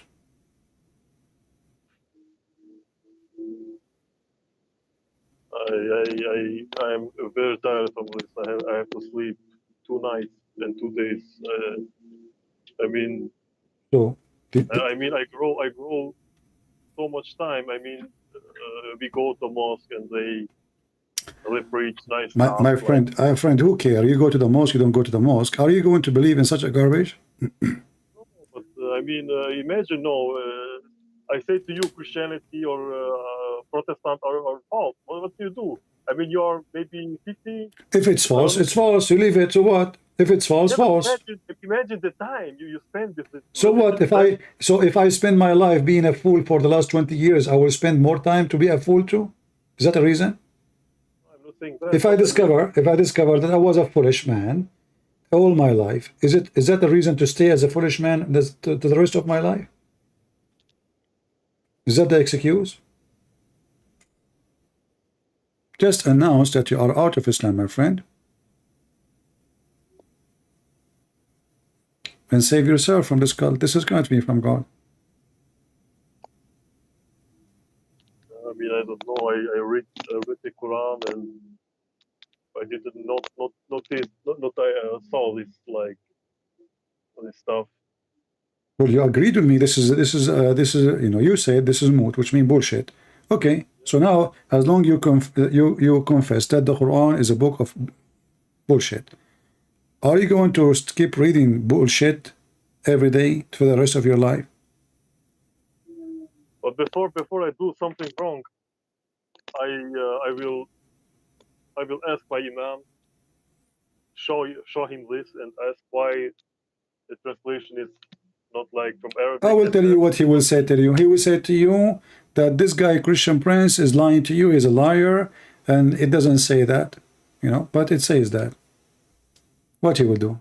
What is she? Why? Okay. What about you? Do you have his phone number? Call him. Let him join us now. mean, we have now, you're sleeping now, and Just tell him I will give you $5, he will come. Trust me, those sheikhs, they love money and women. We cannot afford him women, so we can afford him $5 to come and debate us. have YouTube account. He's very well known. He's a good person. He's a good person. He's an imam and he's a good person. Yeah, I mean, who is better person? We normal people or imam? For sure, imam. I mean, they are men from God. Well, Muhammad, is he better than Muhammad? Muhammad, he have sex with 6-year-old girl. The Muslim accused him that he took an underwear. No, Aisha was 18 or 19 or something like that. When when Aisha, she was 18, Muhammad was dead. Maybe Muhammad, he married her after he died. I mean, I know, by the way, I know someone like that. I have like a cousin. He died like when he was 1 year old. And then when he was 20, he got married, you know. And then he have like 10 kids. And one of them, his name is Joe Biden. You know him. True story. So what do you mean? I mean, the guy, I mean, the Muslim, they come with a very funny story. Suddenly, Aisha, he married her when she's 18. The guy was dead when she is 18. yeah, but it was a free day. He spoke. Not this time. Time ago. But It doesn't matter this time. That time it's a 6 years old. He was a 54 years old. What a 54 years old will see with little tiny child. I mean, come on, look at the 6 years old child. How they look like. This one is called pedophile. Okay, what about the Muslim accusing your prophet that he stole an underwear? what underwear? Yeah, and the underwear until now is missing. Have you ever heard of a God? He do not know how to find the underwear to clean the name of his prophet. And until now, this underwear is missing. Chapter 3, verse 161. The people, the Muslims, the companion of Muhammad, look what kind of companion they are. They are accusing him that he stole a piece of clothing, red underwear. Until now, nobody knows. Allah sent a verse saying, it's not for a prophet to steal. But why Allah don't tell us where is the underwear and that's it? That would be good. If Muhammad is not the one who took it, shouldn't Allah say it's not Muhammad, it's this guy, go to his house? Don't Allah see what we have in our houses? This verse actually proven Muhammad to be a fraud, because if he is a prophet and his God, he can see everything. He should tell Muhammad who is the one who took the underwear. This way he can clean his name and prove that he is a prophet. But he could not, because simply he is the one who took the underwear. Was the prophet that they took underwear for what reason? Why? Because it's not, it's a sexy underwear. Okay. Yeah, I mean, it's a booty. It's all the theft here. They are thieves. The Muslims in the time of Muhammad, they are thieves. They attacked the caravan, they attacked the people, they took the money, and now they are bringing the money and they are fighting. And one of them is a piece of clothing. And now they are accusing Muhammad, the prophet, that he stole. Imagine the disciple of Jesus accusing Jesus that he stole a piece of clothing. Isn't this disgusting? If those are Muhammad and his disciples, so what about the rest? If those are the quality of Islam, those are the first Muslims with the prophet, accusing the prophet that he's a thief, why they will accuse him to be a thief unless he is known to be a thief? Why did they not accuse someone else? I remember he is the gang leader. It's not a gang, but all right, my friend, I cannot force you to say what you need to say, but if I am you, I will say again, this is a lot of moot, and I will leave Islam. But you are afraid, obviously. I mean,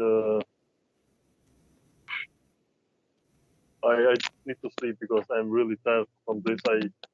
You're what? This is too much heavy stuff. I mean, this biology. This is, I mean, this is too heavy for me. I have to sleep. I have to look at this, to ask, and because if this is true, then my friend, I'm showing it to you in front of you on the screen, and this is Islamic website. What do you mean if it's true? I'm showing you everything. Everything I'm showing on the screen is not a Christian website. Yeah, but you don't understand my point, because as we saw in Albanian, there is other translation, in Arabic you say it's other translation. I mean, how I know if if this is the true translation? Even if the translation is false, I showed you the interpretation of Ibn Kathir. Did I? Yeah, yes. Okay. So, and even this one, we can show the interpretation for it too. They accuse him of stealing a piece of clothing. The Muslims are those Muslims that the companion of Muhammad. They are a bunch of thieves. So you want to be? Do you want to stay with the thieves? I'm sure you are coming from a good family, and you don't accept to be part of a thief religion.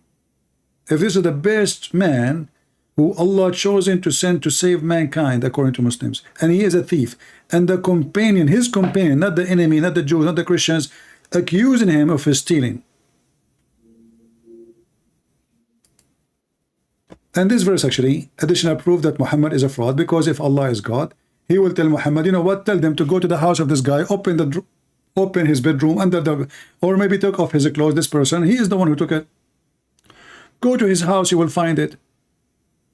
Allah is God, supposedly, he knew everything. He do not need to say it's not for a prophet to steal. He should say who stole it. For Allah supposedly is God. And if you are God, you know who took it. Why you don't want to tell us? Why you are saying it's not for Muhammad to take? It's not Muhammad. So who? Until now we are looking for a thief. I mean, this accusation is not too hard for me, but I have still in my head with biology, with this sperm, and I mean, this is. So let us, deny Muhammad, say you leave Islam, and let us make a progress.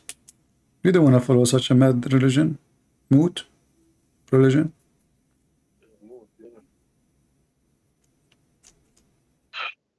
Can I maybe call you in 1 week or so, or something like that? You can call me, but if I die and I did not answer the phone and I look like I'm alive because I'm holding a stick, don't blame me. Okay? I'm planning to always hold a stick from now on. So if I die, the Muslim, they will not notice I'm dead. And my program keep going. People come, people go, and Christian Prince, he's going live. And I will open the camera, and people will see me holding a stick. And nobody will notice that I'm dead. Because I'm standing. You know? I got your point, yes. You see, you can practice that yourself. Obviously, it's true. Like you can die and standing and nobody will notice. Just hold a stick, man. Hold a stick and you will see. You know? I mean, whoever brought this stuff, I mean, this is. No, we have to show respect, please. Don't insult the Prophet of Allah. This story is true story, proven to be scientifically true. I know many people in the world, they die standing, like, don't you see, like, there is a song, it says, I die standing, I die, why he die standing? Because simply they want to fool the enemies, so they think that it's still alive. The enemy will not attack because they think the enemy is still alive. So all the Chinese, when they go in war with Japanese, they shoot at them, and then the Chinese, they die standing. And Japanese, they say, like what the heck? They shoot at them and they are not dying. Because why? They are holding a stick, and the Japanese, they think they are dead, they are alive because they look alive, if you hold a stick. And then the only time they fell down is when the bullet hit the stick and the stick broke, But took the Japanese a lot of time. Like, when Prophet Honda, peace be upon him, he come to Japan and he told them, like, let us Honda together. And the Japanese, they start getting the point that those people are dead. They are just holding a stick. And then Prophet Honda and Prophet Toyota cousin, they join invasion and they invade China. And then they noticed that all the Chinese, they were the men, they were dead, but they were holding a stick, and those sticks are made in Taiwan. And like there's a chip inside the stick and the battery is almost off and they start collapsing. And then this is how they control the country, and the Japanese control China. But then, when the Chinese want to take revenge from Japan, Chinese, they have a lot of rice, actually, there's a woman, she used to work for George Bush. Her name is Condoleezza Rice. Originally, she's from Japan too, you know. So anyway, they throw rice at them, and then they took China back, and they found the king of emperor of Japan. He is dead, but he was holding a stick. So they were like, they thought he is like alive because he's holding a stick, and you know, Japanese stick is so strong. They fight with it. I don't know if you saw the samurai. Do you see a samurai? Yes, I know. The story I told you, by the way, is true. It's written in history. Oh man. You know all the story I told you. This is I have witnesses. Yes. Okay. Do you know the historian? His name Yama Aidulai Yama. He's Japanese. No, he's Japanese. Very well known. Yama Aidulai Yama is very well known. You know. Yeah, and you know, like his like you know, his cousin, like Yama I do cheat Yama, or Yama I do moot Yama, like, you know, I mean, in Japan, just to but like Yama, people believe you, like Yama. Anyway, so those are true stories. So I mean, isn't it the Quran is the same? Why you are laughing? I mean, Yama, I do lie. Yeah, Yama Abdullah Yama, you know. So I mean, it's the same garbage. Muhammad, he said, the Muslim, they say Allah and the Prophet knows best. If I am Muhammad now, any story I just say, they will write it in the hadith and they will believe in it. What is different between my stories and the stories of Muhammad? Your stories are too My way stories, funnier. my stories is even nicer. They make more sense. They are not Sahih. Don't forget. You know, my story are Sahih. Who said that? You know, do you know what Sahih mean? Yeah, it means like Sahih means like it's accept. No, it's mean too much moot. Okay. What means Sahih? Too much moot, which means too much bullshit. Yeah, this is why the Muslim today, they are trying to wash their hands from all the authentic hadith they have, because it's an embarrassment. But now this is the Quran. What they can do about it, they will wash their hand from it.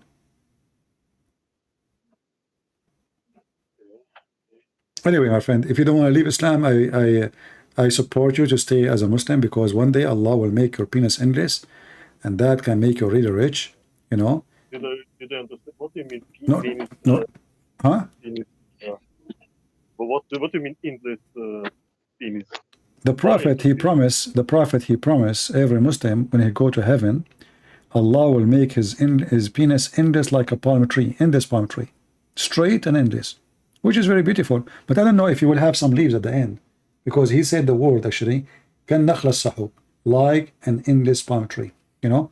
So imagine you have a penis, and then there is like leaves at the top, like a palm tree.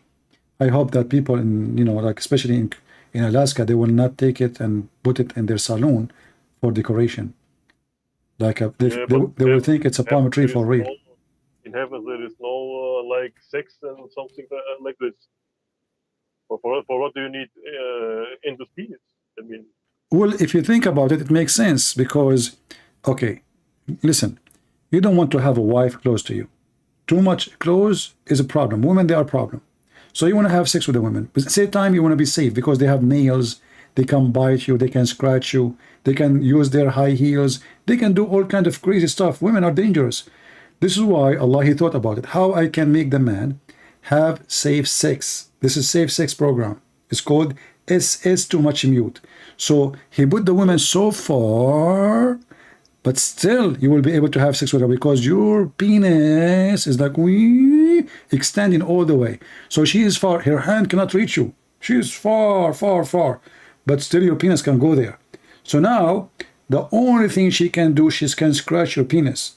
All right, but don't worry, as long as it's endless, it's going to be endless pain from Allah. So you send your penis to, like, she is like, when Allah, he sent Adam down, he sent him to Sri Lanka, and he sent Eve in Jeddah. How they used to have sex, do you know? Do you know? No, you know? Adam, Allah, he sent him to Sri Lanka, and we have the video of Mufti Mink. Did you see the video of Mufti Mink? Did you see it? The video I follow Mink. Yes. He's a very good preacher, yes. Yeah, he's very good. Yeah, actually, yeah, he very good when he mute. So, but did you hear the video when he says Allah, he sent Adam to Jeddah? Sorry, to Sri Lanka. From amongst those. Yes, I know. Now, if we look at Adam alayhi salam, he came down onto the. In other place. I don't know. Yeah, but you know, he said that in the video. I have the video here. I will play it when you hang up. So Allah, he sent Adam to Sri Lanka. He sent Eve to Jeddah. How they used to have sex together? Very easy. Allah, at that time, Adam's penis was so long, very long. So Adam, she say, "Are you there?" Like he followed the direction of the sound. She said, "Yes, honey, I'm here," because between the mountain, a lot of mountains.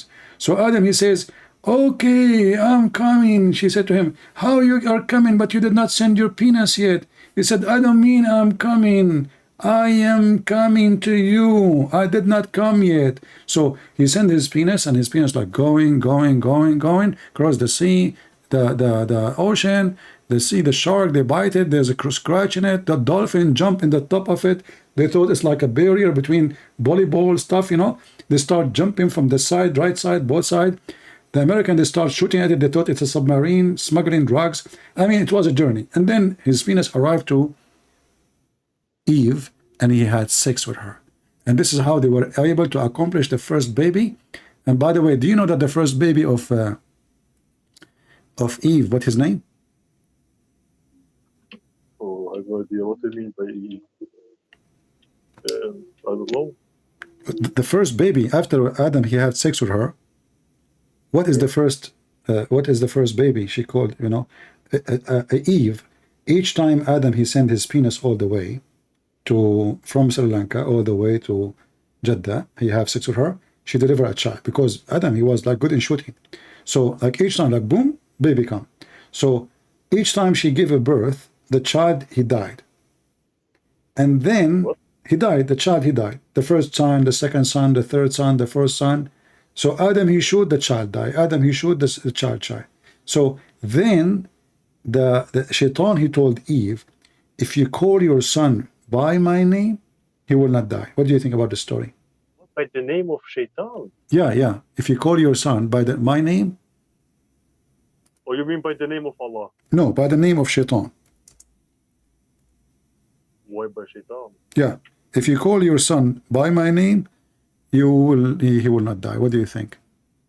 Yeah, but this sounds for me like something satanic, something like you do a pact with Satan. I mean, if you do this, you can have your child, something. Yeah, if you like, which mean actually he told her, if you call your son the slave of Shaitan, he will live.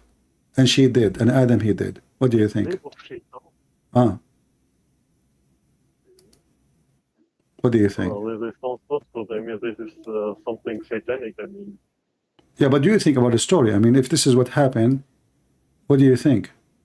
That the first son, he was blessed by Shaitan. This is why he lived. Allah could not make him live. Shaitan, he was able to make him live. Maybe because we are sinners. Maybe from. What sinners? They are okay. It doesn't matter. I mean, Allah, he sent them down to earth. Why Allah cannot keep the baby, but Shaitan, he can keep the baby? If you call it if you call it Abdullah, the slave of Allah, the Shaitan, the baby died. If you call it the slave of Shaitan, the baby lived. What do you think about the story? Can it be true? That's a good point.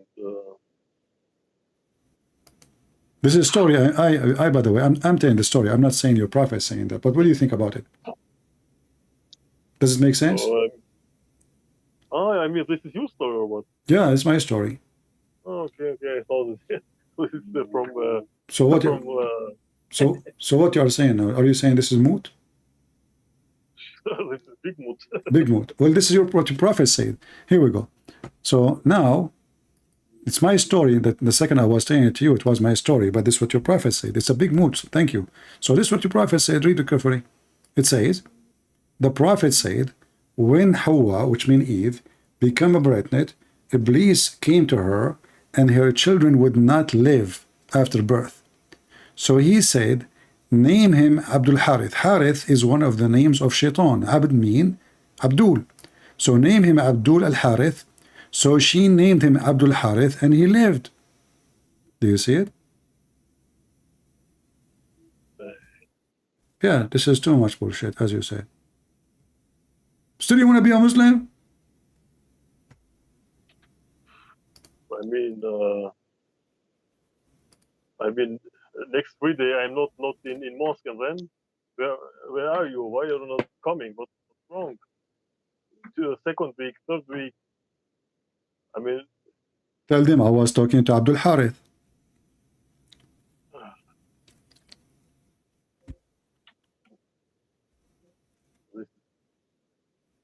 and I mean, I have to call All right. Arab. Okay, my I friend. have to call you Arab, and then to show me the truth. And I go every day. I mean, every week to mosque, and I don't learn anything. I mean. So what we will do? You want to stay as a Muslim? You should leave. I mean, I'm doing what I can do.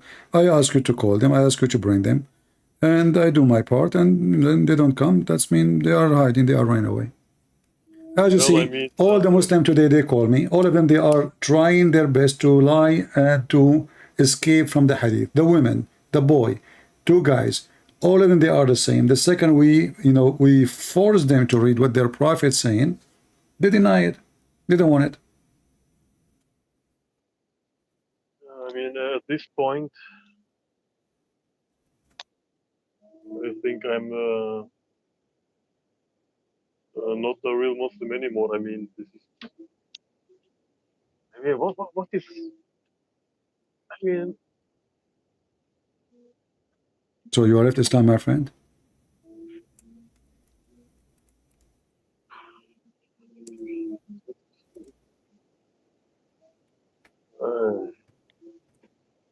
I had today not a good day, and this is the final fourth day. That's a good day. You just decide to leave Islam, so this is a very good day. This is the best day of your life. What are you talking about? I mean,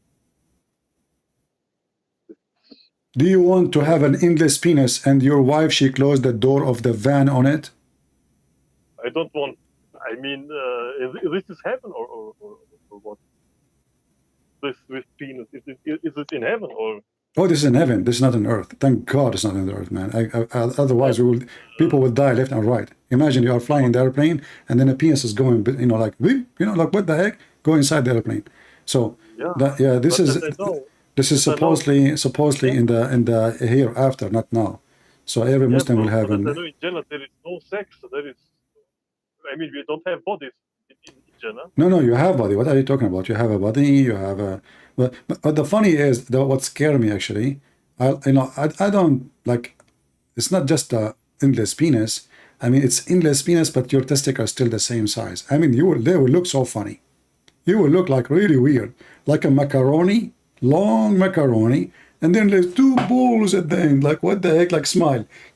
What kind of a design? What is this? So why even God want to say such a thing? What kind of language is language? Like, and who care if it's endless? If the joy is sex, why size too much does matter? Endless, and then he described how you will have sex, how you will push it, how she will bite you, how she would jump on you, how she will sing for you. And at the same time, by the way, I have to admit, sometimes I get tempted by Muhammad promises, like especially when he speak about women, we will see their bones. I don't know if you like women. Do you like bony women or like women full of meat? I mean, normal woman. What? Say, your mom is not here. Come on, don't worry. Normal woman. Yeah, but I don't hear you like whether you like what? What? I'm not gay. I mean, supposedly I like a woman. No, I see. I like beef, no beef. It's not but the Prophet, he made us. He have a special treat for us. So he said those women, you will see the marrow of their bones. Imagine how beautiful, how amazing. We are sick of seeing women like legs and meat, and they have a breast and those crazy stuff. No more. In heaven, you will see through, and you will enjoy looking. I don't want to. This is only me and you. Please don't share it with your friends. This is a picture of my wife. I'll put in the screen. This is my wife, not the one I throw her in the ocean. The other one. Yeah, this one she's not thrown in the ocean yet. Look at this. I don't know if you can see with me. Look at the beauty. See? So your wife, she will be special made for you. Special design. You don't have wives in Jannah, even, I mean... in Christianity? No, we will not have wives. That's why in Islam is better. In Islam, what do you mean by wives? You don't have wives. Oh, you have the lowest reward is 72 wives, the lowest. Plus, each one of them, she will have 70 maid, and every maid will have 70 maid, and every maid will have 70 maid until you go 70 times, which means you will have hundreds of thousands of females to sleep. This is the lowest reward. I mean, I heard. But do you see the picture? Do you see the picture I'm showing you? This is mean grapes, 72 grapes, symbolic, not wives. No, there's no grave. What a grave? We're talking about real women, my friend. Real women. Even the Quran described their vagina. What do you think about my future? What do you think about my future wife? I put the picture. You know, she sent me her picture. You know. Yeah, but it's, what is it? X-ray or what is that? This is her. This is her. Yeah, this is my ex-wife. I mean, my future wife in heaven. This is what Muhammad said. Muhammad said that you will see the marrow of their bones. What? Do you have a problem?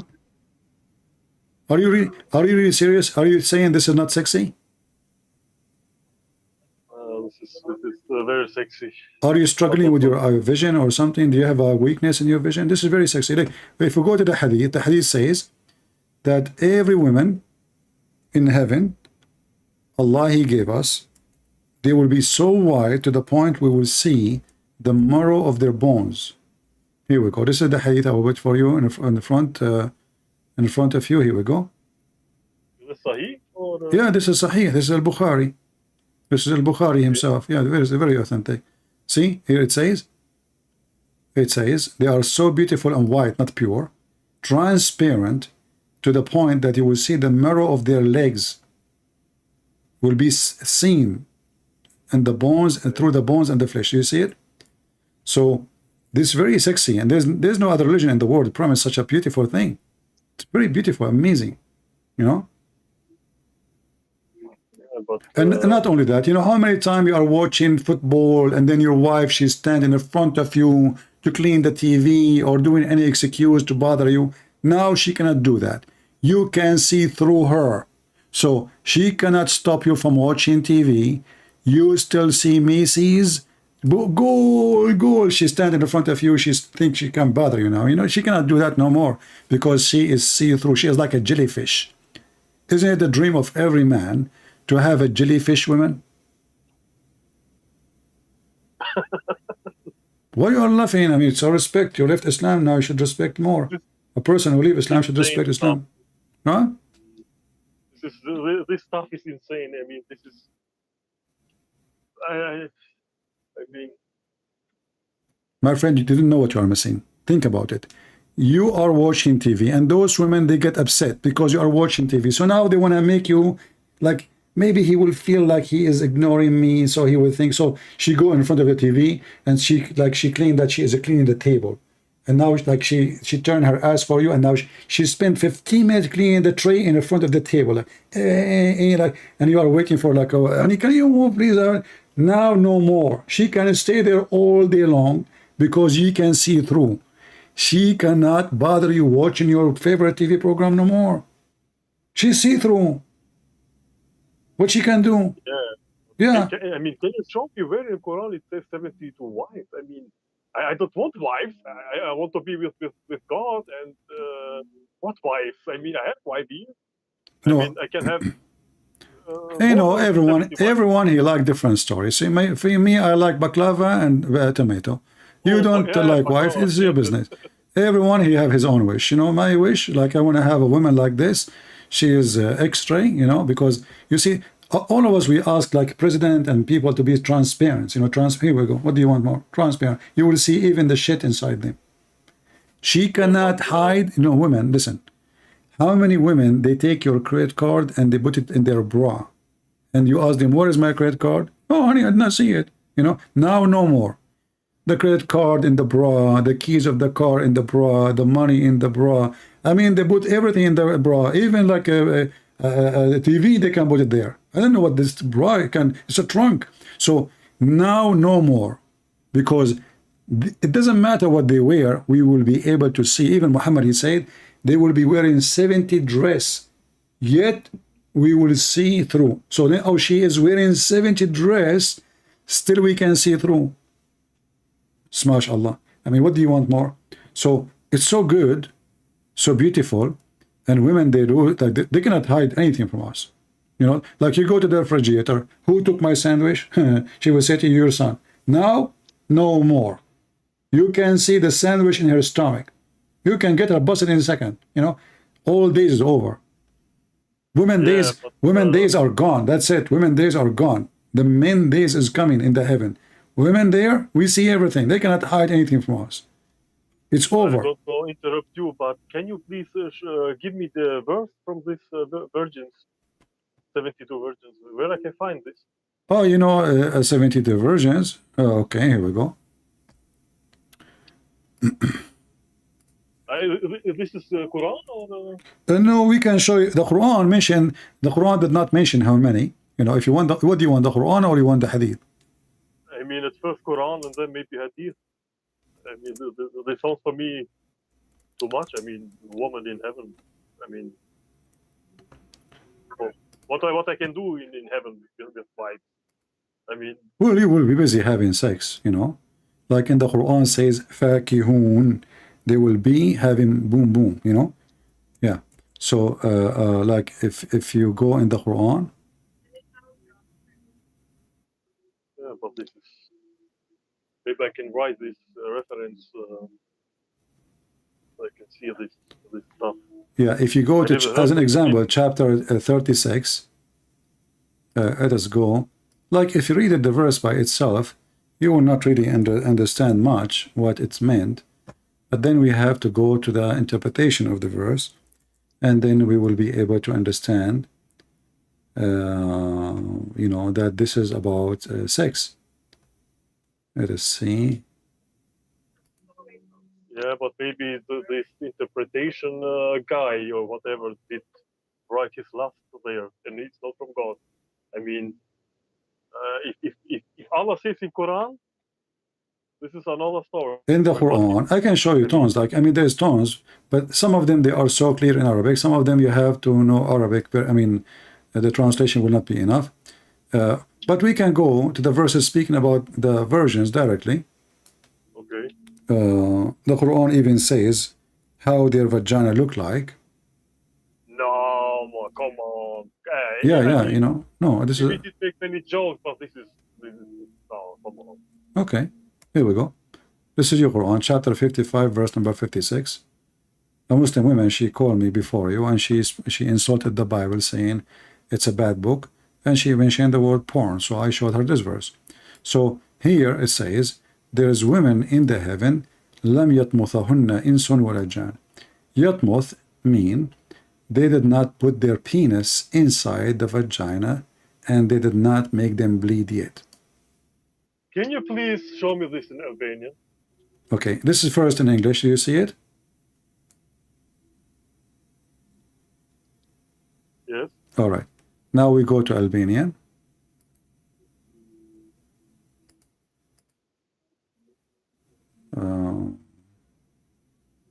We go to Effendi. I mean, what it says here in Effendi? Just a second. I have to chat. It's still English. Okay. It's in English. Maybe I have to wait some seconds. Wait. Okay, wait. 56, right? Yeah, 55, verse number 56. Chapter 55, 56.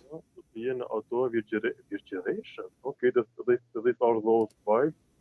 Messi Ulu, Silat, para tyre nuk kanë pasur, takim asnjë njerëz, asnjë gjin.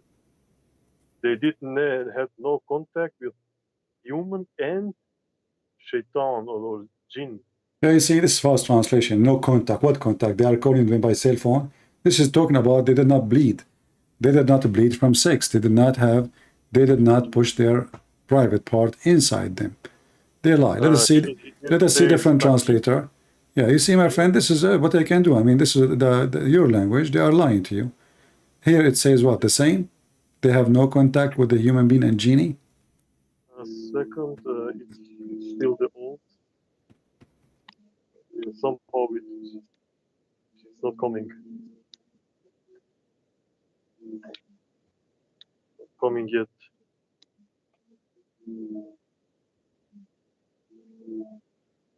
Did you post on screen? Yeah, it's in front of you. It says Aka. Yeah, no, okay. No, I can see it. It says here nobody touched them. Yeah, this is false. You see, this is always false. It's this. I don't want to be rude, but what it says, no one if them, literally, and they did not bleed from the sex. That's what it says.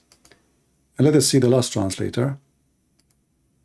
What it says here in the last one.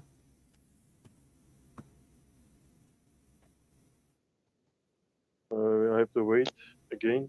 Not coming. There is a delay or something like that. You're switching now? I have to wait. Yeah, I have. It's okay. We'll be ready in a second for you. Are you using the internet of the neighbors? No, I mean, in Macedonia, we don't have very good internet. Well, no, when I was a good Muslim, I used to use the internet of the neighbor.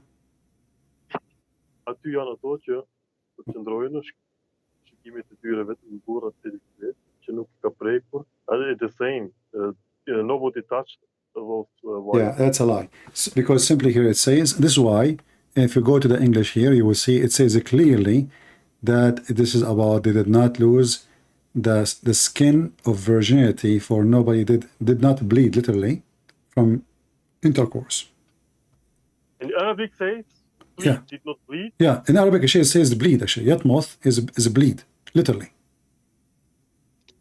I mean, if Islam is a true religion, why did they hide this? I mean, what's the purpose? I mean, the purpose is to hide it, because it's, if anything look ugly, they will hide it. Very simple. I mean, how I can be? Why here? Look, why here in this translation saying this, and the other translation doesn't say that? And why Muslims don't get upset for seeing it if this is not what the Quran is saying? Simply the Quran is saying that this is very close, accurate to the true translation, even though it's not perfect, but it's more close to the rest.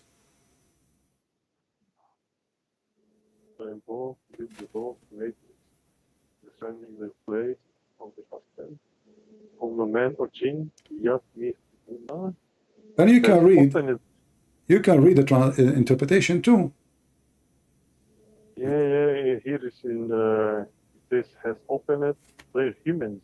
Yeah. Humans. Yeah, the skin inside the woman's vagina. When a woman she did not have sex before, when the man do intercourse, that skin will be broken. That's what the Quran talking about. And this word means, if it's from Arabic, yatmithuna. Yeah, in Arabic it says yatmuthahunna insun qablahum wala jan, and it's very stupid because the Muslim now believe that shaitan can sleep with the Muslim women, which is stupid to believe. How they are a human and shaitan is sleeping with the human. I mean, shaitan is invisible, as I know. I mean, I never saw one, but. So, my friend, today you decide to leave Islam. We are happy for you. What about accepting Christ as your savior? Well, I don't know anything. I mean, I don't know. I mean, I saw so many things like, I don't know, Macedonians. They are, I think, Orthodox. They kill us and they do bad stuff to us. I mean, what they kill you? You came to their land. The Turkish, they occupied them, they enslaved them, they took their women, they took their chicken, they took their animals, they controlled them for hundreds of years, and now they are saying they are the one who killed you. Yes, because they hate us because we are Muslims and. You came to their land, you took their land from them. What what are you doing there? Oh, we are Ilir. We don't came. I mean, this is our land. I mean, how you became Muslim? So, okay, if this is your land, if you are originally from there, how you become a Muslim? Isn't it? I mean, I know this. I mean, we became Muslim because of the Turks. I know. Exactly. So you join the enemy. You join the enemy, even if you are local. If a person he joined the enemy, is a traitor. If somebody come to America right now, Taliban, and they occupy America, and you join Taliban, you are an enemy. You are a traitor, not an enemy. Even you are more ugly than the enemy themselves. You are a traitor. A person who join Islam from the local against his own people, he's an enemy. He is a traitor. Anyway, my friend, I'm not going to keep you for long, but think about it, and you can call me maybe next time. And if you have any question about the Bible, I will be happy to help you. Okay, thank you very much, Christian. All right, thank you very much. Take care. I know some poor Albanian Christians, they think by supporting the terrorist Muslim Albanian, they are, they are doing the right job. Now, right now, you live under the shoes of Muslims in Albania. And they want to convince you that now they are a citizen and you are not. The president is Albanian Muslim, the prime minister, the foreign minister, the police, everything is under the control. Now you live like a dog under the feet of the Muslims for the coming century. Until the Serbian, they will come and they will free you. Anyone who joined, like let us say you don't want the Serbian to control you. So what you did now? You brought the Abdul to control you? At least the Serbian, they have a church the same as your church. At least your child will not learn about Muhammad. They will not force him into garbage. So now you join the enemy. Just because, let us say, those Serbian, they are not nice to you. They are discriminating you. I prefer a billion times a Christian discriminate me. It means my child, he go to school and they are teaching about Jesus. Not somebody will tell my son that having sex with a child and the prophet, his name is Muhammad, is the best of mankind. Let us see.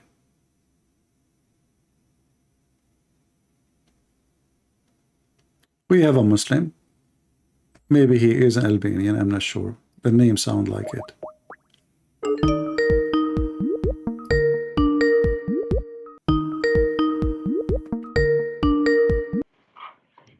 Hello?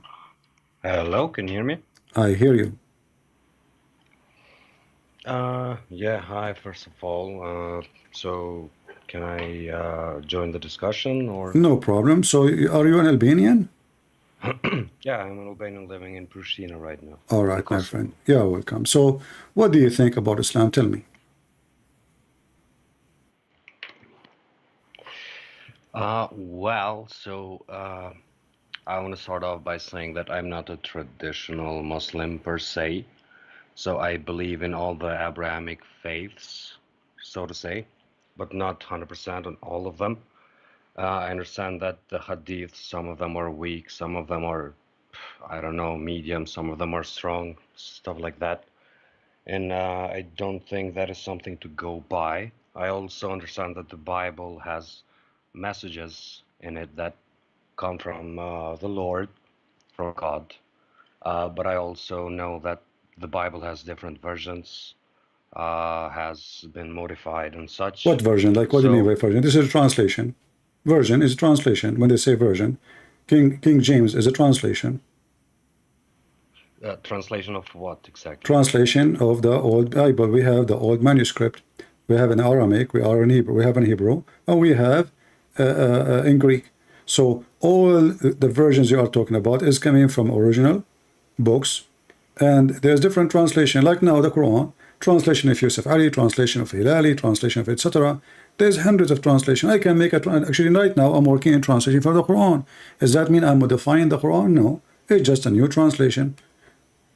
I understand that point. My point is that I found that some Bibles have verses that some others don't, for example, and that is not. This is still translation. This is still translation because simply the translator, if you want to be honest, he can take a chapter if you want. Who cares? You're making a book. You are making a book. You print out, like now I have my books on Amazon. I can delete a chapter. I can. And people who take it, take it. People who are smart, they will not take it. But I can show you right now that your Quran, there's many Quran, and none of them like the other Quran. And this is supposedly how it came from Allah.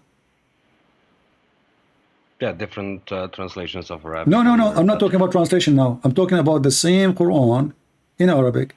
Your prophet, he said that when Allah, he sent him Quran, Muhammad, he told him that's not enough. One Quran is not enough.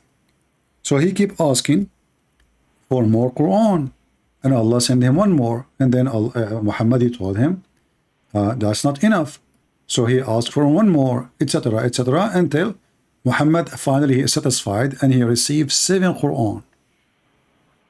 And the excuse is that the Muslims cannot understand the Quran if it's one Quran. And so it needs explanations and such. No, there's no explanation. The Quran, Muhammad did not receive explanation. Muhammad received Quran. We are talking about Quran, not Okay, explanation. so Muhammad received more verses, you're saying? No, during he the- received 7 Quran, 7 different Quran, 7. When Allah sent him one Quran, Muhammad told him that's not enough. Allah sent him the second one. He said not enough. He keeps sending him. He asked for more until they become 7, and that's it. And I'm showing you the reference in front of you on the screen. I don't know if you can see it. Just a second. All of this, you're a prophet asking for 7 Quran. And what is the reason? Because my people, they cannot handle it. One Quran is not enough.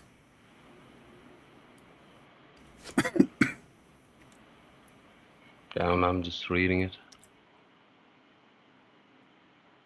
Yeah, by the way, I'm not here to be hostile or something like that. I'm here to have a discussion. No, I my have friend, some you are welcome. questions You in are my speaking. head. You are speaking nice. I will speak nice to you. I speak only harsh with those who decide to be rude.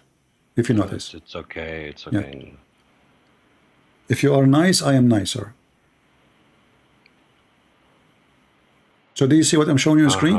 Okay. Yeah. Yeah, I see. Chapter the clarification of the Quran was revealed in 7 ahruf, 7 modes of recitation. This is false. Clarifying, here it says, Allah has commanded you to recite to your people the Quran in one dialect. Upon this, he said, I ask Allah pardon and forgiveness. My people are not capable of doing it. What is that? What is the people suffering from? Well, of my understanding, the way that Arabia, whatever you want to call it, back then, they were mostly pagan and, so to say, dirty human beings. All of them worship different stuff. All of them raping, thieves, and all that. So they were people in need of guidance, in my understanding. And by this, I think the Prophet meant that his people are not educated at all. My friend, Could that those be? are Arab people who speak Arabic. He is saying to them, they are not capable of doing it. Those are the Muslims. We are talking about the dirty people, the one you're calling dirty. And by the way, the dirty one is more clean than Muhammad, because Muhammad is a rapist. Muhammad, he kissed black stone. Muhammad, he worshipped the same as they worship. Muhammad, he worshipped the same God they worship. The pagan, you are calling them pagan. Maybe you not know that the pagan are people who worship Allah too. Don't you know that? When you say the word mushrik is an Arabic word. What mushrik mean? No idea. I don't know Arabic at all. Mushrik is the one who associates God with Allah, which means they believe in Allah. In fact, they believe that Allah is the God, and the rest is just to intercede. So the one you call them pagan, they are the same as the Muslim today. You Muslim believe that Muhammad will intercede for you.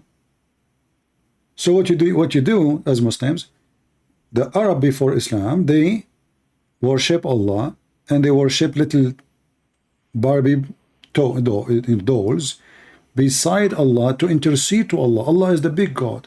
Those are the small one who they are close to Allah. You Muslim, you did the same now. Your prophet, he says that he will intercede for you in the day of judgment. Okay, I have something to push back here.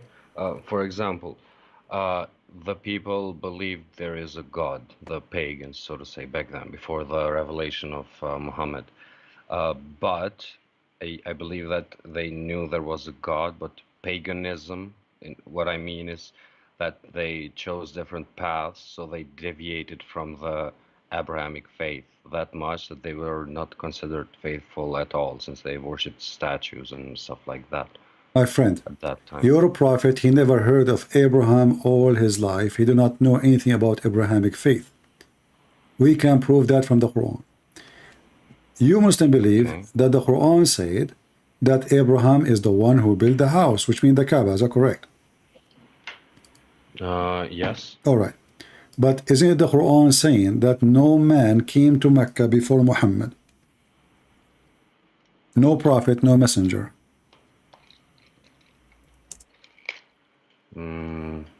You got me here. I'm not informed on this at all. All right. So I'm just gonna take your word for it. All right. No, anything. So there's a contradiction, you mean here? Yeah, this is false information. The Muslim, they repeat, you know.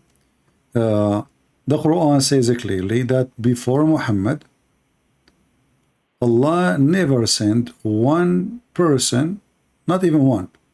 You see, all those verses in the Quran speaking about something called Nadir. Nadir is a warner. Nadir, Nadir, Nadir, Nadir. Okay? So, Nadir is a warner who tell you about God. Nadir can be a prophet, can be, even a good man, speaking about the true God. So, the Quran says you are just a Nadir, which means you are a warner. Okay, wonderful. But before Muhammad, not a single man come to Mecca as a warner. So how Abraham was a prophet who came to Mecca, and Muhammad is the first warner to them. This is chapter 32, verse number 3. Okay, so Abraham should be considered as a warner since he was a prophet. Sure. Warner is a messenger from God to warn you, like wake up, don't worship the wrong thing, etc. Do you see the verse on the screen?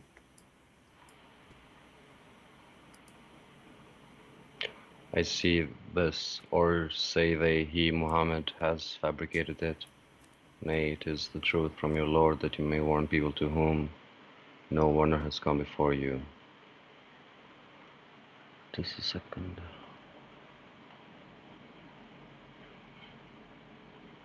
It says here, you may warn a people. Yeah. It says Does that mean nobody. A certain group of because the Quran actually mentioned clearly who are they, the people, saying Mecca and what around it. Mecca and what is around it. And I will show you the verse. So the Quran make it clear that Muhammad came to Mecca and what is around Mecca. And then the Quran make it clear too that no warner came to them before you. This is chapter 6, verse number 92.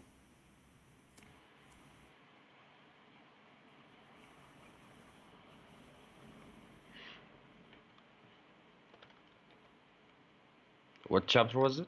Chapter 6, the chapter of the animals, Al-An'am, 6, verse number 92. I'm showing you the verse on the screen. You can read it from my screen if you want. Yeah, I'm just making some notes so that I can do further research after this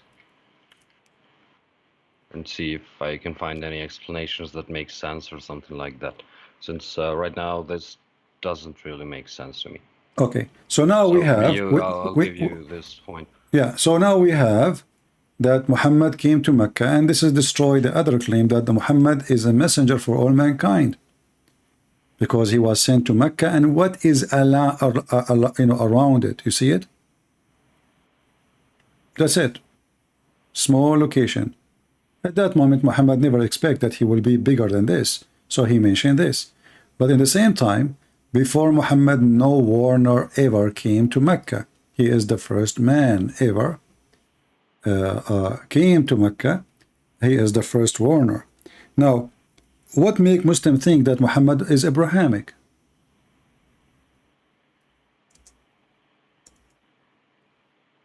What make you think that Muhammad is Abrahamic? Doesn't Muhammad? I think the real name of Muhammad was not Muhammad. Yeah, the name of Muhammad. Like that? You see, the name of Muhammad actually is a proof that Muhammad is a false person. Does not even exist, because Muhammad should be the name of God. Because Muhammad means the praised one. So if Muhammad is the praised one, who is praised to? Allah. Mm-hmm. And not only that, you see, Abraham. Yeah, that was weird, since I knew this. I think I found out recently that Muhammad means the praised one, and I mean, would it make sense to be praised by the other entities, for example, the angels and stuff? I don't think it would be logical to be praised from God himself. Should not be praised by anybody, because you are just a man. The one only to be praised is God. You don't praise. You say I praise God. You don't say I praise man. You know, praise man. Man is a sinner. If he is a sinner, he is not to be praised. We praise him for what? For sin? Isn't it the Quran says Muhammad is a sinner? Yeah, all men sin. I think Yeah, that's no, part of except our Jesus. nature. No, the Quran in chapter 19, verse 19, Jesus is holy. This is why Shaitan, he touched every human being when he is born, according to Muhammad, except Mary and her son. Yeah, that's why I make the correlation between the different religions. Since in Islam, we Muslims believe that Jesus is the, so to say, the nail in the coffin when it comes to this world. So he will rule the world at the end. So we believe that. Yeah, but you see, this is again a contradiction, because how Muhammad is the one who will do intercede for you, and he is a sinner, and he is higher than Jesus. But Jesus is the one who will make even Satan melt like salt, Muhammad said, when he see him. What do you mean higher than Jesus? Yeah, because Muslims, they say, like when you pray on him, I don't know if you listen to the mosque, Ashrafu Khalqullah, he is the most knowledgeable people of Allah. He is the highest of Allah.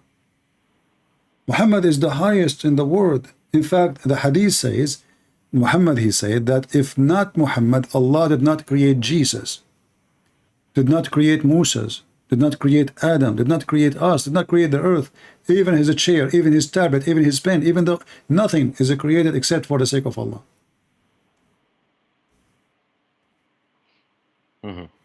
I want to ask you, do you as a Muslim, do you believe that Abraham, he used to have a book? A book? Yeah. I don't think he had a book. No, he does. I think he had a message. No, he have a book. So if you go in the Quran, yes, it says Suhafu. You know, you Muslim, you call the Quran Mus'haf, right? Okay, yeah. This is exactly what the Quran says about the books of Abraham and Moses. Suhafu Ibrahim wa Musa. Okay, so Abraham, he came to Mecca. Did he leave his books behind, or he came back with his book? What do you think? He came to Mecca with his books. Do you think Abraham, a prophet of God will leave the book of God behind him, or he will come with it? What is the word in Arabic for book? This is not a book, actually. Suhuf. Suhuf is pages. Quran is a suhuf. Quran never was, you know, a book. But anyway, this is what they describe. The scriptures of Ibrahim. Chapter 87. Chapter 87, verse 19. Scriptures. Oh, okay. Yeah. So Moses have scriptures, right? And Abraham has scriptures, correct? So now Moses and Abraham, Moses was for the Jews. Abraham, he came to Mecca. Wonderful. Abraham, he have scriptures. Is that correct? Yeah, based on this, I guess. All right. Do Muhammad knew anything about the scriptures of Moses, of Abraham? Sorry. I don't know. Let us see in the Quran. The Quran say no. Muhammad, he don't know anything, any scriptures. Not only that, he never know the God of Abraham. If we go here, you will find chapter 34, verse number 44. It says, and we had not given them scriptures which they could study, nor sent to them before you, Muhammad, any warners. Do you see it?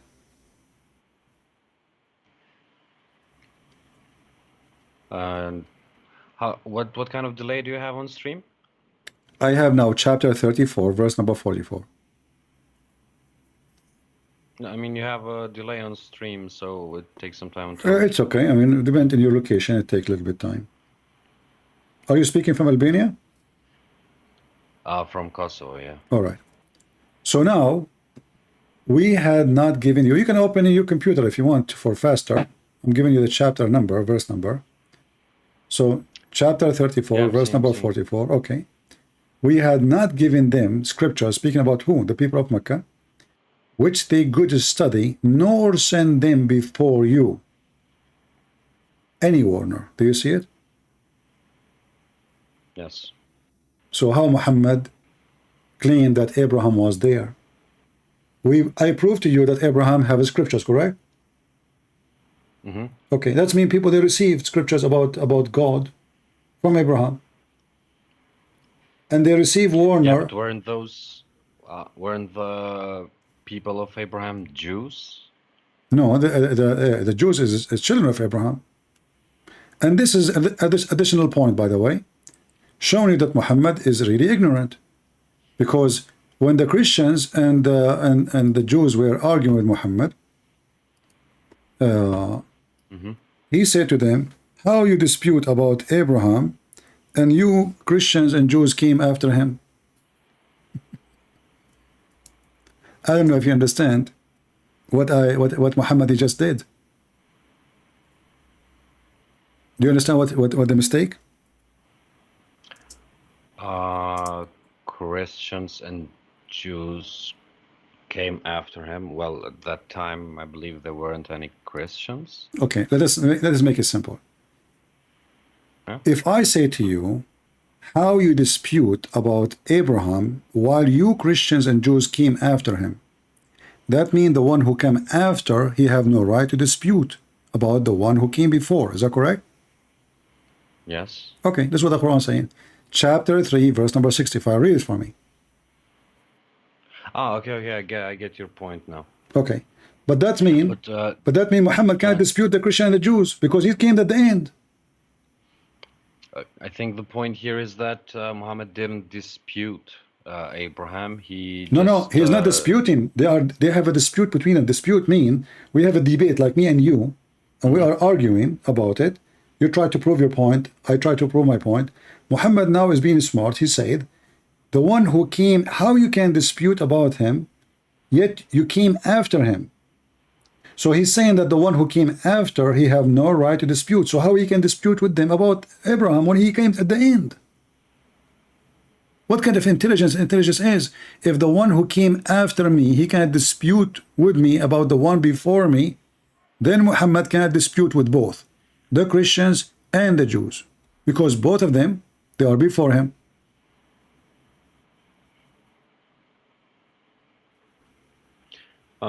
Yeah, I see your point. All right. So now look what we happen.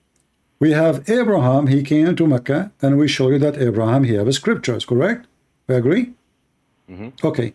Now the Quran says, nobody came to Mecca before Muhammad, and Allah never gave them a book to study. Correct? Correct. And not only that, it says, before you. So now it's clear. We are not talking about it in time of Muhammad, talking even about before you. Before you, which means anyone before that time, nobody came here, right?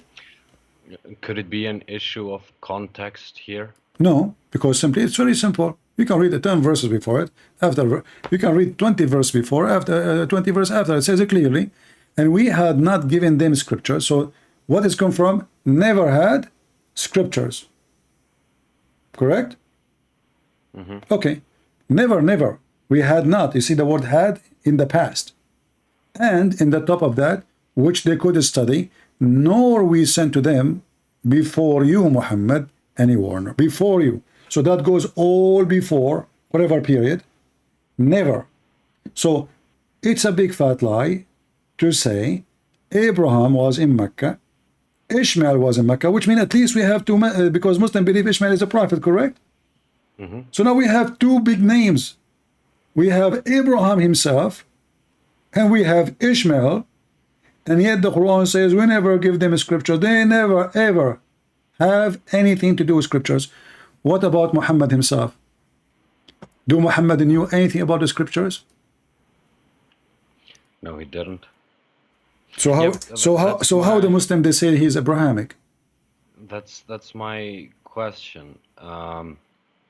They didn't have any scriptures, so the people that were located there didn't have anything from the prophets before. So in my understanding here of these verses that you showed me, I could be wrong, it's just my understanding, correct me if you have a point against it, is that the point here is not that we haven't sent scriptures or a warner in this exact location. Since No. that You see, it's talking about Mecca, my friend. I showed you. We mentioned to you, Allah, He sent him to Mecca and what is around it, correct? I showed you the verse. And we... Yeah, and people around Mecca haven't no, been the my same. friend, it doesn't matter. But let us see how. Okay. He is saying, he is speaking to who? To the people who Muhammad been sent to, correct? Okay, who is around Muhammad now? Muhammad, he spent all his life, Mecca and Medina. Medina is just a few kilometers away from Mecca. That's it. Yeah. Okay, so now this is the location. We know the location. So we never send them books before you. And we cannot say this can even include the Jews. Why? Or the Christians, because the Quran called the Christian and the Jews the people of the book. Correct? Isn't that referring to the gospel? Doesn't matter. No, this is referring to the people. Referring to the people. People of the book, it's mean people who have a book. And those are people who have the gospel and people who have the Torah. So the Quran divide the people to two kinds of people. People who they are ignorant, and those are the Muslims. And the Quran called them this way, by the way. Don't think I'm insulting you. In the Quran, if we open... let us open another page so we can keep more pages open in front of us. Here. All right. In the Quran, you will see that the Quran make it so clear, but the Muslims, as usual, they just follow their sheikhs. Nobody want to read. The word ummi, which Muslim can translate as illiterate,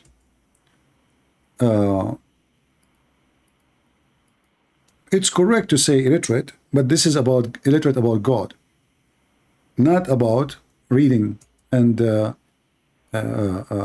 writing. Chapter 2, verse number 78, it says, and there are among them, between two bracket Jews, illiterate people. This is false. وَمِنْهُمْ أُمِّيٌّ لَا يَعْلَمُونَ الْكِتَابَ. People? It's mean like unlearned, like illiterate. Okay. Yeah. Yeah, but this is false. This is not, doesn't say Jews. It does. If you change the translator, you will see right away how everything changed. You see how translators can insert things is not there? They can play games. And I can say now this is a new version. So when you were, sorry to interrupt, when you were talking to the other guy before, I saw some of your points that you made. For example, the translations in Albanian and stuff. Yeah, everyone give you his own version, but can I say this is a new Quran? No, because we have the Arabic one. Now look, among them are uneducated to know the scriptures. What is the word here? Is ummiyin. The ummiyun or ummiyin is those who do not know the book, not the one who do not know how to read the scriptures, the one who do not know scriptures. So the Muslims are those who do not know the scriptures, and we showed you the verse in the Quran saying that clearly, right? And that mentioned in the Quran many times, not only once. Like as an example, chapter 3, verse number 20, it says, those who've been given the book and those who are illiterate. It can also mean illiterate in the context that if you don't know about the religion, the Abrahamic religion, you are considered exactly. This is what it's meant actually. Illiterate is those who do not know the true God. So here the Christians are the only one and the Jews called people of the book. Muhammad is not from the people of the book because he is a Gomai, he is a Gentile, he is a pagan. The Quran always keep calling the Christians people of the book, never call the Muslims people of the book, because Muslims never have a book, and they are the pagan, and they are illiterate, and even this is why the Quran described Muhammad himself, called him a Rasul al-Ummi, which means the illiterate prophet. Do you see the verse I'm showing you now? I see verse 20. Okay, so those who they are given books, they are not called illiterate, they are people of the book. And those who they are not given scriptures, they are called what? Illiterate. So now it's clear for us that those who is given book, not necessarily they knew how to write, how to read, but this is about they received scriptures. Do I agree? Yeah. Okay. If you go in the Quran, and you will find many verses, chapter 7, verse 157 as an example, it says, those who follow the illiterate prophet, al-Ummi. The Muslim translate saying, the one who cannot write, who cannot read. Do you see the deception? But we just showed you how many verses that the word illiterate mean the one who don't have book and he is a pagan. And you are the one who mentioned that to me, to just remind you. You said to me, properly what they mean, those are the pagan who did not receive scriptures, correct? Mm-hmm. So Muhammad is what? Muhammad is Ummi. Not doesn't mean that he didn't know how to write, how to read. It means he is a pagan. He is not from the people of the book. And this is proof that Muhammad cannot be from Abraham too, because Abraham is the father of the people of the book. How he is from Abraham? Just keep the screen here. I'm just trying to write this verse, to read this verse. Chapter 7, verse 157. And you will notice if we change the translator, you will see how the translation changed. Here it says he do not know how to write, how to read. But nowhere in Arabic it says that. It says Ummi, which is what meant in the Quran always, the one who do not know the scriptures of God. Not the one who do not know how to write, how to read. This is what I find most tricky, since so many words have so many different meanings, and the whole message of a verse can change based on different interpretations. So you see, this verse, it could actually mean he couldn't read or write. Yeah, but technically, nowhere it mean write and read. The Quran is a religious book. The Quran does not divide people between the one who do not know how to write and the one who do not know how to read. That would be even more silly. Do you think God will discriminate you because you do not know how to write? no, but you can make a point that someone who doesn't know how to write or how to read. I'm not saying that on every time that that Arabic word is in the Quran, it has the same meaning. It is because the Quran it's not up to me or up to you. The Quran confirmed that those who they are not people of the scriptures are called Ummi. I will give you another one just to confirm what I'm saying. Muhammad, he was sent to whom? The Muslims, they say Muhammad was sent to all mankind, correct? Yeah. Well, that means he was sent to those, even those who have the book, correct? Which means the Christian and the Jews. Yes. All right. But this is not what the Quran is saying. The Quran says in chapter 62. They can continue on the teachings that they already have. Yeah, and to add to this point, I think it says in the Quran that to Muhammad that if you are in doubt, go to the. We will not go there now. Just hold your horses. In chapter 62, verse number 2, it says it clearly that Muhammad he sent. You remember, you are the one who said to me, I think that the one who it says illiterate is those who did not receive the scriptures, correct? Yeah. Those are the word ummiyin. Look what it says here. It is he who sent among the illiterate. Do you see it? He's one of them. Mm-hmm. So all the Arab do not know Arabic? All the Arab do not know how to read?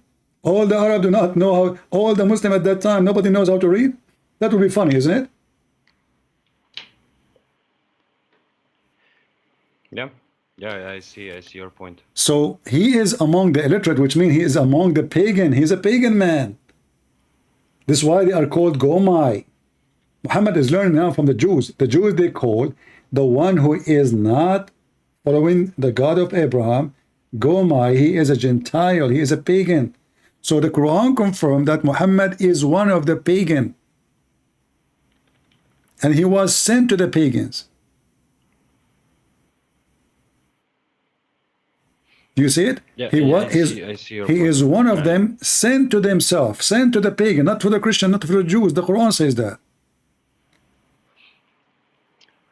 Okay, so can I give you an opinion on not certain verses, but the whole Quran and how I see things? So, for example, I believe that the Quran came after Muhammad died, and the hadiths and that I mentioned before, that they are not that reliable, in my opinion. So the same story with the Bible and such. But my question is, how can a man that doesn't know how to read or write, I'm not, even if not 100% of the book that he provided is correct, we can have the same argument for the other books, since people are people and they do stuff. But my point is that how can all of these Abrahamic faiths be the principal values, the core values of these are so similar? No. Don't you think that there is you have zero similarity with the Abrahamic faith. Muhammad, he taught you that you can cheat. Muhammad taught you can lie to your wife. Muhammad, he taught you can, sure, yeah. You can cheat. You can cheat. Yes, you can cheat. Isn't it Muhammad, he went to his own son's wife and he flirted with her in her house when she is married? Isn't it the Bible that we have 10 commandments? You should not desire a woman, she is not yours. You don't desire a woman, she is not yours. This is a big sin. Muhammad, he went to his own son, and this is in your books, not in our books, not written by the book of the Jews and the Christians to make Muhammad look bad. He went to his own son's house, and when the wife was alone, he flirted with her, and he said to her, praise be to Allah, the one who made my heart flip for you. That is breaking the command. Muhammad was a thief. Muhammad was a criminal. Muhammad was a cheater. Muhammad, he sent his wife to visit her father so he can sleep with the maid.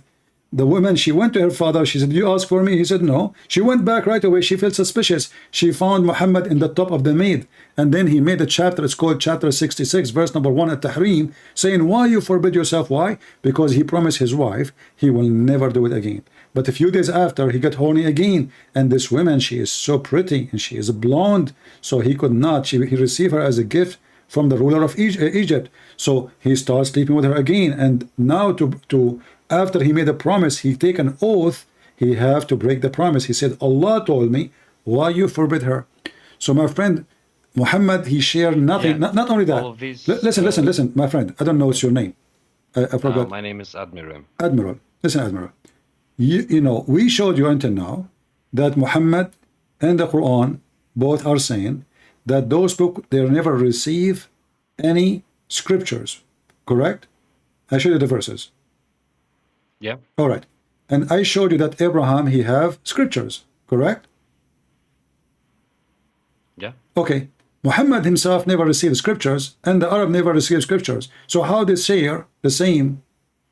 In the top of that, if the Arab they never heard of Abraham, and they never have the scriptures of Abraham, so how come they worship Allah? If Allah is the same God of Abraham, obviously Allah cannot be the God of Abraham, because the Quran is so clear that they never heard the scriptures. Not only that, the Quran confirmed that Muhammad himself do not know what is faith. Do you know that? So he was an atheist before? He was not atheist, not only atheist. He is, I mean, when you say you do not know what faith, that means you are a horrible pagan. Like not only, like you have zero truth on you. This is in the Quran, chapter 42, verse number 52. And those we sent to you, Muhammad, ruhana, which means our spirit, of our command, and you know not what is the book, nor what is faith. Do you see it? Yes, but how does that give us a conclusion that he was a murderer, rapist, a thief, and all that because he didn't know? Okay, no problem. Thank you very much. But the Quran says the one who do not know the scriptures is al-ghawin, which means they are murderer, rapist, and thieves.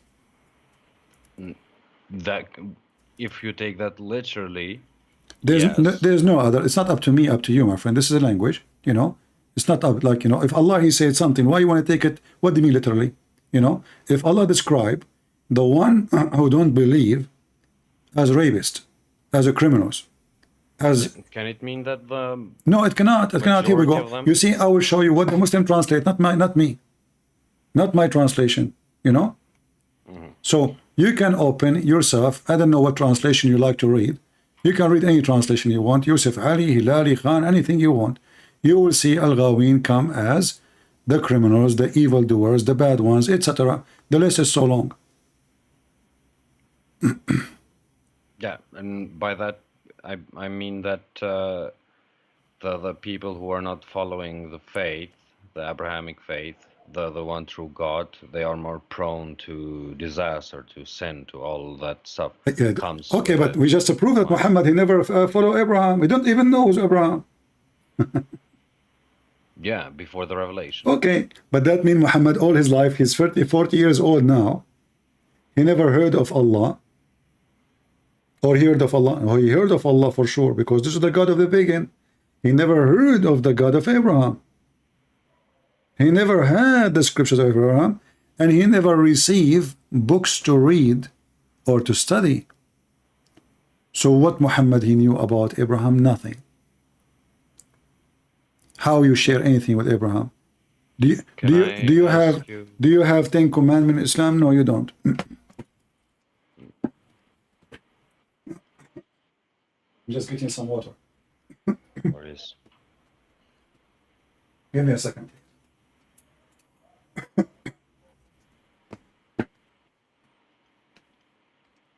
All right. Hi, chat. Sorry, again, I did not hear. I was getting some water. And the chat is full of Albanians and Serbs going at each other. You have to repeat. I did not hear you. I was away. Yeah, I said this chat is full of Albanians and Serbs going at each other. Well, my friend, I am a Christian, like and I don't care about the chat, but I will tell you, I'm always being honest in what I believe. I don't care who people get upset or not. I believe that anyone who joined the side of Muhammad for me is the devil. It doesn't matter who is he. It doesn't matter what his ethnic. He is betraying Jesus. He is doing evil to himself, and he is joining the devil camp. So they can speak about politics. I don't care for their politics. But whoever join the army of the devil, he is of the devil. Let us finish it here. Now let's go back our topic. On this, for example, I'm a Muslim, not a traditional one per se, as I said, and based on the Quran and what I learned from it, I believe that Jesus is a key figure in which I should base even my character upon him. Abraham, Moses, Muhammad, and all that. And Jesus is a key figure in my life, so I wouldn't consider myself an enemy of Jesus at all. You know, you might think you are not, but in fact you are, because simply you deny everything Jesus did.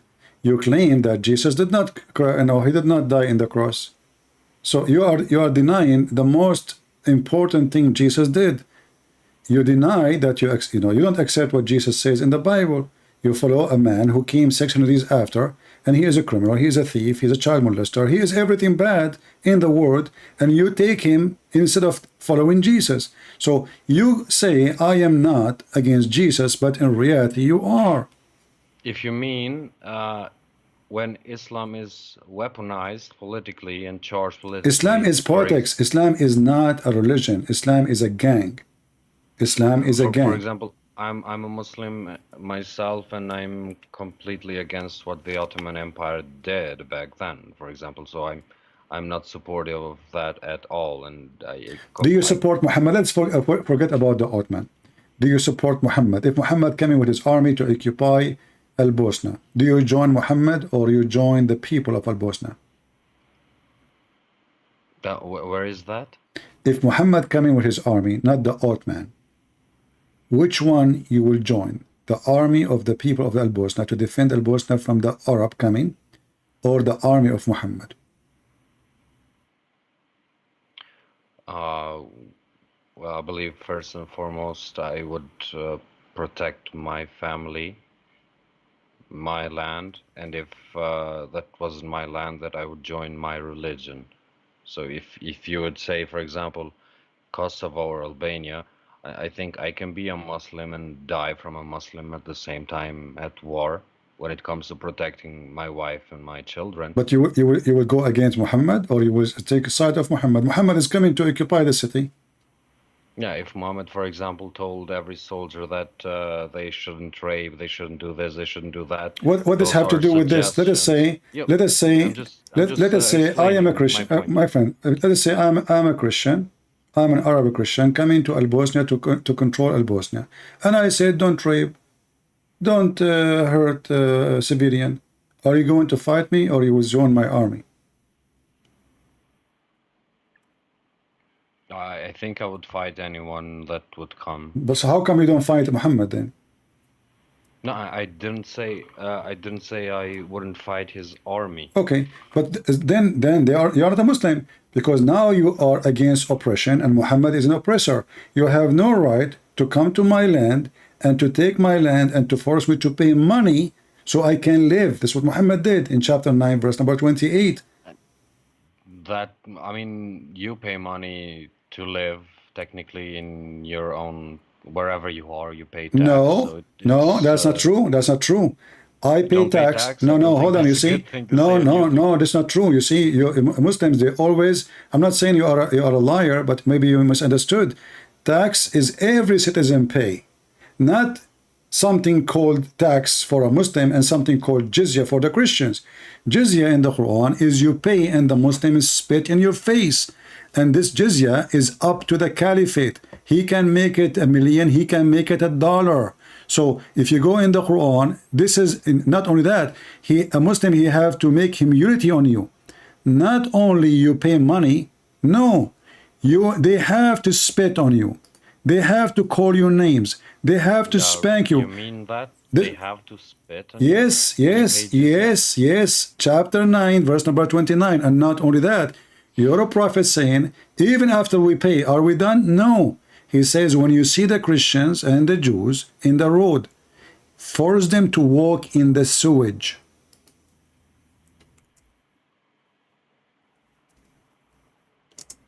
What do you think? This is the prophet of God? He want to force us to convert to Islam.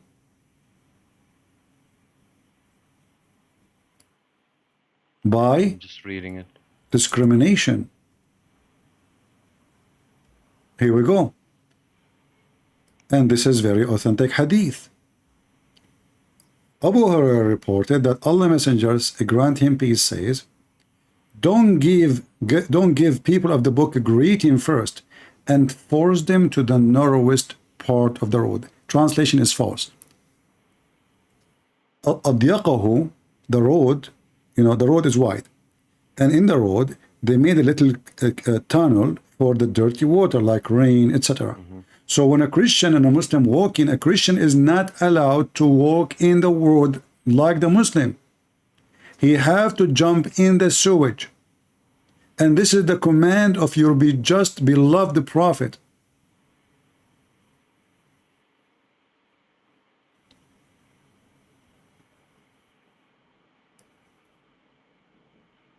This is what the Muslims, they tell us. Muhammad was amazing. Islam teaches justice. Islam don't discriminate. The fact Islam is the religion of discrimination. You don't know what they did to my people in the Middle East. You have no idea. Where are you from, if I may ask? From the Middle East. I don't say. No, doesn't matter. All the Middle East is mine. This is our land. And Muhammad, he came to our land and he took our churches and he took our land and he raped our women and he forced us to pay jizya, and they forced her to walk in the sewage. And then you come to me and says we share the same Abrahamic faith. You don't. And you say to me we respect Jesus. You don't. If you know anything about Jesus, you will not do what Muhammad ordered you to do. Muhammad, he said to his followers, attack the Romans so you can get the blonde girls. Have you ever heard of a prophet seducing his men to go to war with the Christians for the sake of a blondie woman? I don't believe this. I mean, I don't say anything without proof. You know me. If you watch my videos, do you watch my videos always, or this is the first time? I found out today about your channel. All right. To be honest. Well, anything I say to you, if I don't show it to you, spit in my face, right on air. Say to me you're a liar. Doesn't say that. Can I ask about also the stories before that you told me that, for example, Muhammad did this to someone's, to his maid, and he sent his wife to. I mean, where did that come from? I'd never heard of that. All of this is from your books, not from my books. I have nothing to do with it. Yeah, here we go. This is, and I will post the link for it, actually, if you want. Okay, sure. We can show it from Al-Qurtubi, we can show it from Al-Suyuti, we can show it from anywhere. I mean, we have tons of reference. Everything I show here is your books. Nothing is mine. All right, this is here. Tafsir al-Tabari, one of the oldest tafsir. Did you send the link somewhere? I will post it in the chat, and I will put it for you on the screen, and I will use Google translation because it is in Arabic. We don't have this book yet in English. Unless you have it in English, you can, tell me where to find it. So this is the link. You can use Google translation. You can open it on your side. I will post it. And this is the official government website of the Kingdom of Saudi Arabia. Really? Yes. This is a government website. This is the Ministry of Islam. And this is the University of King Fahd, I think. So here it says, المجاهد قالوا قال رسول الله صلى الله عليه وسلم اغزوا تغنبوا بنات الأصفر. Attack and get the Roman girls, the blondie girls. Here the hadith for it, 16785. Attack the Roman, attack Tabuk. Tabuk is the area where the Roman was the limit of them. You will get the daughter of the blondie, the yellow, and the women of the Roman. The hadith before it. The man, he said to him, don't tempt us with the women, with the blondie women. Let us use Google translation. And as long you speak Albanian, look, we still have the setup from before. Do you sit in Albanian now? No, not yet. I don't understand what it's saying, but you tell me. Does it say attack the Roman to get the blondie girls? I'll just wait for it to pop out.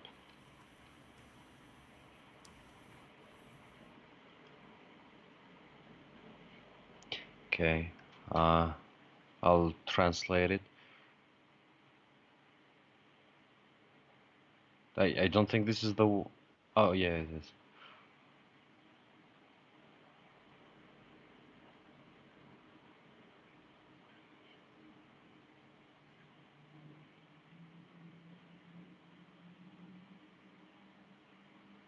Can you scroll down just a bit? Okay. So the messenger of God, peace and blessing of Allah be upon him, has said... I'm just waiting for the screen to scroll down a bit.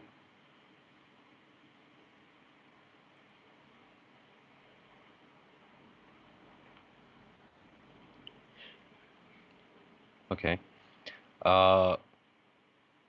conquer Tabuk And get the blondie women. and get the women of the. Yellow. It says here Verdave. It means the yellows. Yellow, the Roman, the blonde, they call them yellow. Yeah. The blondes Uh-huh. and the wives or women. Exactly. Can be both. This is your prophet. Of, the Romans. And the grandpa said. A man, a good man, he said to him, why you are tempting us with women, man? You want us to go in war for the sake of a blondie women? Muhammad, he accused him that he is a hypocrite. Can you believe it? This is what the verse is about. About a guy, Muhammad was making a speech saying to them, let us attack the Romans so we can get the sexy, beautiful blondie women. Don't you want to have a blondies? An Arab man said to him, Muhammad, why you are tempting those young men? This is why here they call him a Jed, which means grandpa. He's an old man. He said to him, why you are tempting those young men to go to war for the sake of a blondie women?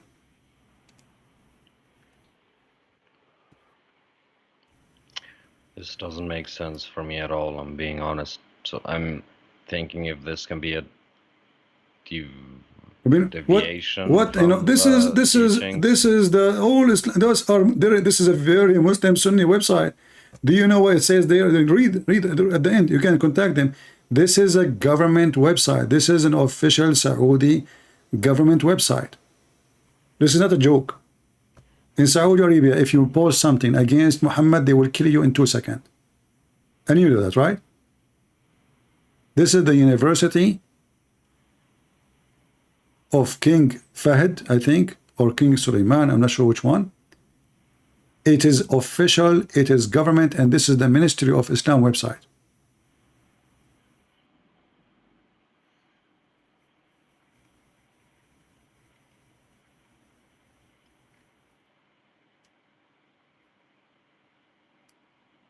This is a prophet of God. Attack the Roman. So attack the Roman not to spread Islam, attack the Roman so we can get a blondie. Because this is the reason to go to war. This is why we need to attack the Roman and get their money and get, you know, they will get the blondie, they will get the money and the gang. This is the religion you want to join? And you are born of it as an Albanian Muslim?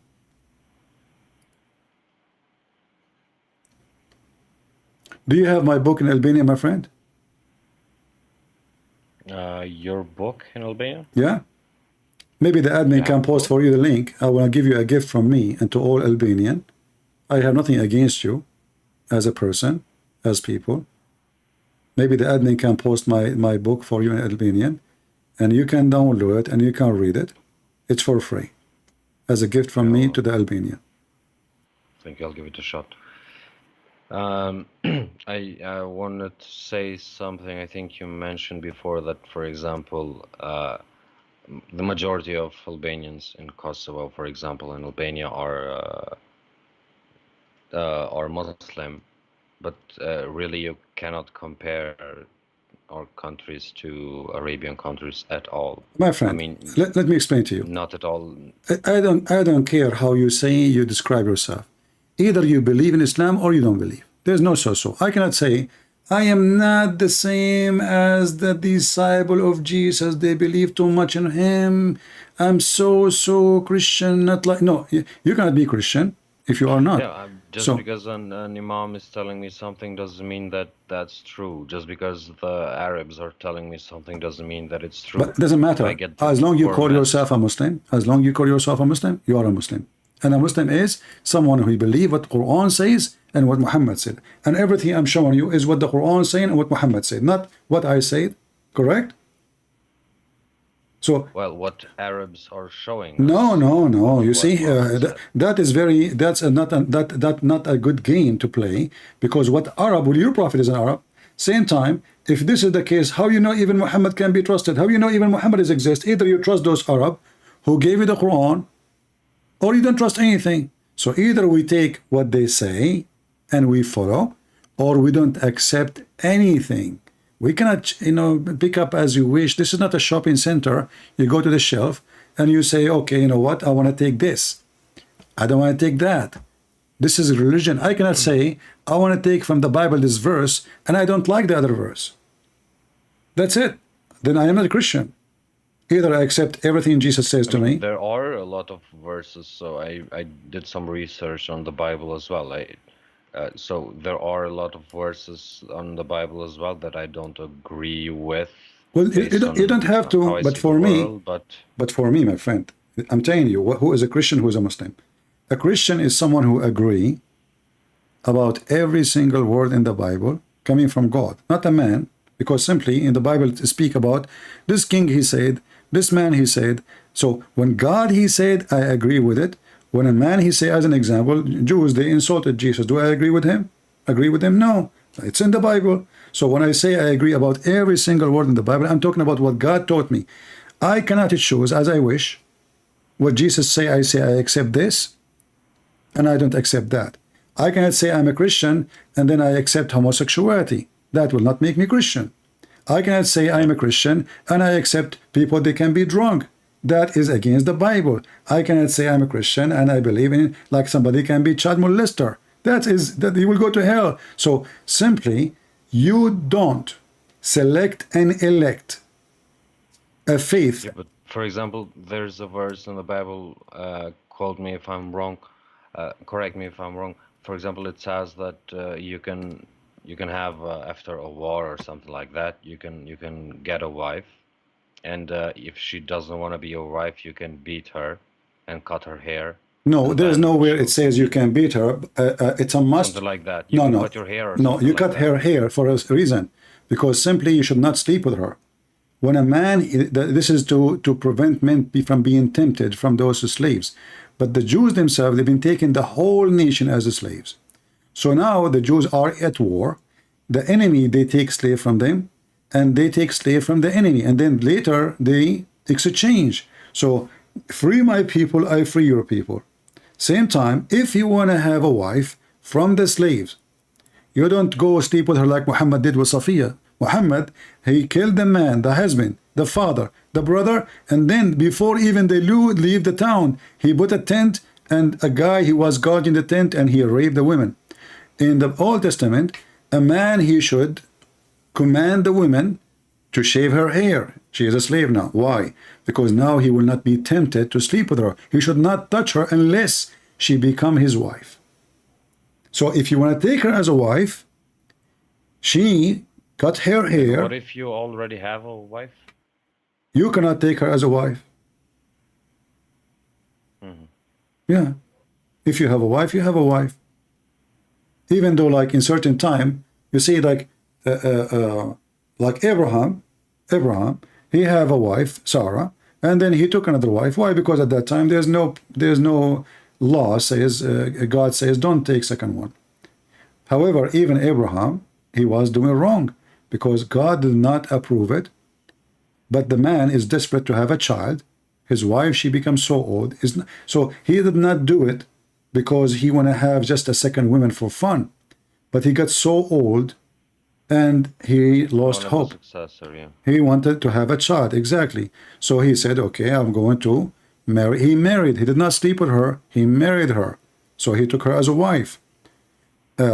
However, if there's no law in certain time, then there's no law. If there's no law says, like in certain time, a child of Adam, they have sex with their sisters. Is that correct? Yeah. Okay, because there's no law. There's no law. And if God wanted this not to happen, he should create other couple, right? So they can have, like I marry from your children, you marry from my children. But there's only one man, one woman. So law came in degrees, and the law can change. But Muhammad, as an example, Muhammad proved it to us clearly that Muhammad is a false prophet. Not only he have a very bad ethic, but have you ever heard of a God? He says something afternoon, he said the opposite the day after in the morning. Is that possible? Is it possible to give you a law afternoon today, and tomorrow morning I wake up and I change the law which Allah gave me yesterday afternoon?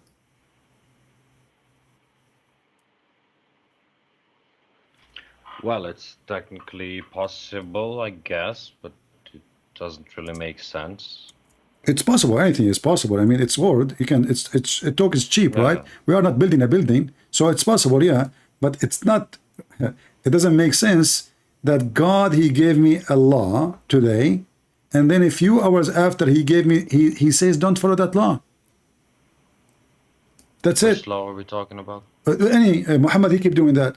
If you go in the Quran, chapter 2, verse 106, it says, whatever revelation do we abrogate or cause to be forgotten.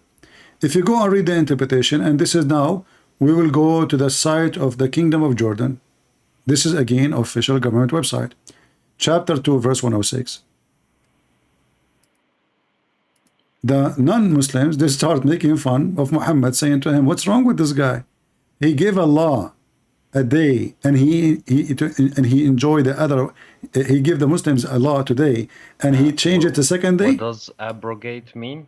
Abrogate mean he changed, like he abolished. He don't forget, don't follow it. Like I say to you, you have to paint your house white today afternoon. Tomorrow after it says paint your house blue. It's just a few hours between them. Read with me carefully. So this is the Quran, and this is the interpretation, and this is your translation, not mine. Let us see. Oh, this is a different verse. Hold on.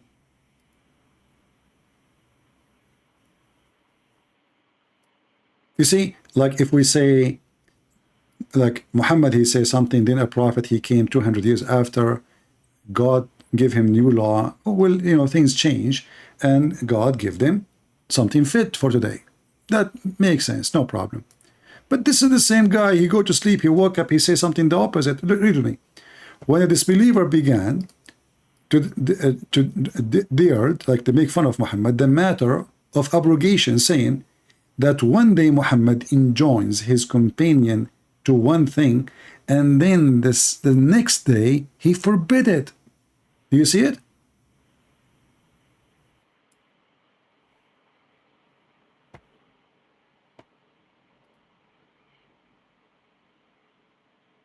I'm reading it. Okay.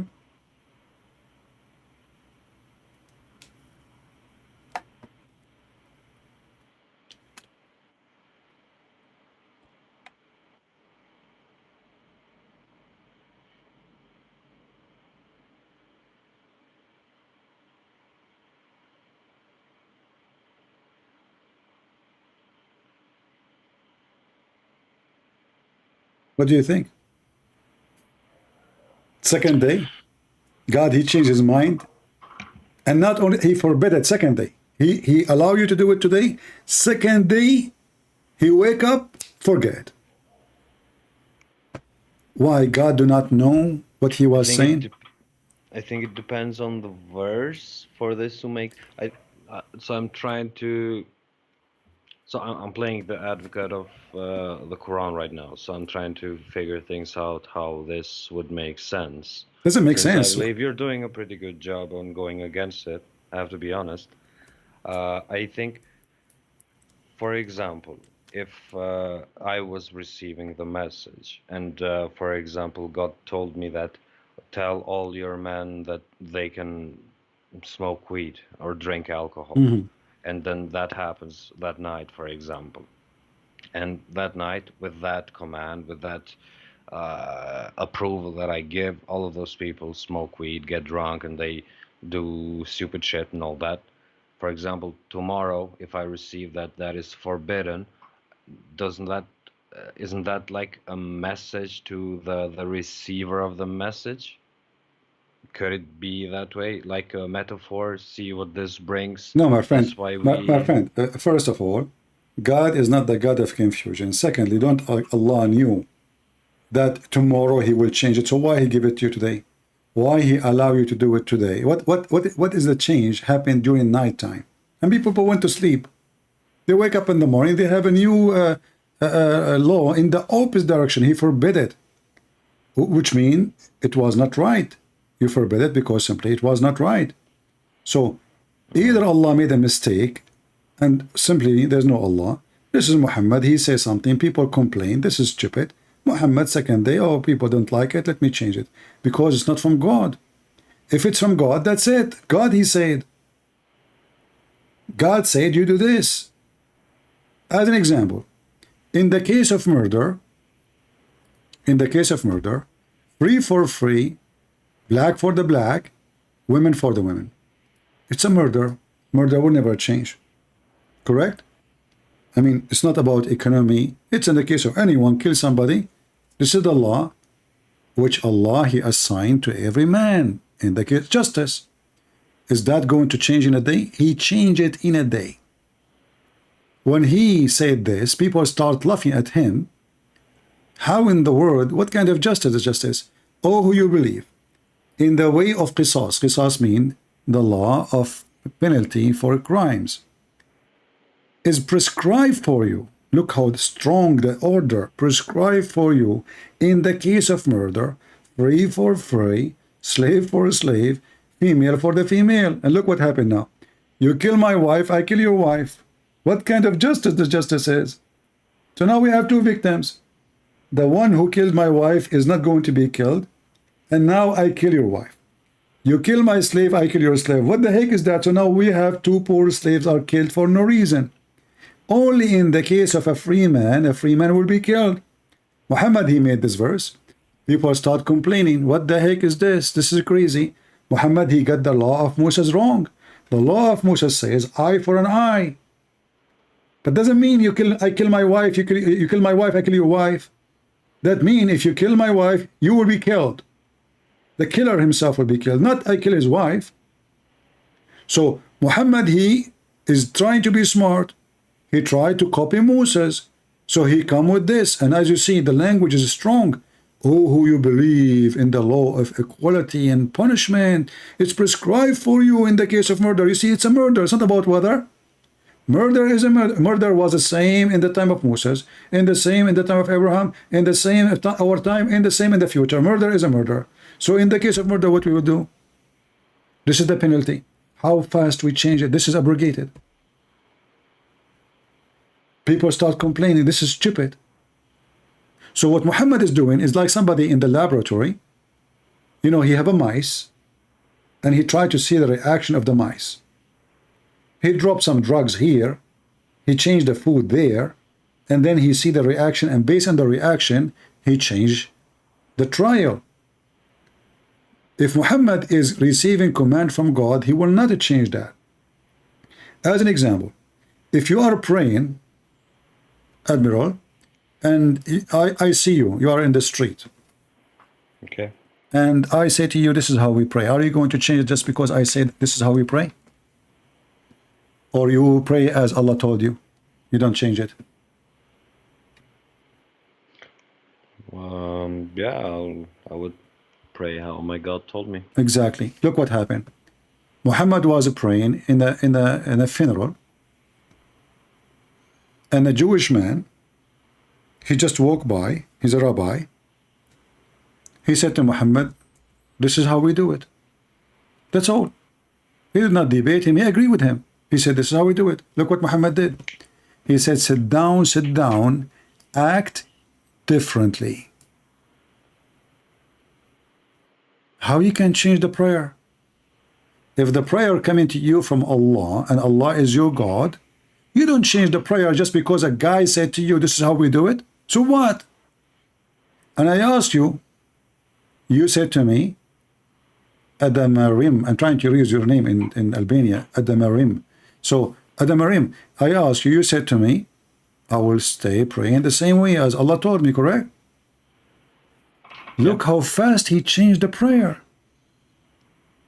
That means Muhammad never received a way to pray from Allah. So, if another Jew now walked by and he said to him the same, this is how we do it, Muhammad will keep changing. So, it's up to him. He did not receive how to pray from Allah. And he don't really, what happened here, Muhammad, he felt that the Jews, they got him busted. He is trying to copy them. He is copying the Jews. So the Muslims, they start wearing a hat in the top of their head when they go to Hajj. That's what the Jews do. The Jews, they grow their hair. The Muhammadans start doing that. The Jews, they circumcised themselves. Muhammad did that. Muhammad, by the way, did not circumcise himself. He ordered the Muslim to circumcise, but he himself never did. He was copying the Jews because he's trying to establish a religion. When the Jews, they said to him, this is how we do it, he changed it immediately. They got me busted. Okay, so based on this, then Muhammad should have been someone who had ambitions to seize power, to manipulate people, and to fake a religion, so to say, based on what he knew about other religions so far, and he learned during the way. He moved to there's a change point of Muhammad life when he moved from Mecca to Yathrib. Yathrib is the city of the Jews. It's called today Medina. He started learning from the Jews about Abraham, about Moses, but he got tons of things wrong. And actually the Jews, they got him busted horribly. Like when they came to him and they said to him, tell us about Prophet Zulqarnain. Muhammad was a fool. He believed in that he's a prophet, but the Jews, they were just making fun of him. So he made a chapter in the Quran, chapter 18, speaking about Zulqarnain, claiming that he's a prophet of Allah. And he built a dam between us and Gog and Magog, which is a horrible, stupid story. And Zulqarnain, he found where the sun set, and he found the sun sitting in murky water. Do you know the verse about the sun sitting in the spring of water? Yeah, I know that. I didn't really take that literally. It's not up to you, my friend. It's not up to you. Even Muhammad, he explained the verse. He said, yeah, but not all the verses can be taken literally. No, so it's not up to you. It's not up to you. It's not up to me. Exactly. Especially if Muhammad, he made it clear. Muhammad in the hadith, he said to Abu Dhar, which means the father of the ants, do you know where the sun set? He said, Allah and his messengers knows best. He said, it set in a hot, muddy spring of water, boiling water.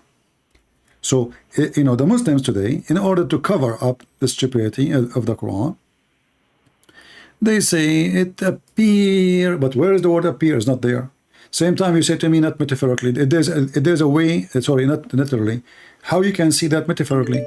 It says he went all the way to the setting place of the sun, and he found it sitting in a spring of water. So what metaphorically of that? You see, when we say metaphorical, we have to give us what this is for what? This is a real person or not? Is Zulqarnain a real person? Is the journey real?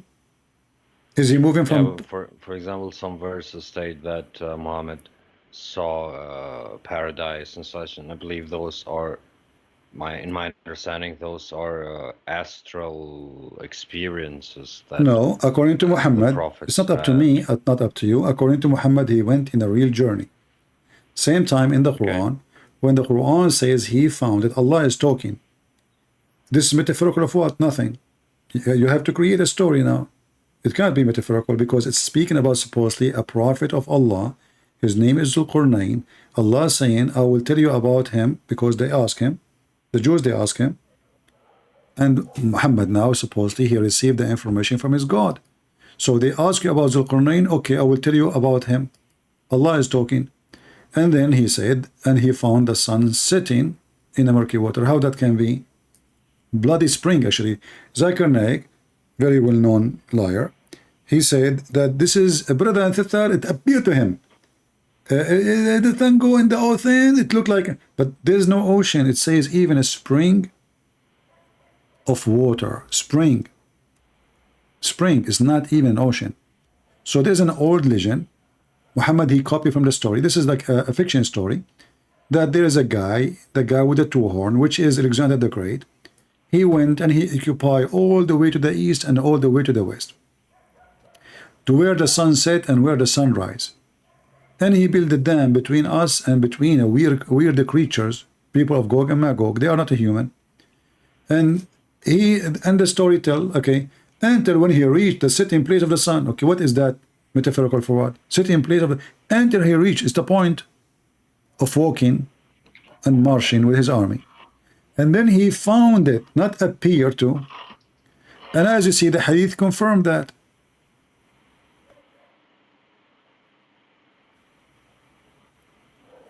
Did you see the hadith I showed you on the screen?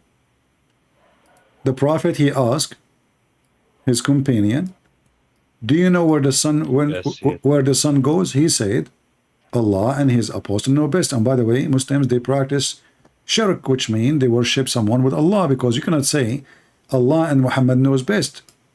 That is an insult to God. You cannot say Christian Prince and Jesus know best. Who is a Christian Prince to compare to Jesus? That is an insult. So the Muslims always, they claim that they are worshiping one God, but in reality they worship Muhammad. Allah and his messengers knows best.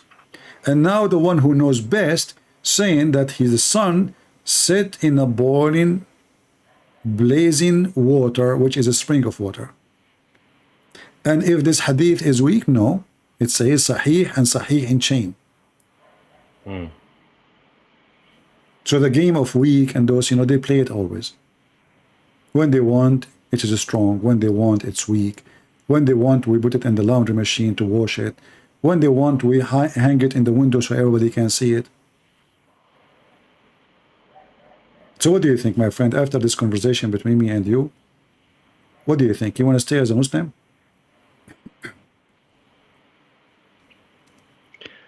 Well, I think the core values of Islam, not these details that you showed me at all. I disagree with what you showed me so far. I think the core values are engraved in me. I think those values are present in the other Abrahamic faiths as well as the Bible, for example. I want to focus on the similarities. I have some doubts on Islam. I had them.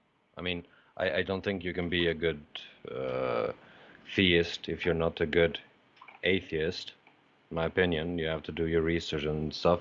And for the biggest part of my life, I wasn't religious at all. So I got into religion recently, and Islam was the first one I set my eyes upon.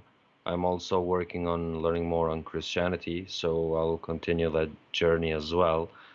I have some issues with all of the faiths. I believe all of them were modified to fit different agendas of politics and such.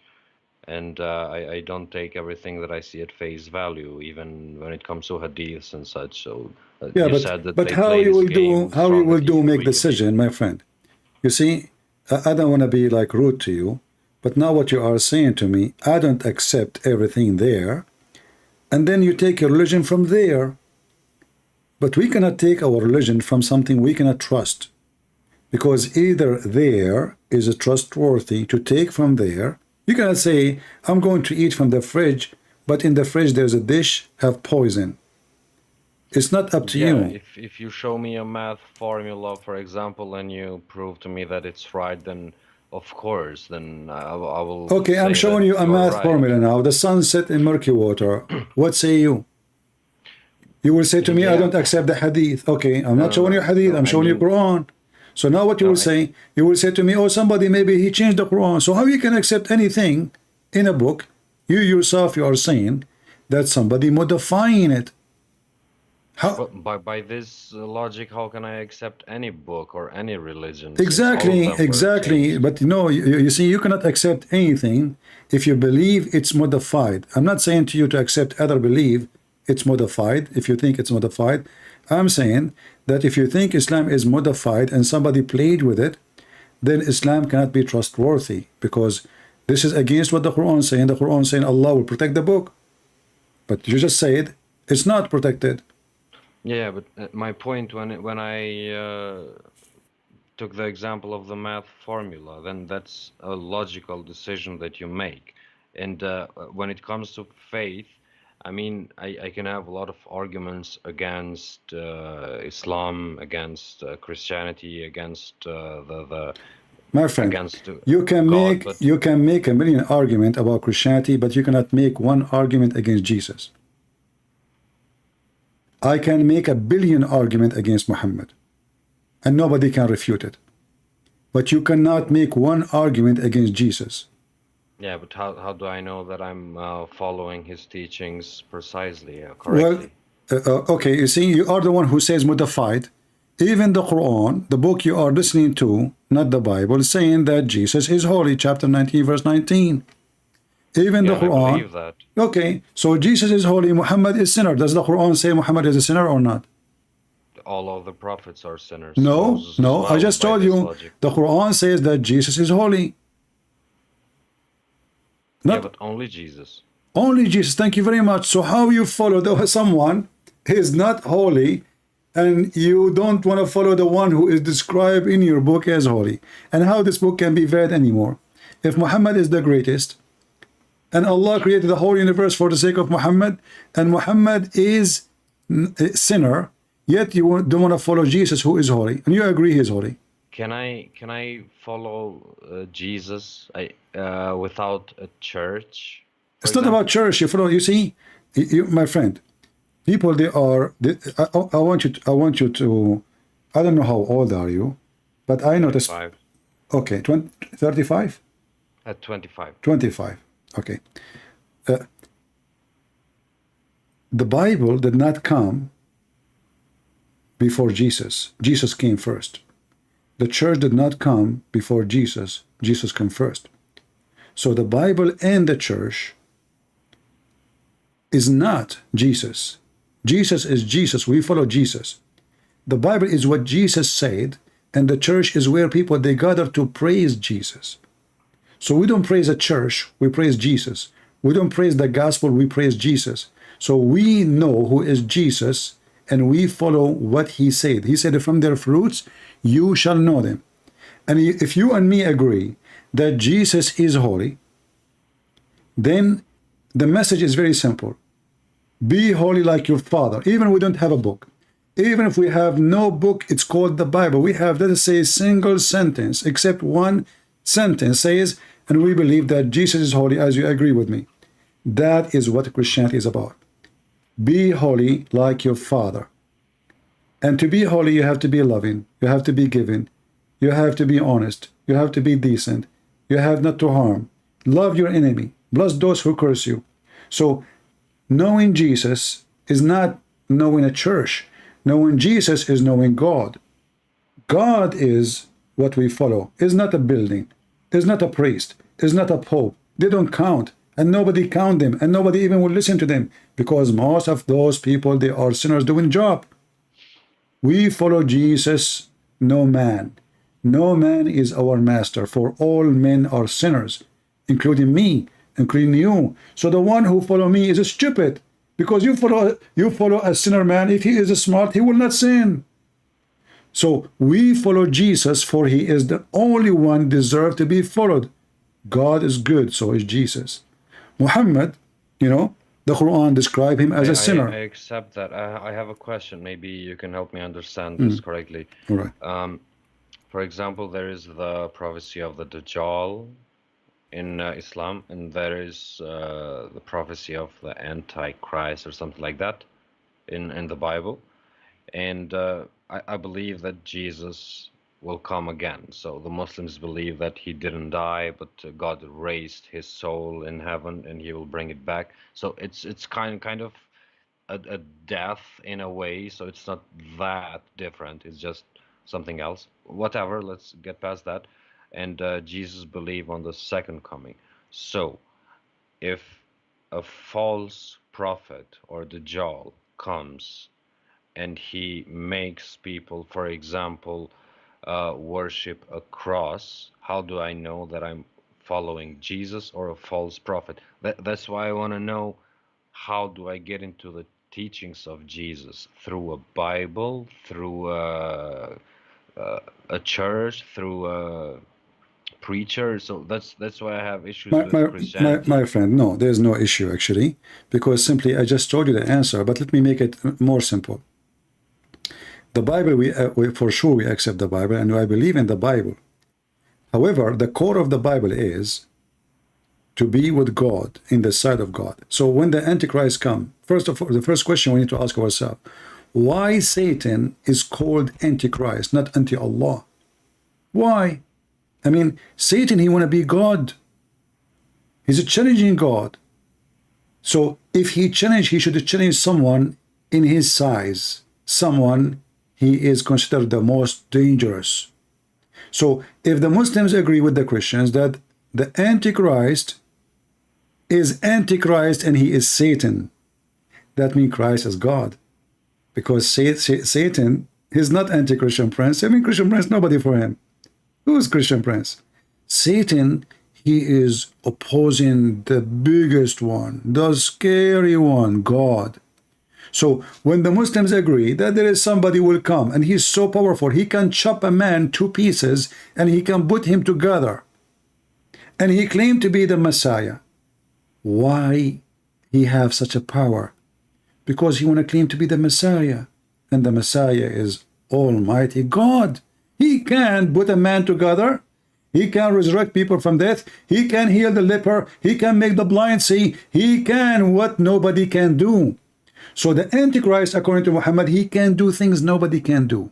He can command the ground and gold will come. He can cut a person 2 pieces and he throw him a mile away and he will order the 2 pieces to join together and he will come. Why? Because he want to convince you that he is Jesus. But that means Jesus is God. Same time, why Shaitan is not anti-Muhammad? Why is not anti-Allah? And why Shaitan, he will melt like salt when he see Jesus? How come when Shaitan, how come Hadith says Shaitan, he command Muhammad? He command Muhammad. Can you believe it? Yeah, so my understanding of that is that Shaitan is scared of Allah. No. He's not against Allah. No. No. How he can be scared of Allah? How you say that? Well, so the story is that when God created Adam, he didn't want to praise Adam. He didn't want to bow down to Adam. And then God punished him with depths of hell.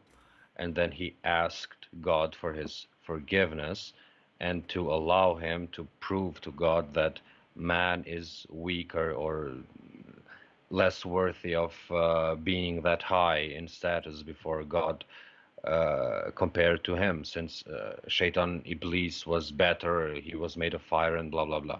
So that's his mission on this earth until the day of judgment. And when the devil or Satan sees Isa or Jesus, he will know that his day has come. So that's why he will be scared. He's done. No. That's my okay. Let us go one by one. First of all, the story you quote from me is additional clear proof that Muhammad is a fraud. Because Allah, he commanded the angels to bow down. So why he's upset from Shaitan, who isn't an angel? If I say all cats say meow, why I want to be angry from the dog? He's a dog. In Islam, Satan never was an angel. He is a genie. And the Quran said, Allah, he commanded the angels to bow down to Adam, which is very stupid command. Because if Allah and the Muslim believe that the Holy Spirit is an angel, how you command the Holy Spirit to bow down to a man? Which one deserves to be bowed for? The one who is holy or the one who is a sinner like Adam? Same time. The story proves that Allah... Listen, the story proves... don't have free will. That's why when a man worships God by his own free will, he's raised higher than the angels, since they have no other choice. No, so man. Let us go one step by step. You see, the problem with the Muslim, it's not your problem. The problem is you are following a stupid book, literally. First of all, what the angels, they say to Allah. The angels, they say to Allah, are you going to create someone who will do mischief in the earth? Allah said to them, I know what you know not. And then he taught Adam all the names. And then he said to the angels, let us open the verse. Tell me the names of those things if you are truthful. Allah accusing his angels to be liars. And then, if they cannot tell the names, they are liars. So, how you call the Holy Spirit, and you claim that it is Jibreel, the Holy Spirit, which means holy, and a spirit, and then you accuse all the angels to be liars. Same time, they did not lie. The angels, they said Adam would do mischievement. Allah, he opposed them, says, no, you are not truthful. Which means he is the stupid, because simply Adam, not long after, commit sin and he was kicked out of heaven. And now Allah wanted to prove to prove himself that he is smart and he's God. So how we do? He go and he says, okay, Adam, what is this, Adam? Okay, this is a water ball. What is this? This is bicycle. What is this? This is banana. This is apple. And then Allah now come to the angels. And he put the banana, the bicycle, the apple in front of them. He said to the angels, tell me the names of those things if you are truthful. The angels, wow, what is that? We do not know the name of those things. They said to him, glory to you. We have no knowledge except what you have taught us. So now we have a God. He want to prove he's God. He have a dog. He call him Dudu. And then he come to me and he asked me, Christian Prince, what is the name of my dog? I said to him, wow, Allah, I know not except what you taught me.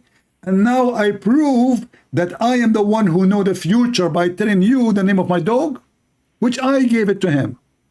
So the story is not even good for 6 years old. Number two, the angels here are a bunch of liars. So the title, because he said to them, if you are truthful, Allah accusing them to be not truthful, don't you see? Chapter 2, verse number 31, saying, if you are truthful. Yeah. So if they could not tell the names, that mean what? That mean they are not truthful. Do I agree? Yeah, but what does that mean? Oh, that mean? It means they're not truthful. That means they are liars. That means they are fraud. That means the heaven of Allah is corrupted. Every single one of them, all the angels, not one, not two, not if you are truthful. He commanded the angels, he spoke to the angels, and the angels said to him, are you going not one angel, not two angels, the angels said to him, are you going to create someone who will do mischievement? And guess what? He's accusing them to be stupid, to not know the future. It turned to be true. Right away, Adam and his children, they come to earth, and then the son of Adam killed his brother. Correct? Yeah. Right away. Not like 10 generations after, right away. The first two kids. So the angels, they were truthful, and Allah is not. Same time, teaching I give a name to my dog does not prove I'm God. What about you do the opposite? What about you say to me, listen, we are going to go behind the wall and we will give a name to this dog, and then we come back to you and we ask you what the name we gave him. That will be a good test. But I give the names, and then I ask them to give the names to prove that I'm God? Is that a story for a 6-year-old kid? Is that your level as a man who is at the age of 25? Is that a miracle?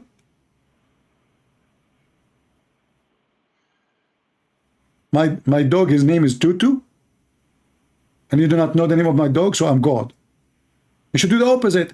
You should say, okay, go. I will put things there. Give it names as you wish, far away from me. And come to me and ask me for the names, I will tell you.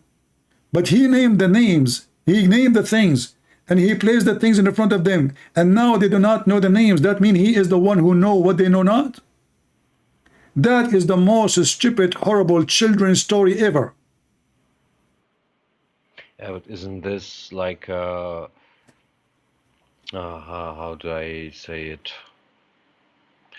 Like, for example, if I have my kids in front of me. I don't have kids, by the way, it's just metaphorical.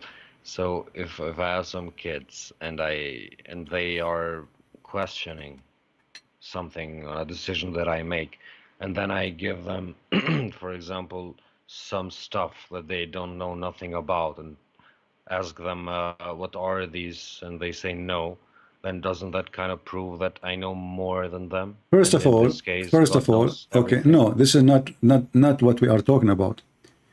If your children, first of all, you comparing yourself to children is not right, because you compare yourself when they are in your age, and then let us see who knows more. Not a child, he is just a baby. Maybe he have a diaper. That is not even an example to be taught. Secondly, those are angels. They are not babies. They are growing and they have diapers. They are already angels. So those angels, they are the one questioning the decision of Allah. The questioning will raise a big question mark. First of all, how the angels, they say here, we know and we do not know anything except what you taught us, correct? This is what it says. We have no knowledge except what you taught us. Does it say that? Yeah. Okay. Then how here they say, are you going to create somebody with do mischievement on earth? So how they are saying he would do mischievement, which is true, which is true. He did mischievement actually not only in earth, even in heaven. And he was kicked out from heaven. So the angels are right. Allah is wrong. Accused them not to be truthful, because he accused them not to be truthful about what? About Adam, he would do mischievement. But they are truthful, and Allah is wrong. So here now, if you are the one who is giving a child who is 5 years old an example to show him that you know better, you fail. Because if the child, he says, Dad, this guy will kill people when you let him free. And then you say to him, shut up, you idiot. I'm adult. I know more than you. And then you let him go. And then the person kill people. So the child was right and you were wrong. And this is what happened.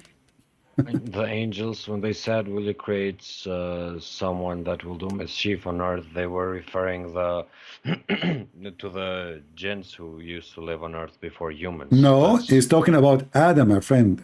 Don't make things up. He is saying, I'm going to create. He did not create yet. I'm going to create someone. وَإِنِّي جَاعِلٌ فِي الْأَرْضِ خَلِيفَةً. So he is going to create someone to inherit the earth. He says, are you going to? Going to. He did not have him yet. You know? Are you going to? أَتَجْعَلُ فِيهَا مَنْ يُفْسِدُهَا. Are you going to? Will you? You see? You see the word will? Mm-hmm. So it is in the future. It's not done yet. So will you do this? Allah said to them, I know what you know not. And the accusation of them is what? He will shed blood. But they were right. The children of Adam and Adam himself did mischievement. And the first thing they did in earth is shedding blood. The first very thing. No, but I don't think the angels knew that Adam would be well, they knew. Sinful. No, they knew. Here we go. They are saying that. It's in front of you. No, I think this question is more like, let me just give you an example.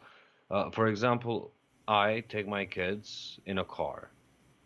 So after work, I tell them, get in the car, kids, we're going somewhere. And we go to the playground that day. And then tomorrow, I tell the kids, come in the car. And they ask me, hey, Dad, will you take us to the playground again? So it's like, will you create someone like the creation before? That's not my friend. I don't know you if you are focusing with me or not. I don't want to be rude to you, but you don't know how to read. It says, will you place therein? Who will make? Not maybe. They did not say maybe. He will make. It's not maybe yes, maybe no. No. Who will make mischievement therein and shed blood while we glorify you? So they are stating a fact. They knew. The fact is, we glorify you, and he will do mischievement. He will, not maybe. And then Allah, he said to them, you know what I know not. I know what you know. Like, I am the one who have knowledge. And then he wanted to prove that they are wrong. And that's why he made the test, which is the quiz of stupidity. He taught the names of Adam. So Adam is what meant, not someone else. Same time, the angels, they were right. Allah was wrong. In the top of that, the quiz is stupid. Because this is not how you prove that you know what they know not. Not by giving a name to something. They do not know the name. Should do the opposite. You think this is correlating to the story where I believe a third of the angels fell from heaven? No, my friend. Those are all the angels. This is not about. This is not from the Bible. Older. Okay. This is all. Sorry. Just wondering if not older. I don't say older. I said all the angels here. All the angels of Allah. That's why Allah commanded all the angels to bow down. Not one. All. And then the story says, except Iblis, but Iblis is not an angel, Iblis is a genie. So who is the one who accused Adam? The angels. Who is the one should be punished? The angels. So why is upset from the genie? if you have, you see, when we say genie, it's not like we are saying girls and boys, like girls are female and boys are male. No, because simply this is different kind of creature, totally different kind. So he is ordering the angels to bow down, and he get upset from the genie. But he did not say. He did not say. The angels all bowed down, so yeah, but he was only one standing up. But he did not say. Did he say everybody here bow down? No. Same time, Iblis. He did not say anything. He did not. He did not accuse Adam of this guy. This poor guy Iblis is just sitting there, like I have no idea what's going on. He's watching them, and then suddenly Allah is upset from him because he did not bow down. But Allah did not say Iblis bow down. He says angel bow down. And remember when we said to the angel, do you see it? When we said to the angels, not to everybody in heaven, bow down to Adam, he says to the angels. So why he's upset from the genie? The story is not even good for kids. Yeah, but then later, well, let's say he didn't know that he had to bow down since he's a genie, he's not an angel. Hey, hold on. What do you mean you do not know? If Allah said, I say to the angels, does it say that? What do you mean you didn't know? If I say angels bow down, why I want to get upset from the cat? I said angels. I said, have you ever served in the army? No. So if the major, he says all officers follow me, and then I don't follow the major. He says, why you don't follow? I say I'm not an officer. I'm an officer. So you don't obey a command, does not go to you. If you say the officer, that means this is for the officer. If you say all sergeant, that means for the sergeant. If you say private, this means private. If you say everybody, that means everybody. So here it's the angels. He commanded the angels. So why he's upset from that? Shaitan. In the top of that, why anyway they have to bow down to Adam? That is stupid. They should bow down to God. Isn't it against Islam to bow down to anyone save God? So the first one who practiced shirk, an act of worship to someone is not God, is Allah himself, commanding the angels to bow down to a man. So if men after this bow down to Adam, nobody should be upset. Angels themselves, they bow down to Adam. The Holy Spirit in Islam is an angel. He was one of them. That means Holy Spirit, according to Muhammad, is Jibreel, and that Jibreel is a liar.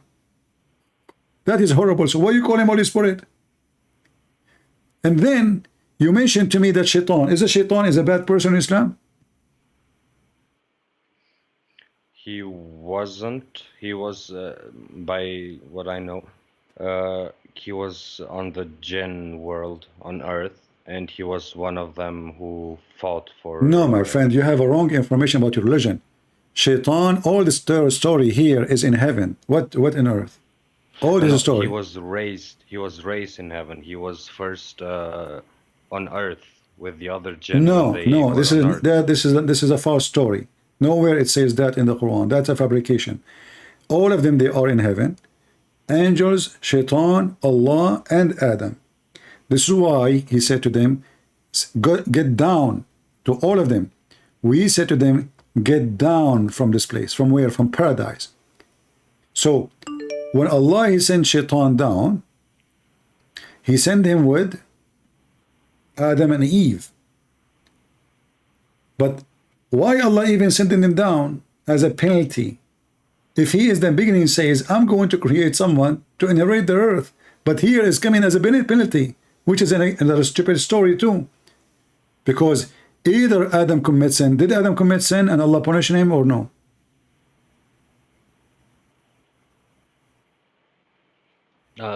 Again, the question, please. Did Adam commit sin, yes or not? Yeah, both Adam and Eve did. What if I show you according to Islam they did not?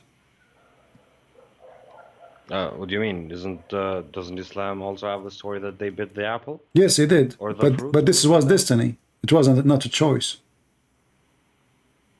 If you force me to do something, how that can be sin? Here we go. This is your prophet saying that Adam and Moses, and your prophet always come with funny, weird stories. Like suddenly Adam and Moses, they meet together. How? Don't ask me. So, according to Muhammad, Adam and Moses, they have a debate. Moses accused Adam that because of him we are out of heaven. Adam said to Moses, you stupid Moses, are you blaming me for something written in my fate as a destiny to do? I must do 40 years before my creation. And your prophet says, and this is how Adam confuted, which means he won the debate, and he repeated that 3 times. And this is the hate in front of you. Adam did not commit sin. Everything in Islam, every one of you Muslims, when you commit sin, it's a destiny. And this is additional proof to prove Islam is stupid. So Allah calls you to do fornication, and then Allah will punish you for fornication. Allah made Adam commit sin, and then Allah, he punished Adam, sending him out of heaven because he did commit sin. That is the most stupid religion ever. Where is justice? Because fate is you making me. That's why he's saying to him, do you blame me? Read carefully. Do you blame me for an action? You see the word action, my friend? Yeah. Okay. So I cannot blame Adam for any action. And your prophet agree with him. So then all our action is written by Allah 40 years before our creation. Any action. This is the most stupid religion ever. You Muslims believe in destiny, predestiny. Why does that have to be all action? What if some actions are part of your fate? For example, by this logic, God Almighty doesn't know the future. My friend, who care about knowing the future or not? Obviously, your God does not know the future, but this is not the point. The point is, Moses is blaming Adam, because of you we are out of sin. So obviously we are talking about the story of what? Eating the apple, correct? Okay, so what Adam said to him, do you blame me for an action? Which action? Eating from the tree, correct? Yeah. Okay, but that means we cannot blame Adam for that action. So the action of Adam was not a choice of Adam. So why Adam is going to be punished, kicked out of heaven? And if it is an action written by Allah, so what the point of all the life of a human being, and what the point of this God? If a Muslim, he commit fornication, is it an action you choose to do, or it is a destiny? I think you choose to do that. That's false. But without the situation with the apple, then we wouldn't have the earth as we know it. No. You know, this is, you see, I like, you are trying to make your own religion. You're trying to find solution. Yeah, I mean, this is what you are doing. But let us see what Muhammad said. It's not up to you. I'm trying. Don't think of me as a Muslim scholar or something. I'm not thinking about you. You see, I'm being, my friend, trust me. I'm being so patient with you. I'm speaking for, do you know how many hours? Do you know how many hours I'm here? My back is hurting. God is my witness. My knees is hurting me. And I am speaking here for more than almost 7 hours. So I'm just helping you. I'm here to help you. I'm here to serve you, my friend, humbly. The Lord, he commanded me to be here and to be patient with you. So read with me carefully. You said when you do commit fornication, it's your choice. But this is not what Islam teach. So what do? You try to give me your own solution, but this is not up to you. Your prophet, he made it clear. Verily Allah has fixed the very portion of adultery which a man will indulge in, and he of necessity must commit. It's not even a choice to you to commit or not. You must. Oh, this is in the Quran? This is hadith. And this is sahih. Very authentic. This is extremely authentic. Okay. So you commit sin, it's not a choice, including fornication. So what is religion for? So this God, he created me, and then he forced me to play with my private part around, And then he want to punish me for playing with my private part, which he forced me to use it. Where's justice? Justice is, when you do wrong, we punish you for the wrong. But Allah is wronging me now. Allah is making me do wrong. Adam, he did wrong, not by choice, according to Islam. Here, you commit fornication, it was a destiny. So how in the world I'm going to be punished for anything if it was not a choice? Where is the fair? Where is the justice?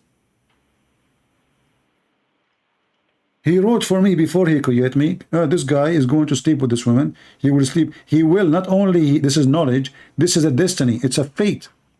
It's a portion of adultery, which he must.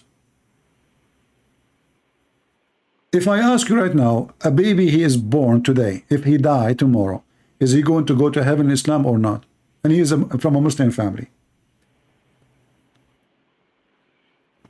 No, I don't know, really. Never heard of such a thing. But what do you think? Is it logical for a child, he is an infant, he never commits sin, to go to hell? No, I meant heaven. To go to heaven, not in Islam. Because you Muslims believe in destiny. Muhammad and Aisha, they went to a funeral. And in the, at the end of the funeral, Aisha, she said, well, there is a happiness for this baby. He never commits sin and he never reached the age of sin. He will be in heaven. Muhammad, he says, what's wrong with you, Aisha? It might be otherwise, which mean he might go to hell. Aisha, she was astonished. What? How he will go to hell? He did not even, she make it clear. He did not, he is young. He did not do evil, neither reach the age of someone can commit evil. Muhammad made it clear. It can be the opposite. Why? Because when Allah created you, He decided for you your fate, where you will be, heaven or hell. Doesn't matter you commit sin or not. And this is the greatest example of the stupidity of Muhammad. A child who is born of a Muslim family, because this is a funeral of a Muslim family child. So Muhammad now, a Muslim, cannot say he is a Christian kid, even though he's a Christian, so what? He's a child. You don't understand. But even he is a Muslim child, and Muhammad actually, he said, every child born as a Muslim. So why a born Muslim child, if he die as an infant, he will go to hell? The answer is very simple. Allah made a destiny where a person will be before he was born. So he is a child, he is not a child, he commits sin, he did not commit sin, he reached the age of evil or not, it doesn't matter. Still, there is a high possibility he will go to hell. And that, my friend, proves Islam to be the most biggest scam, stupid ever. Because this is not just. So based on the Quran, a child might go to hell? It's in front of you. This is your prophet talking. Are you tired? Are you tired? I feel like you're not focusing with me. I am the one should be tired now, not you. Okay, it says here a child, he did not reach the age of doing evil. Do you see it? Or I'm adding things up? Okay, so this person confirmed now he never did evil. He's a baby. Why he might go to hell? Because Allah wrote their destiny before he created them. Doesn't matter if they reach age or not. So he might go to hell. Yeah, so basically I asked someone who is a lot more religious than me about this topic, and I got the answer that Allah creates two places for every human being, one in heaven, one in hell, and based on his life choices, he goes to one of the roads. False, my friend. Let me get the one who said that to you, busted. And if you like to call him, and I will shower him with no mercy. It's too late. No problem. But you know, see here, I am here. I stand firm with what I say, but because I speak with knowledge, not with ignorance. They can say lies to you, they can fool you, but I want to ask you: did I say anything to you without showing reference? No. Okay. Now let us show you one more reference. You said to me that Allah created two places, right? Which is very stupid, because don't the Muslims say Allah knows the future anyway? So what two places to every person?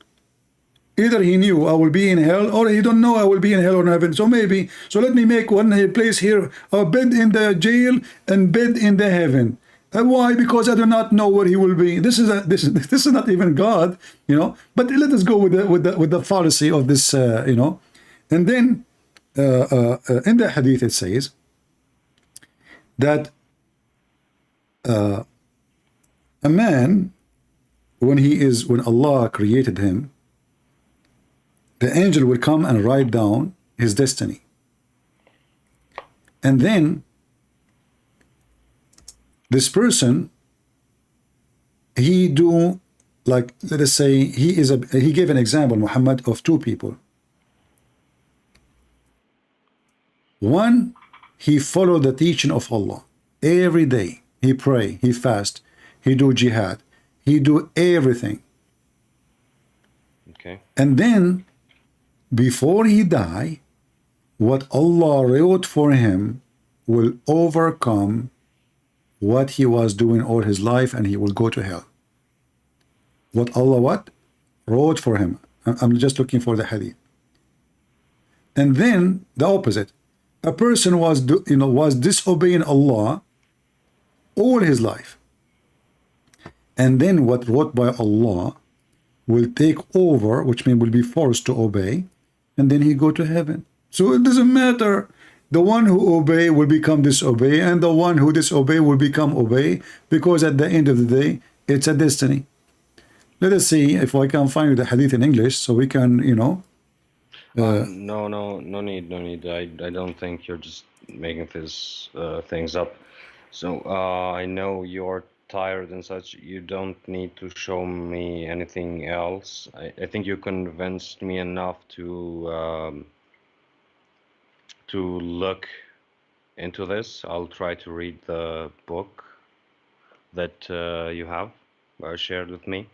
I'm trying to be very sincere here, and when I said to you, for example, that this is not a mathematical formula, I'm saying that sometimes faith doesn't come from logic. A lot of things that you say make sense, 100%, and a lot of things that you showed me don't make sense of what we read together, and that's enough to sort of say spark something in me to show interest on alternatives, but I don't think I would go back to atheism. I'm open to other religions as well. I'm not saying I will abandon Islam only on this. I will still look into some stuff, try to make sense of it. Some stuff that you showed me, I think it's hard to make sense, even if someone else tells me an explanation that would make sense. I think I'm in doubt here of what I'm seeing. But my question to you is, why Christianity? Why Jesus? And are you an Orthodox, a Catholic, Protestant? I don't really understand that world at all right. all.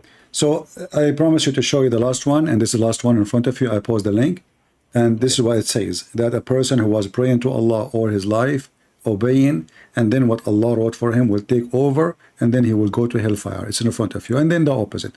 And this is me in Islam, so crazy and so stupid. Same time, I'm not saying Islam is I reject Islam because of logic, because not necessarily logic can be an answer for anything. As an example, is it logical that there's a guy, his name is Jesus, his mother, she gave birth to him, and she have no husband? No, this is against science.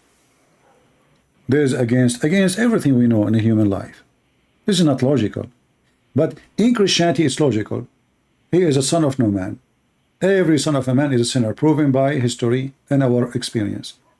Jesus is a son of nobody. Makes sense in Christianity, does not make sense in Islam. So what is logical can be logical, and what can illogical can be logical too. But when we speak about Islam, we are talking about religion contradicting itself. Not different religion only, itself. This guy, he says something here, he say the opposite there. In one hand, he says to you, if you do good deed, you go to heaven. In the other hand, he says at the end of the day, it's destiny. In one hand, he says, if you do this, if you do steal, if etc. And then at the end, he says, you know, even if you steal, it was a destiny. There's a video of Mufti Menk, I don't know if you saw it. And in the video, they asked him, he was telling a story about a guy. The caliphate, he caught him stealing. So they brought him to him. And he said to him, the thief, he said to the caliphate, why you want to punish me if it was a destiny? The caliphate, and Mufti Mink, he says, well, if this is the good argument, if you think about it. And then the caliphate, according to Mufti Mink, which is quoting a hadith, he said the caliphate was smarter than the thief. And this is a good argument. Sorry, you know, the caliphate, he said to him, well, okay, it was a destiny for you to commit a theft, and it was a destiny for me to punish you. He did not say this is not a good logic. He did not say this is not true. So the thief, he have a good argument. Why I will be punished if it was my destiny to steal? Mufti Mink, he agree. Yes, he's right. That is a good argument. The caliphate supposedly, it's a game. The caliphate, he outsmart the thief, and he said to him, well, you know what? It was destiny for you to be a thief. It was destiny for me to punish you. But where is there? What is this? Is that a game? Is it who's smart from who? Same time you say to me, why Jesus? There is any other one to be considered? If there's anyone better? Did I say why Jesus? Like why Christianity, right? Christianity is Jesus. Christianity is not a church name. Christianity is a Christ. When I say I'm a Christian, I'm talking about Christ. I'm not talking about church. I'm not talking about priest. I'm not talking about a building. I'm not talking about a page. I am a Christian. My name is coming from his holy name. I am a follower. He's not following me. I follow him. So there is no better name in this earth or in heaven than his name. There's no better name can do what he did. There's no one is holy as he is. No one was able to heal the man pain as Jesus did. Jesus gave us a solution, love. He gave us value to our life. Jesus, he made us children of God. Jesus, he taught us that you can receive salvation by forgiving, not only being selfish and ask for forgiveness for yourself. Forgive before you ask for forgiveness. Feed before you ask for food. Give before you ask God to give you. Be loving before you ask for love. So my friend, Jesus is the loving God, and there's no love like his love, for all love belongs to him. And you say to me, why? If there is other one, if there is someone like him, if there is someone can take his place, no grave can hold him, no death can take him, no devil can tempt him, and no power can control him. And he is the one described in the Quran, can create from the mother bird. He can make the blind see. He can make the leper healed, which a disease nobody until now can heal. He can heal anything. And you say to me, why Jesus? Well, I need to ask you the same question. Why Jesus can do all those things, yet Allah cannot do any? Prove it. Muhammad cannot do anything. Prove it. Abraham cannot do anything like it. Prove it. Moses cannot do anything like it. Prove it. No one like Jesus. So if Allah gave Jesus, as Muslim claim, the power to do all those, to prove that he's a prophet, Allah is a fool, because he did not prove that Jesus is a prophet. He convinced us that Jesus is God.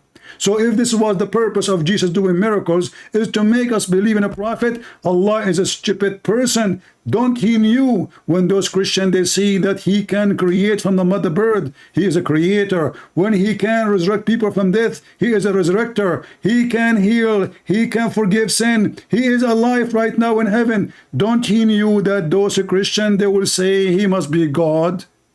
And you say to me, why, my friend? No, I didn't make the case against Jesus. So I'm not saying you did. No, I'm just answering you. You are not making a case, my friend. I'm just, I don't think I'm upset from you, but I speak with passionate. I love my Lord. I'm a believer. So when I speak to you, maybe I'm like excited, but I'm not angry from you. I feel sorry for you. You are No, following. I don't take it that way at all. It's okay. But I have some questions. For example, if I say that Jesus is the Messiah, he will come in the final hours. I believe that. It doesn't matter where I got that belief from. The Bible, when I watched some preachers preaching about Christ's second coming, or from someone saying from Islam, I believe that Jesus existed outside of the religion, so I believe in Jesus, that he is the final Messiah. It doesn't matter if I got the info from A or from B or from C. So does that make me automatically a Christian if I try to be like him and I try to get what he's sent to us, and I believe in God, and if I'm doing good deeds and I'm following the laws of Jesus and the other Abrahamic You cannot, prophets? my friend, you cannot follow the law of Jesus by following Muhammad, because they are the opposite. So we cannot, at the same time, Yeah, but can I follow Jesus if I, for example, have a murder case on my end? That means that okay, you see, if I make a mistake in my life, all of us, we have murder case. Who said we don't? Murder is one of many crimes we commit in our life every day. We commit crimes non-stop every day.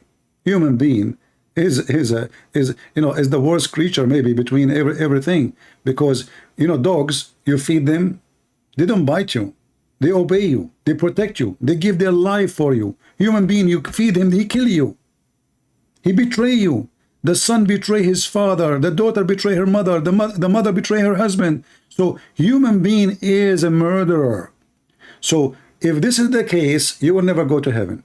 However, the Messiah can change your life, and this is his power. You have to experience him, and then you will know that he can change you. So the murderer can be a person who is the opposite. A cheater can be loyal. A thief, he can turn to be a decent. Paul used to go against the Christian, he want to kill them. He became Paul, the apostle, for the Messiah changed his life. So the same as the life of Paul changed, your life can change. With all the sin you did, but you have to take it from your heart, not by name, not saying Shahada. Shahada doesn't count for Jesus. He said, from their fruits you shall know them, not from their words, not from their names, not from their clothing. Your fruit tell me who you are. You can call yourself whatever you want, but your fruits will expose you. And this goes for Jesus. I know Jesus. You mentioned to me how I will know the Dajjal, right? From the Messiah, the fruits. The Dajjal is coming to kill, to rape, to torture, to take, to control. The Messiah is not that. The Messiah coming back, he will be a justice. Even the hadith says hakaman muqsitan, which means he's absolute just, which nobody can do save God. Hakaman muqsitan, the Messiah is. So the Messiah will come in the day of judgment to be just, not to be evil. From his, not only the ability, not only the power, not only from what he can do, his fruits, my friend. So if a person come and he can do miracles, the Messiah warned us. He said, there's people will come, claim to be, I'm the Messiah. They will do miracle. Don't make them fool you. Because this is not why we will follow somebody. Their fruits. The Messiah never asked for a penny. The Messiah never asked for wages. The Messiah never asked for authority. The Messiah never slept with the women. The Messiah, he never asked for any privilege. In fact, the Messiah, he said to his disciples when he decided to wash their feet, they said to him, Lord, we cannot let you do that. He said to them, if you don't let me do it, you don't belong to me. I do not know you. To be a master, you have to be a servant. So the Messiah, my friend, it's not just a name. It's not a title. It's a person, and that person nobody can copy. Neither me, neither the devil, neither Allah, neither Muhammad. No one can copy him. And this is why it will be so easy for us to know who is the true Messiah, who is not. And the Messiah will come with the glory of his angels. We will see things we never saw before. Not only he will be coming with his power, but he will be coming with the glory. The glory belong to God, not the glory belong to a Satan. Satan have a glory in this earth already. Satan, he have his glory in this earth. He is a flourishing everywhere. The glory of God will be totally different. It's not going to be gold and silver. It's not going to be soldiers. It's going to be coming with the angels. And when we see him, we will know him right away. So I'm not worried about the Dajjal fooling me. And, you know, we mentioned that when the Dajjal, he see the Messiah, you said to me what? Because of what he will melt? Maybe what? Jesus. Now, why when I said to you, when the shaitan, he will see Jesus, he will be melted, you said to me, what is the reason? Maybe what? He's scared. He's scared. Okay, I will go with you. But why he will be scared from the Messiah? I mean, he's the man. If the Messiah is just a man, what will make Satan melt like salt? This is what Muhammad said. He will melt like salt. Because the Messiah has the power that the Father gave him. Thank you very much. Which is power of God. Satan, he was challenging Allah. He don't care. He's challenging Muhammad. Actually, the Quran and the Hadith says that Shaitan command Muhammad. Look here what it says. When the filthy Shaitan, he see the Messiah, he will dissolve as salt dissolve itself in the water, just for seeing Jesus. I want to ask now, who is this Jesus then? He don't even touch the Shaitan. Shaitan see the Messiah, he will dissolve like salt in the water. What we are talking about? Why? Satan and all his power, and this Dajjal coming with big army, massive, controlling the whole earth. And then he see the Messiah, that's it? He dissolve? Is that how easy it is? That remind me of the sun melting the ice, melting the snow, killing the bacteria, destroying everything does not belong there. That is the Messiah.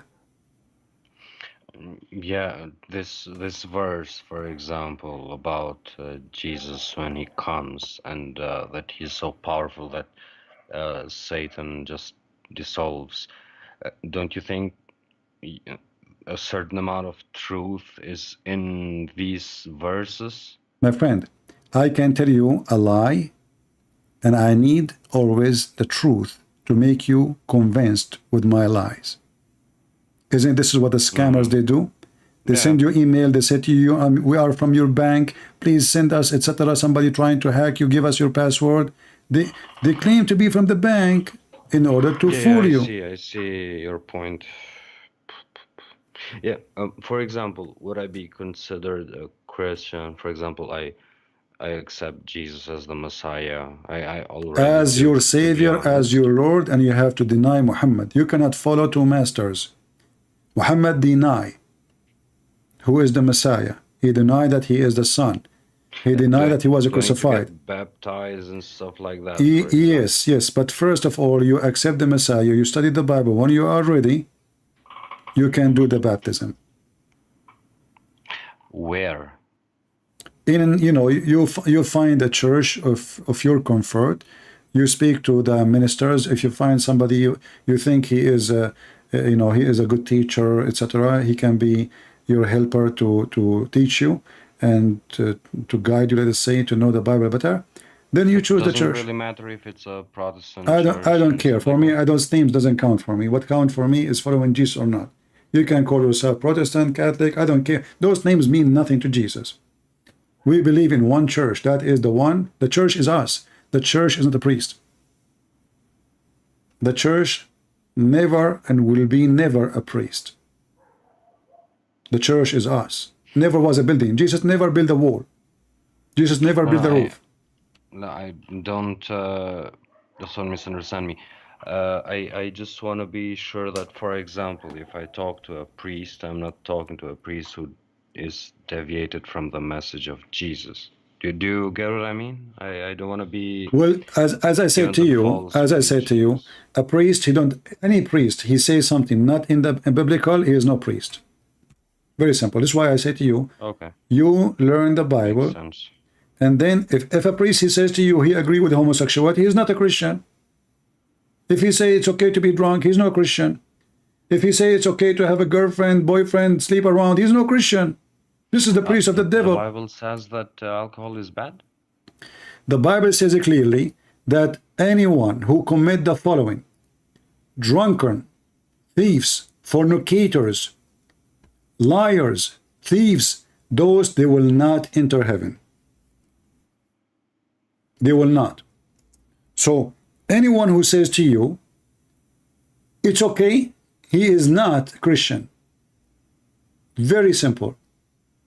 It's not up to anyone. You see, when we say God, he forgives sin, this is true. But the one who his sin will be forgiven is the one who do repent and stay away from. So if I do any of those things, I have to repent, otherwise I have no place in heaven. Otherwise, I am just a liar, trying to fool people, saying I am a believer, but I am not. From their, remember I told you, from their fruits you shall know them? Mm-hmm. Okay, so how your fruits is the fruit of Jesus, and you are a drunken person, going in the street like a donkey, sleeping in the floor, you do not know what you are saying, you do not know what you are doing, and maybe even you might do some harm to people because you don't know what you are doing. So we, the Bible allow us, we can drink wine, but we cannot be drunk. Jesus says little of it will bless your heart, little. The same as any food, it's a food. So little salt is good, little sugar is good. Amounts. Anything, too much of it will kill you, even if it's air, even if it's water. Are you with me? Yeah, I'm following. Okay. Oh, yeah, man, it was a good conversation. I joined with an open mind, and I want to see what you got for me. So I'm not very informed on Christianity. I would consider myself. I think I will read into what you sent me, and also I'll look into reading the Bible as well as the Quran. I haven't finished it, to be honest. So I just want to make sure that the information that I have is... All right, my friend. I want to process it, and I want to take things slow. That's what I meant before with the... you can just show me a formula, 2 + 2 is 4, I will believe it. But when it comes to faith, I think it's a deeper manner. You cannot just snap your fingers and just switch something you believed for, let's say, a year or 2 years or whatever it is. So it's gonna take some dwelling to do on my end. Take your time, my friend. I did my part to show you. And no, I honestly, I was looking into Christianity for the past months, watching some videos, debates, and stuff like that. So I was already interested. And I think this conversation today helped me a lot. And I know your intentions weren't anything bad, or you didn't have an interest on this. I didn't join here just to go back and forth with you. No, Quran is the right way. No, that is that. But I wanted to play the devil's advocate, so to say, so that I know what your argument is against certain stuff. So yeah, I want to thank you for your time. And you're welcome. And if you want, you can bring any big sheikh if they try to convince you in the opposite, and you sit and you watch, listen, let us see if they can come with something, to refute what I'm saying. They cannot. This is why they avoid me, actually. All of them, they avoid me. Because a person who claimed to be an imam, he will lose his career if he debated me. Very simple. Is it okay, for example, during my studies, if I have a question or something like that, if I write to you here on Skype or something like that? I don't answer people in Skype. You can call me. But like, if, first, like, try to text me. If I did not see it, answer it. Try to ring me, you know. And I don't go in Skype unless I am live. So when you see Skype is on, that means I'm live. Okay. If you see Skype is off, that means I'm not live. Right? Okay. I don't use it for personal talk or, you know, only when I'm live. All right? Yeah, I well, my greeting to thank you people again of for your time. Albania, and I hope more Albanian, and feel free, please, to share the book. This is my gift to Albanian people for free. And Well, Albanians before used all to be Christians before the Ottoman Empire, so see? it's not that out of the perception for me that an Albanian can be a Christian. So it's not like a Muslim nation at all. Even though the majority is Muslim, nobody really practices it, and most of them are ignorant on, for example, the verses that you showed me. I had no idea that they existed. My friend, if people knows what Islam is about, nobody will stay as a Muslim. That's why they are Muslims. 90% of Muslims, they are ignorant in Islam. They don't know. The second you speak about Muhammad, against Muhammad, they will go crazy. But they don't know what they are talking about. All what they know that should not talk about the Prophet, we will kill you. But the second you start showing them, if they want to listen, then you will see that they cannot answer you, they cannot refute you, and Islam is the most stupid religion ever. But who is listening? The majority of mankind. I would argue that there are some religions, for example, Hindu and that sound stupider. Yeah, you know, you see, but the Hindus are not the one hijacking airplanes. You know, I mean, their problem is limited in their, let us say, territory. But Muslims, they are a problem for the whole earth. They are a problem in their own land. You see, if you bring those who have beard in your country is messed up. The more beard you have, the more the country is screwed up. The reason you don't feel Islam too much in your country, because as you say, people don't really practice. Nobody has beard, yeah. Yeah, the second the beard started growing, your country is messed up. Good luck with that. Yeah. And usually the beard will grow when the Saudi and the money of Qatar and etc. start spreading around and send you those terrorists to teach. War with, I was a kid actually, just to give you my experience here. So I was a kid actually when I started seeing after the war with Serbia ended. So I started seeing women dressed, you know, the hijab and the burqa, yeah. Face. Yeah. Yeah, burqa, yeah, that one. So that's the first time. I mean, our women used to cover their faces back then, but all of the Balkans did, so to say, one way or another with something, not all of their hair. But for example, we saw after the war, Chinese came to our country, and also Arabs came to our country, these Shia, whatever they are. Yeah, the jihad, yeah. The first time that we saw that kind of stuff. So it's like a war-torn country. They try to gain influence in that. So I understand all the politics that go with Islam and all that. It's not something that I'm just. And what about now? They were not able to establish influence? Not really.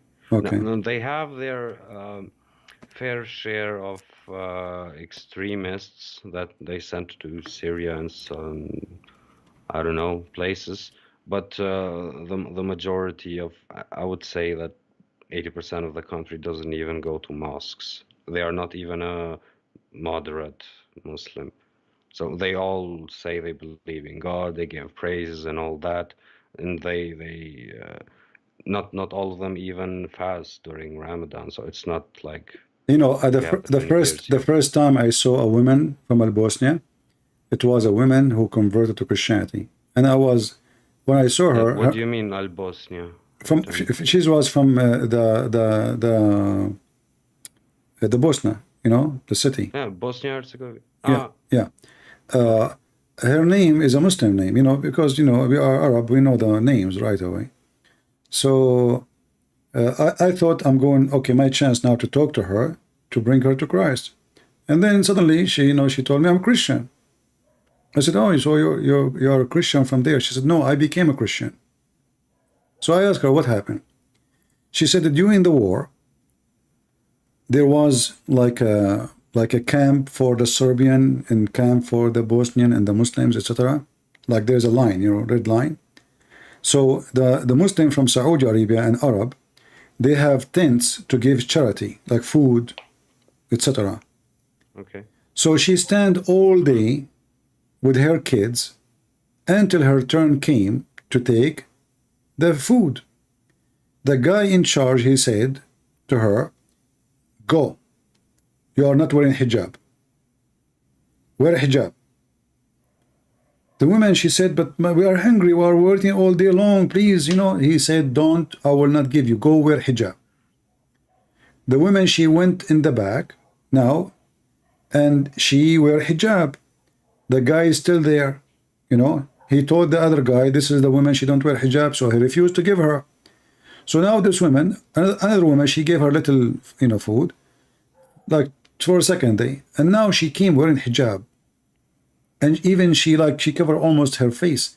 Then the Arab guy, he asked her son, he said to him, do your mom pray? The kid, he said no. He kicked her out. He said, go. This is the same woman yesterday, right? So they got her busted. Then she went to the Christian area. And then there, they did not ask her religion. They did not ask her, do you pray to Jesus? Do you hate Jesus? Do you love Jesus? Nothing. They gave medicine to her children. They gave her food. They gave her blanket. They gave her a tent for her and her children alone. She said, they never asked me anything. I said, maybe down they will push the Bible in my mouth. They will force me to pray Jesus. She said, they never mentioned anything. They were so nice to me. And this was the first step for me to know that Christ can change people. And Muhammad, he changed people too. Those people did not see that I am a mother and my children are hungry, or what they care for if I'm a Muslim or not. Those Christians, they knew I'm a Muslim. They knew her, she is a Muslim. They took her, they feed her, they gave medicine to her children. She left the camp, still nobody asked her to convert to Christianity. Nobody said to her anything about Christ. And then later she decided to become a Christian. But she said to me, this was my first experience to see how Jesus bring you to him. And this is how he brought me to him. It was not through a person debating me or arguing with me. I did experience the love of Jesus, and I experienced the hate of Islam. They were kicking every woman who don't wear hijab. They refuse to give her food. Any woman, they ask her children, they ask the babies, do your mother pray? If he's saying, the kids, they don't know what to say, you know, they say the truth. Do your mom pray? Do your mom wear hijab usually? If he's saying no, they kick her out. They are trying to convert the society to Taliban, and they are using food as a way to force it.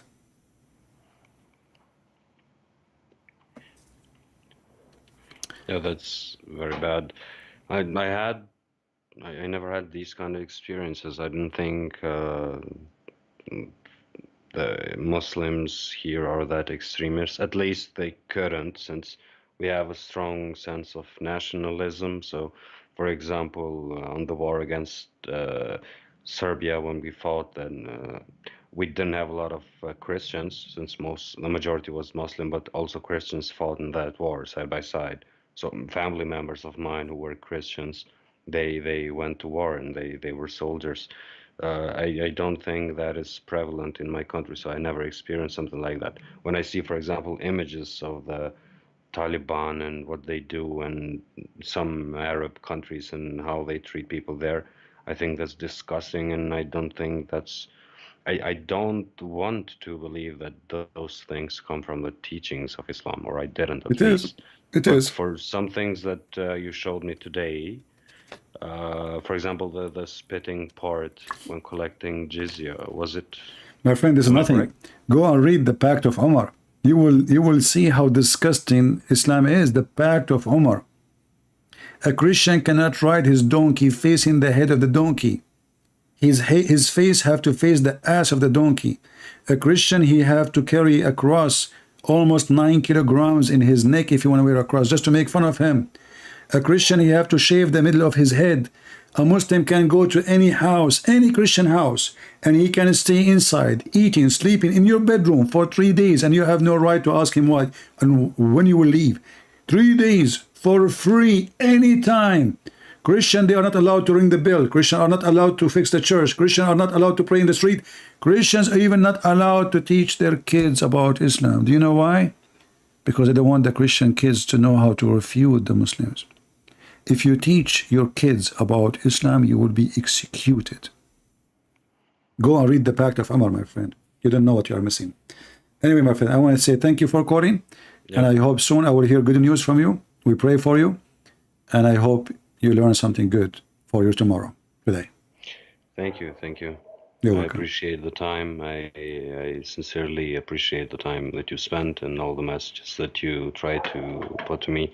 And I want to say thank you and all of the chat who has been watching and supporting and all that. I thank you all, and I'll pray for you too. I guess still in my Your prayer old will not be way. accepted, not by me, not by my God. At least my intention is I know, good. I know. By the way, this is against Islam. You cannot pray to someone who's the Muslim. You Really? should. Oh yeah. You cannot Come even on, man, you give me cannot even something. pray to your parents if they aren't Muslim. You know, you cannot even love them. You know, it says in the Quran, you will not find one person, one believer. He loved those who oppose Allah and His messengers. And when you pray to somebody, you are showing love. This is an act of love, not an act of hatred, right? But the Quran is so clear. You cannot and you will not find one believer. He will love those who oppose Allah, even if they are their kin, even if they are their parents, their brothers, their sisters, their sons. And that in chapter 58, verse number 22. You can read it in your own time. Yeah. All right. Well, thank you very much for the call, and I hope to hear from you soon. Yeah, thank you. Take care. Bye-bye. Bye-bye. Bye. All right.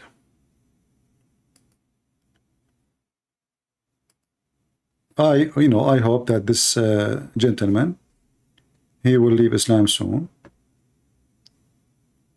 And I'm glad today we have like more than one Albanian person.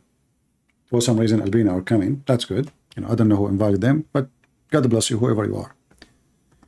And I hope more Albanian they will come. So we can, change the spirit in this country. And if you think that you cannot, you are mistaken. The Messiah, he sent disciples, 12 only. They changed the whole world. He did not send 12,000. He did not send 12 millions. He sent 12 people. That's it. And they were able to change history. And today, we are making history in the name of Jesus. They try to make you forget about him. The atheist, they subdued you. The communist, they chase you. The Roman, they kill you. The Muslims hate you. But still, you are going to be always victorious. For if the Lord is with us, who could be against us? You cannot win a war against a believer in the Messiah, but you can win a war against a coward, half believer. So he is not sure. He do not know what he want. He have no idea who is he. He do not know where he is going to be, because simply he has no God, which means he have no truth. God is just a word, can mean nothing, because money can be God, Satan can be God, Muhammad is God for the Muslims. When we say God, we are talking about good. When a man, he said to Jesus, you're good, Jesus said to him, why you call me good? Don't you know that only God is good? So how you know I'm God? Good. And then Jesus says, I am the good shepherd, and my sheep, they know me. I know them, and they know me. So my friends, we have the good shepherd, and we have his protection. They might be able to kill the body, but the words of Jesus will be always victorious. You will be in heaven, they will be in shame. You will be with God, they will be in hell. You will become a martyr for harming nobody. They will be in hell forever for harming everybody. You will be loved because you love them, and they will be punished because they hate you. And they will not be forgiven for they did not repent, and you will be forgiven for you forgive. With the Messiah, we are victorious. Without him, Satan will eat us alive. And today, we tortured Satan. I want to say thank you today, and I want to say thank you for the Albanian callers and everybody call us today. May the Lord bless you all. And even those poor Muslims who they are denying the hadith because they are ashamed of their prophet, you did a good job by being ashamed of the hadith. You are the great example of believers who don't believe. Believers who don't believe in what Muhammad said. Believers who wash their hands of what Muhammad said. I mean, what kind of believers you are? You believe in Muhammad, but you don't believe in what he say. So you can escape the stupidity of Muhammad. But you cannot do that with me, can you? Many before you tried and they failed. And don't tell me I know the name of the father of Moses from the book of Esdras. We laugh at you. Don't tell me you follow the Quran only and then you go, I say, I find it in Google. Foolish, you say. Foolish you do. And foolish your God. Abdul. Christ is Lord. Islam is a fraud. And we prove it every day. And this is your brother Christian Prince who is serving you humbly for today. And don't forget, my books right now, all of them, all the books, all languages, they are up and running in Amazon. So if you speak any language, go to Amazon and you can get them. I never mention my books when I'm going live. I'm not doing advertising, but because the Muslim, they were badly trying to suppress my books, we were able to put them back. They like it or not, and they will stay there. And as you see, we give our books too for free to all languages who they are poor countries. Albanian, Croatian, Russian, Ukrainian, Tamil, Chinese, China, Indonesian. We give it for free, for a reason. For a reason. For free you took, for free you give. God bless you. But I mean,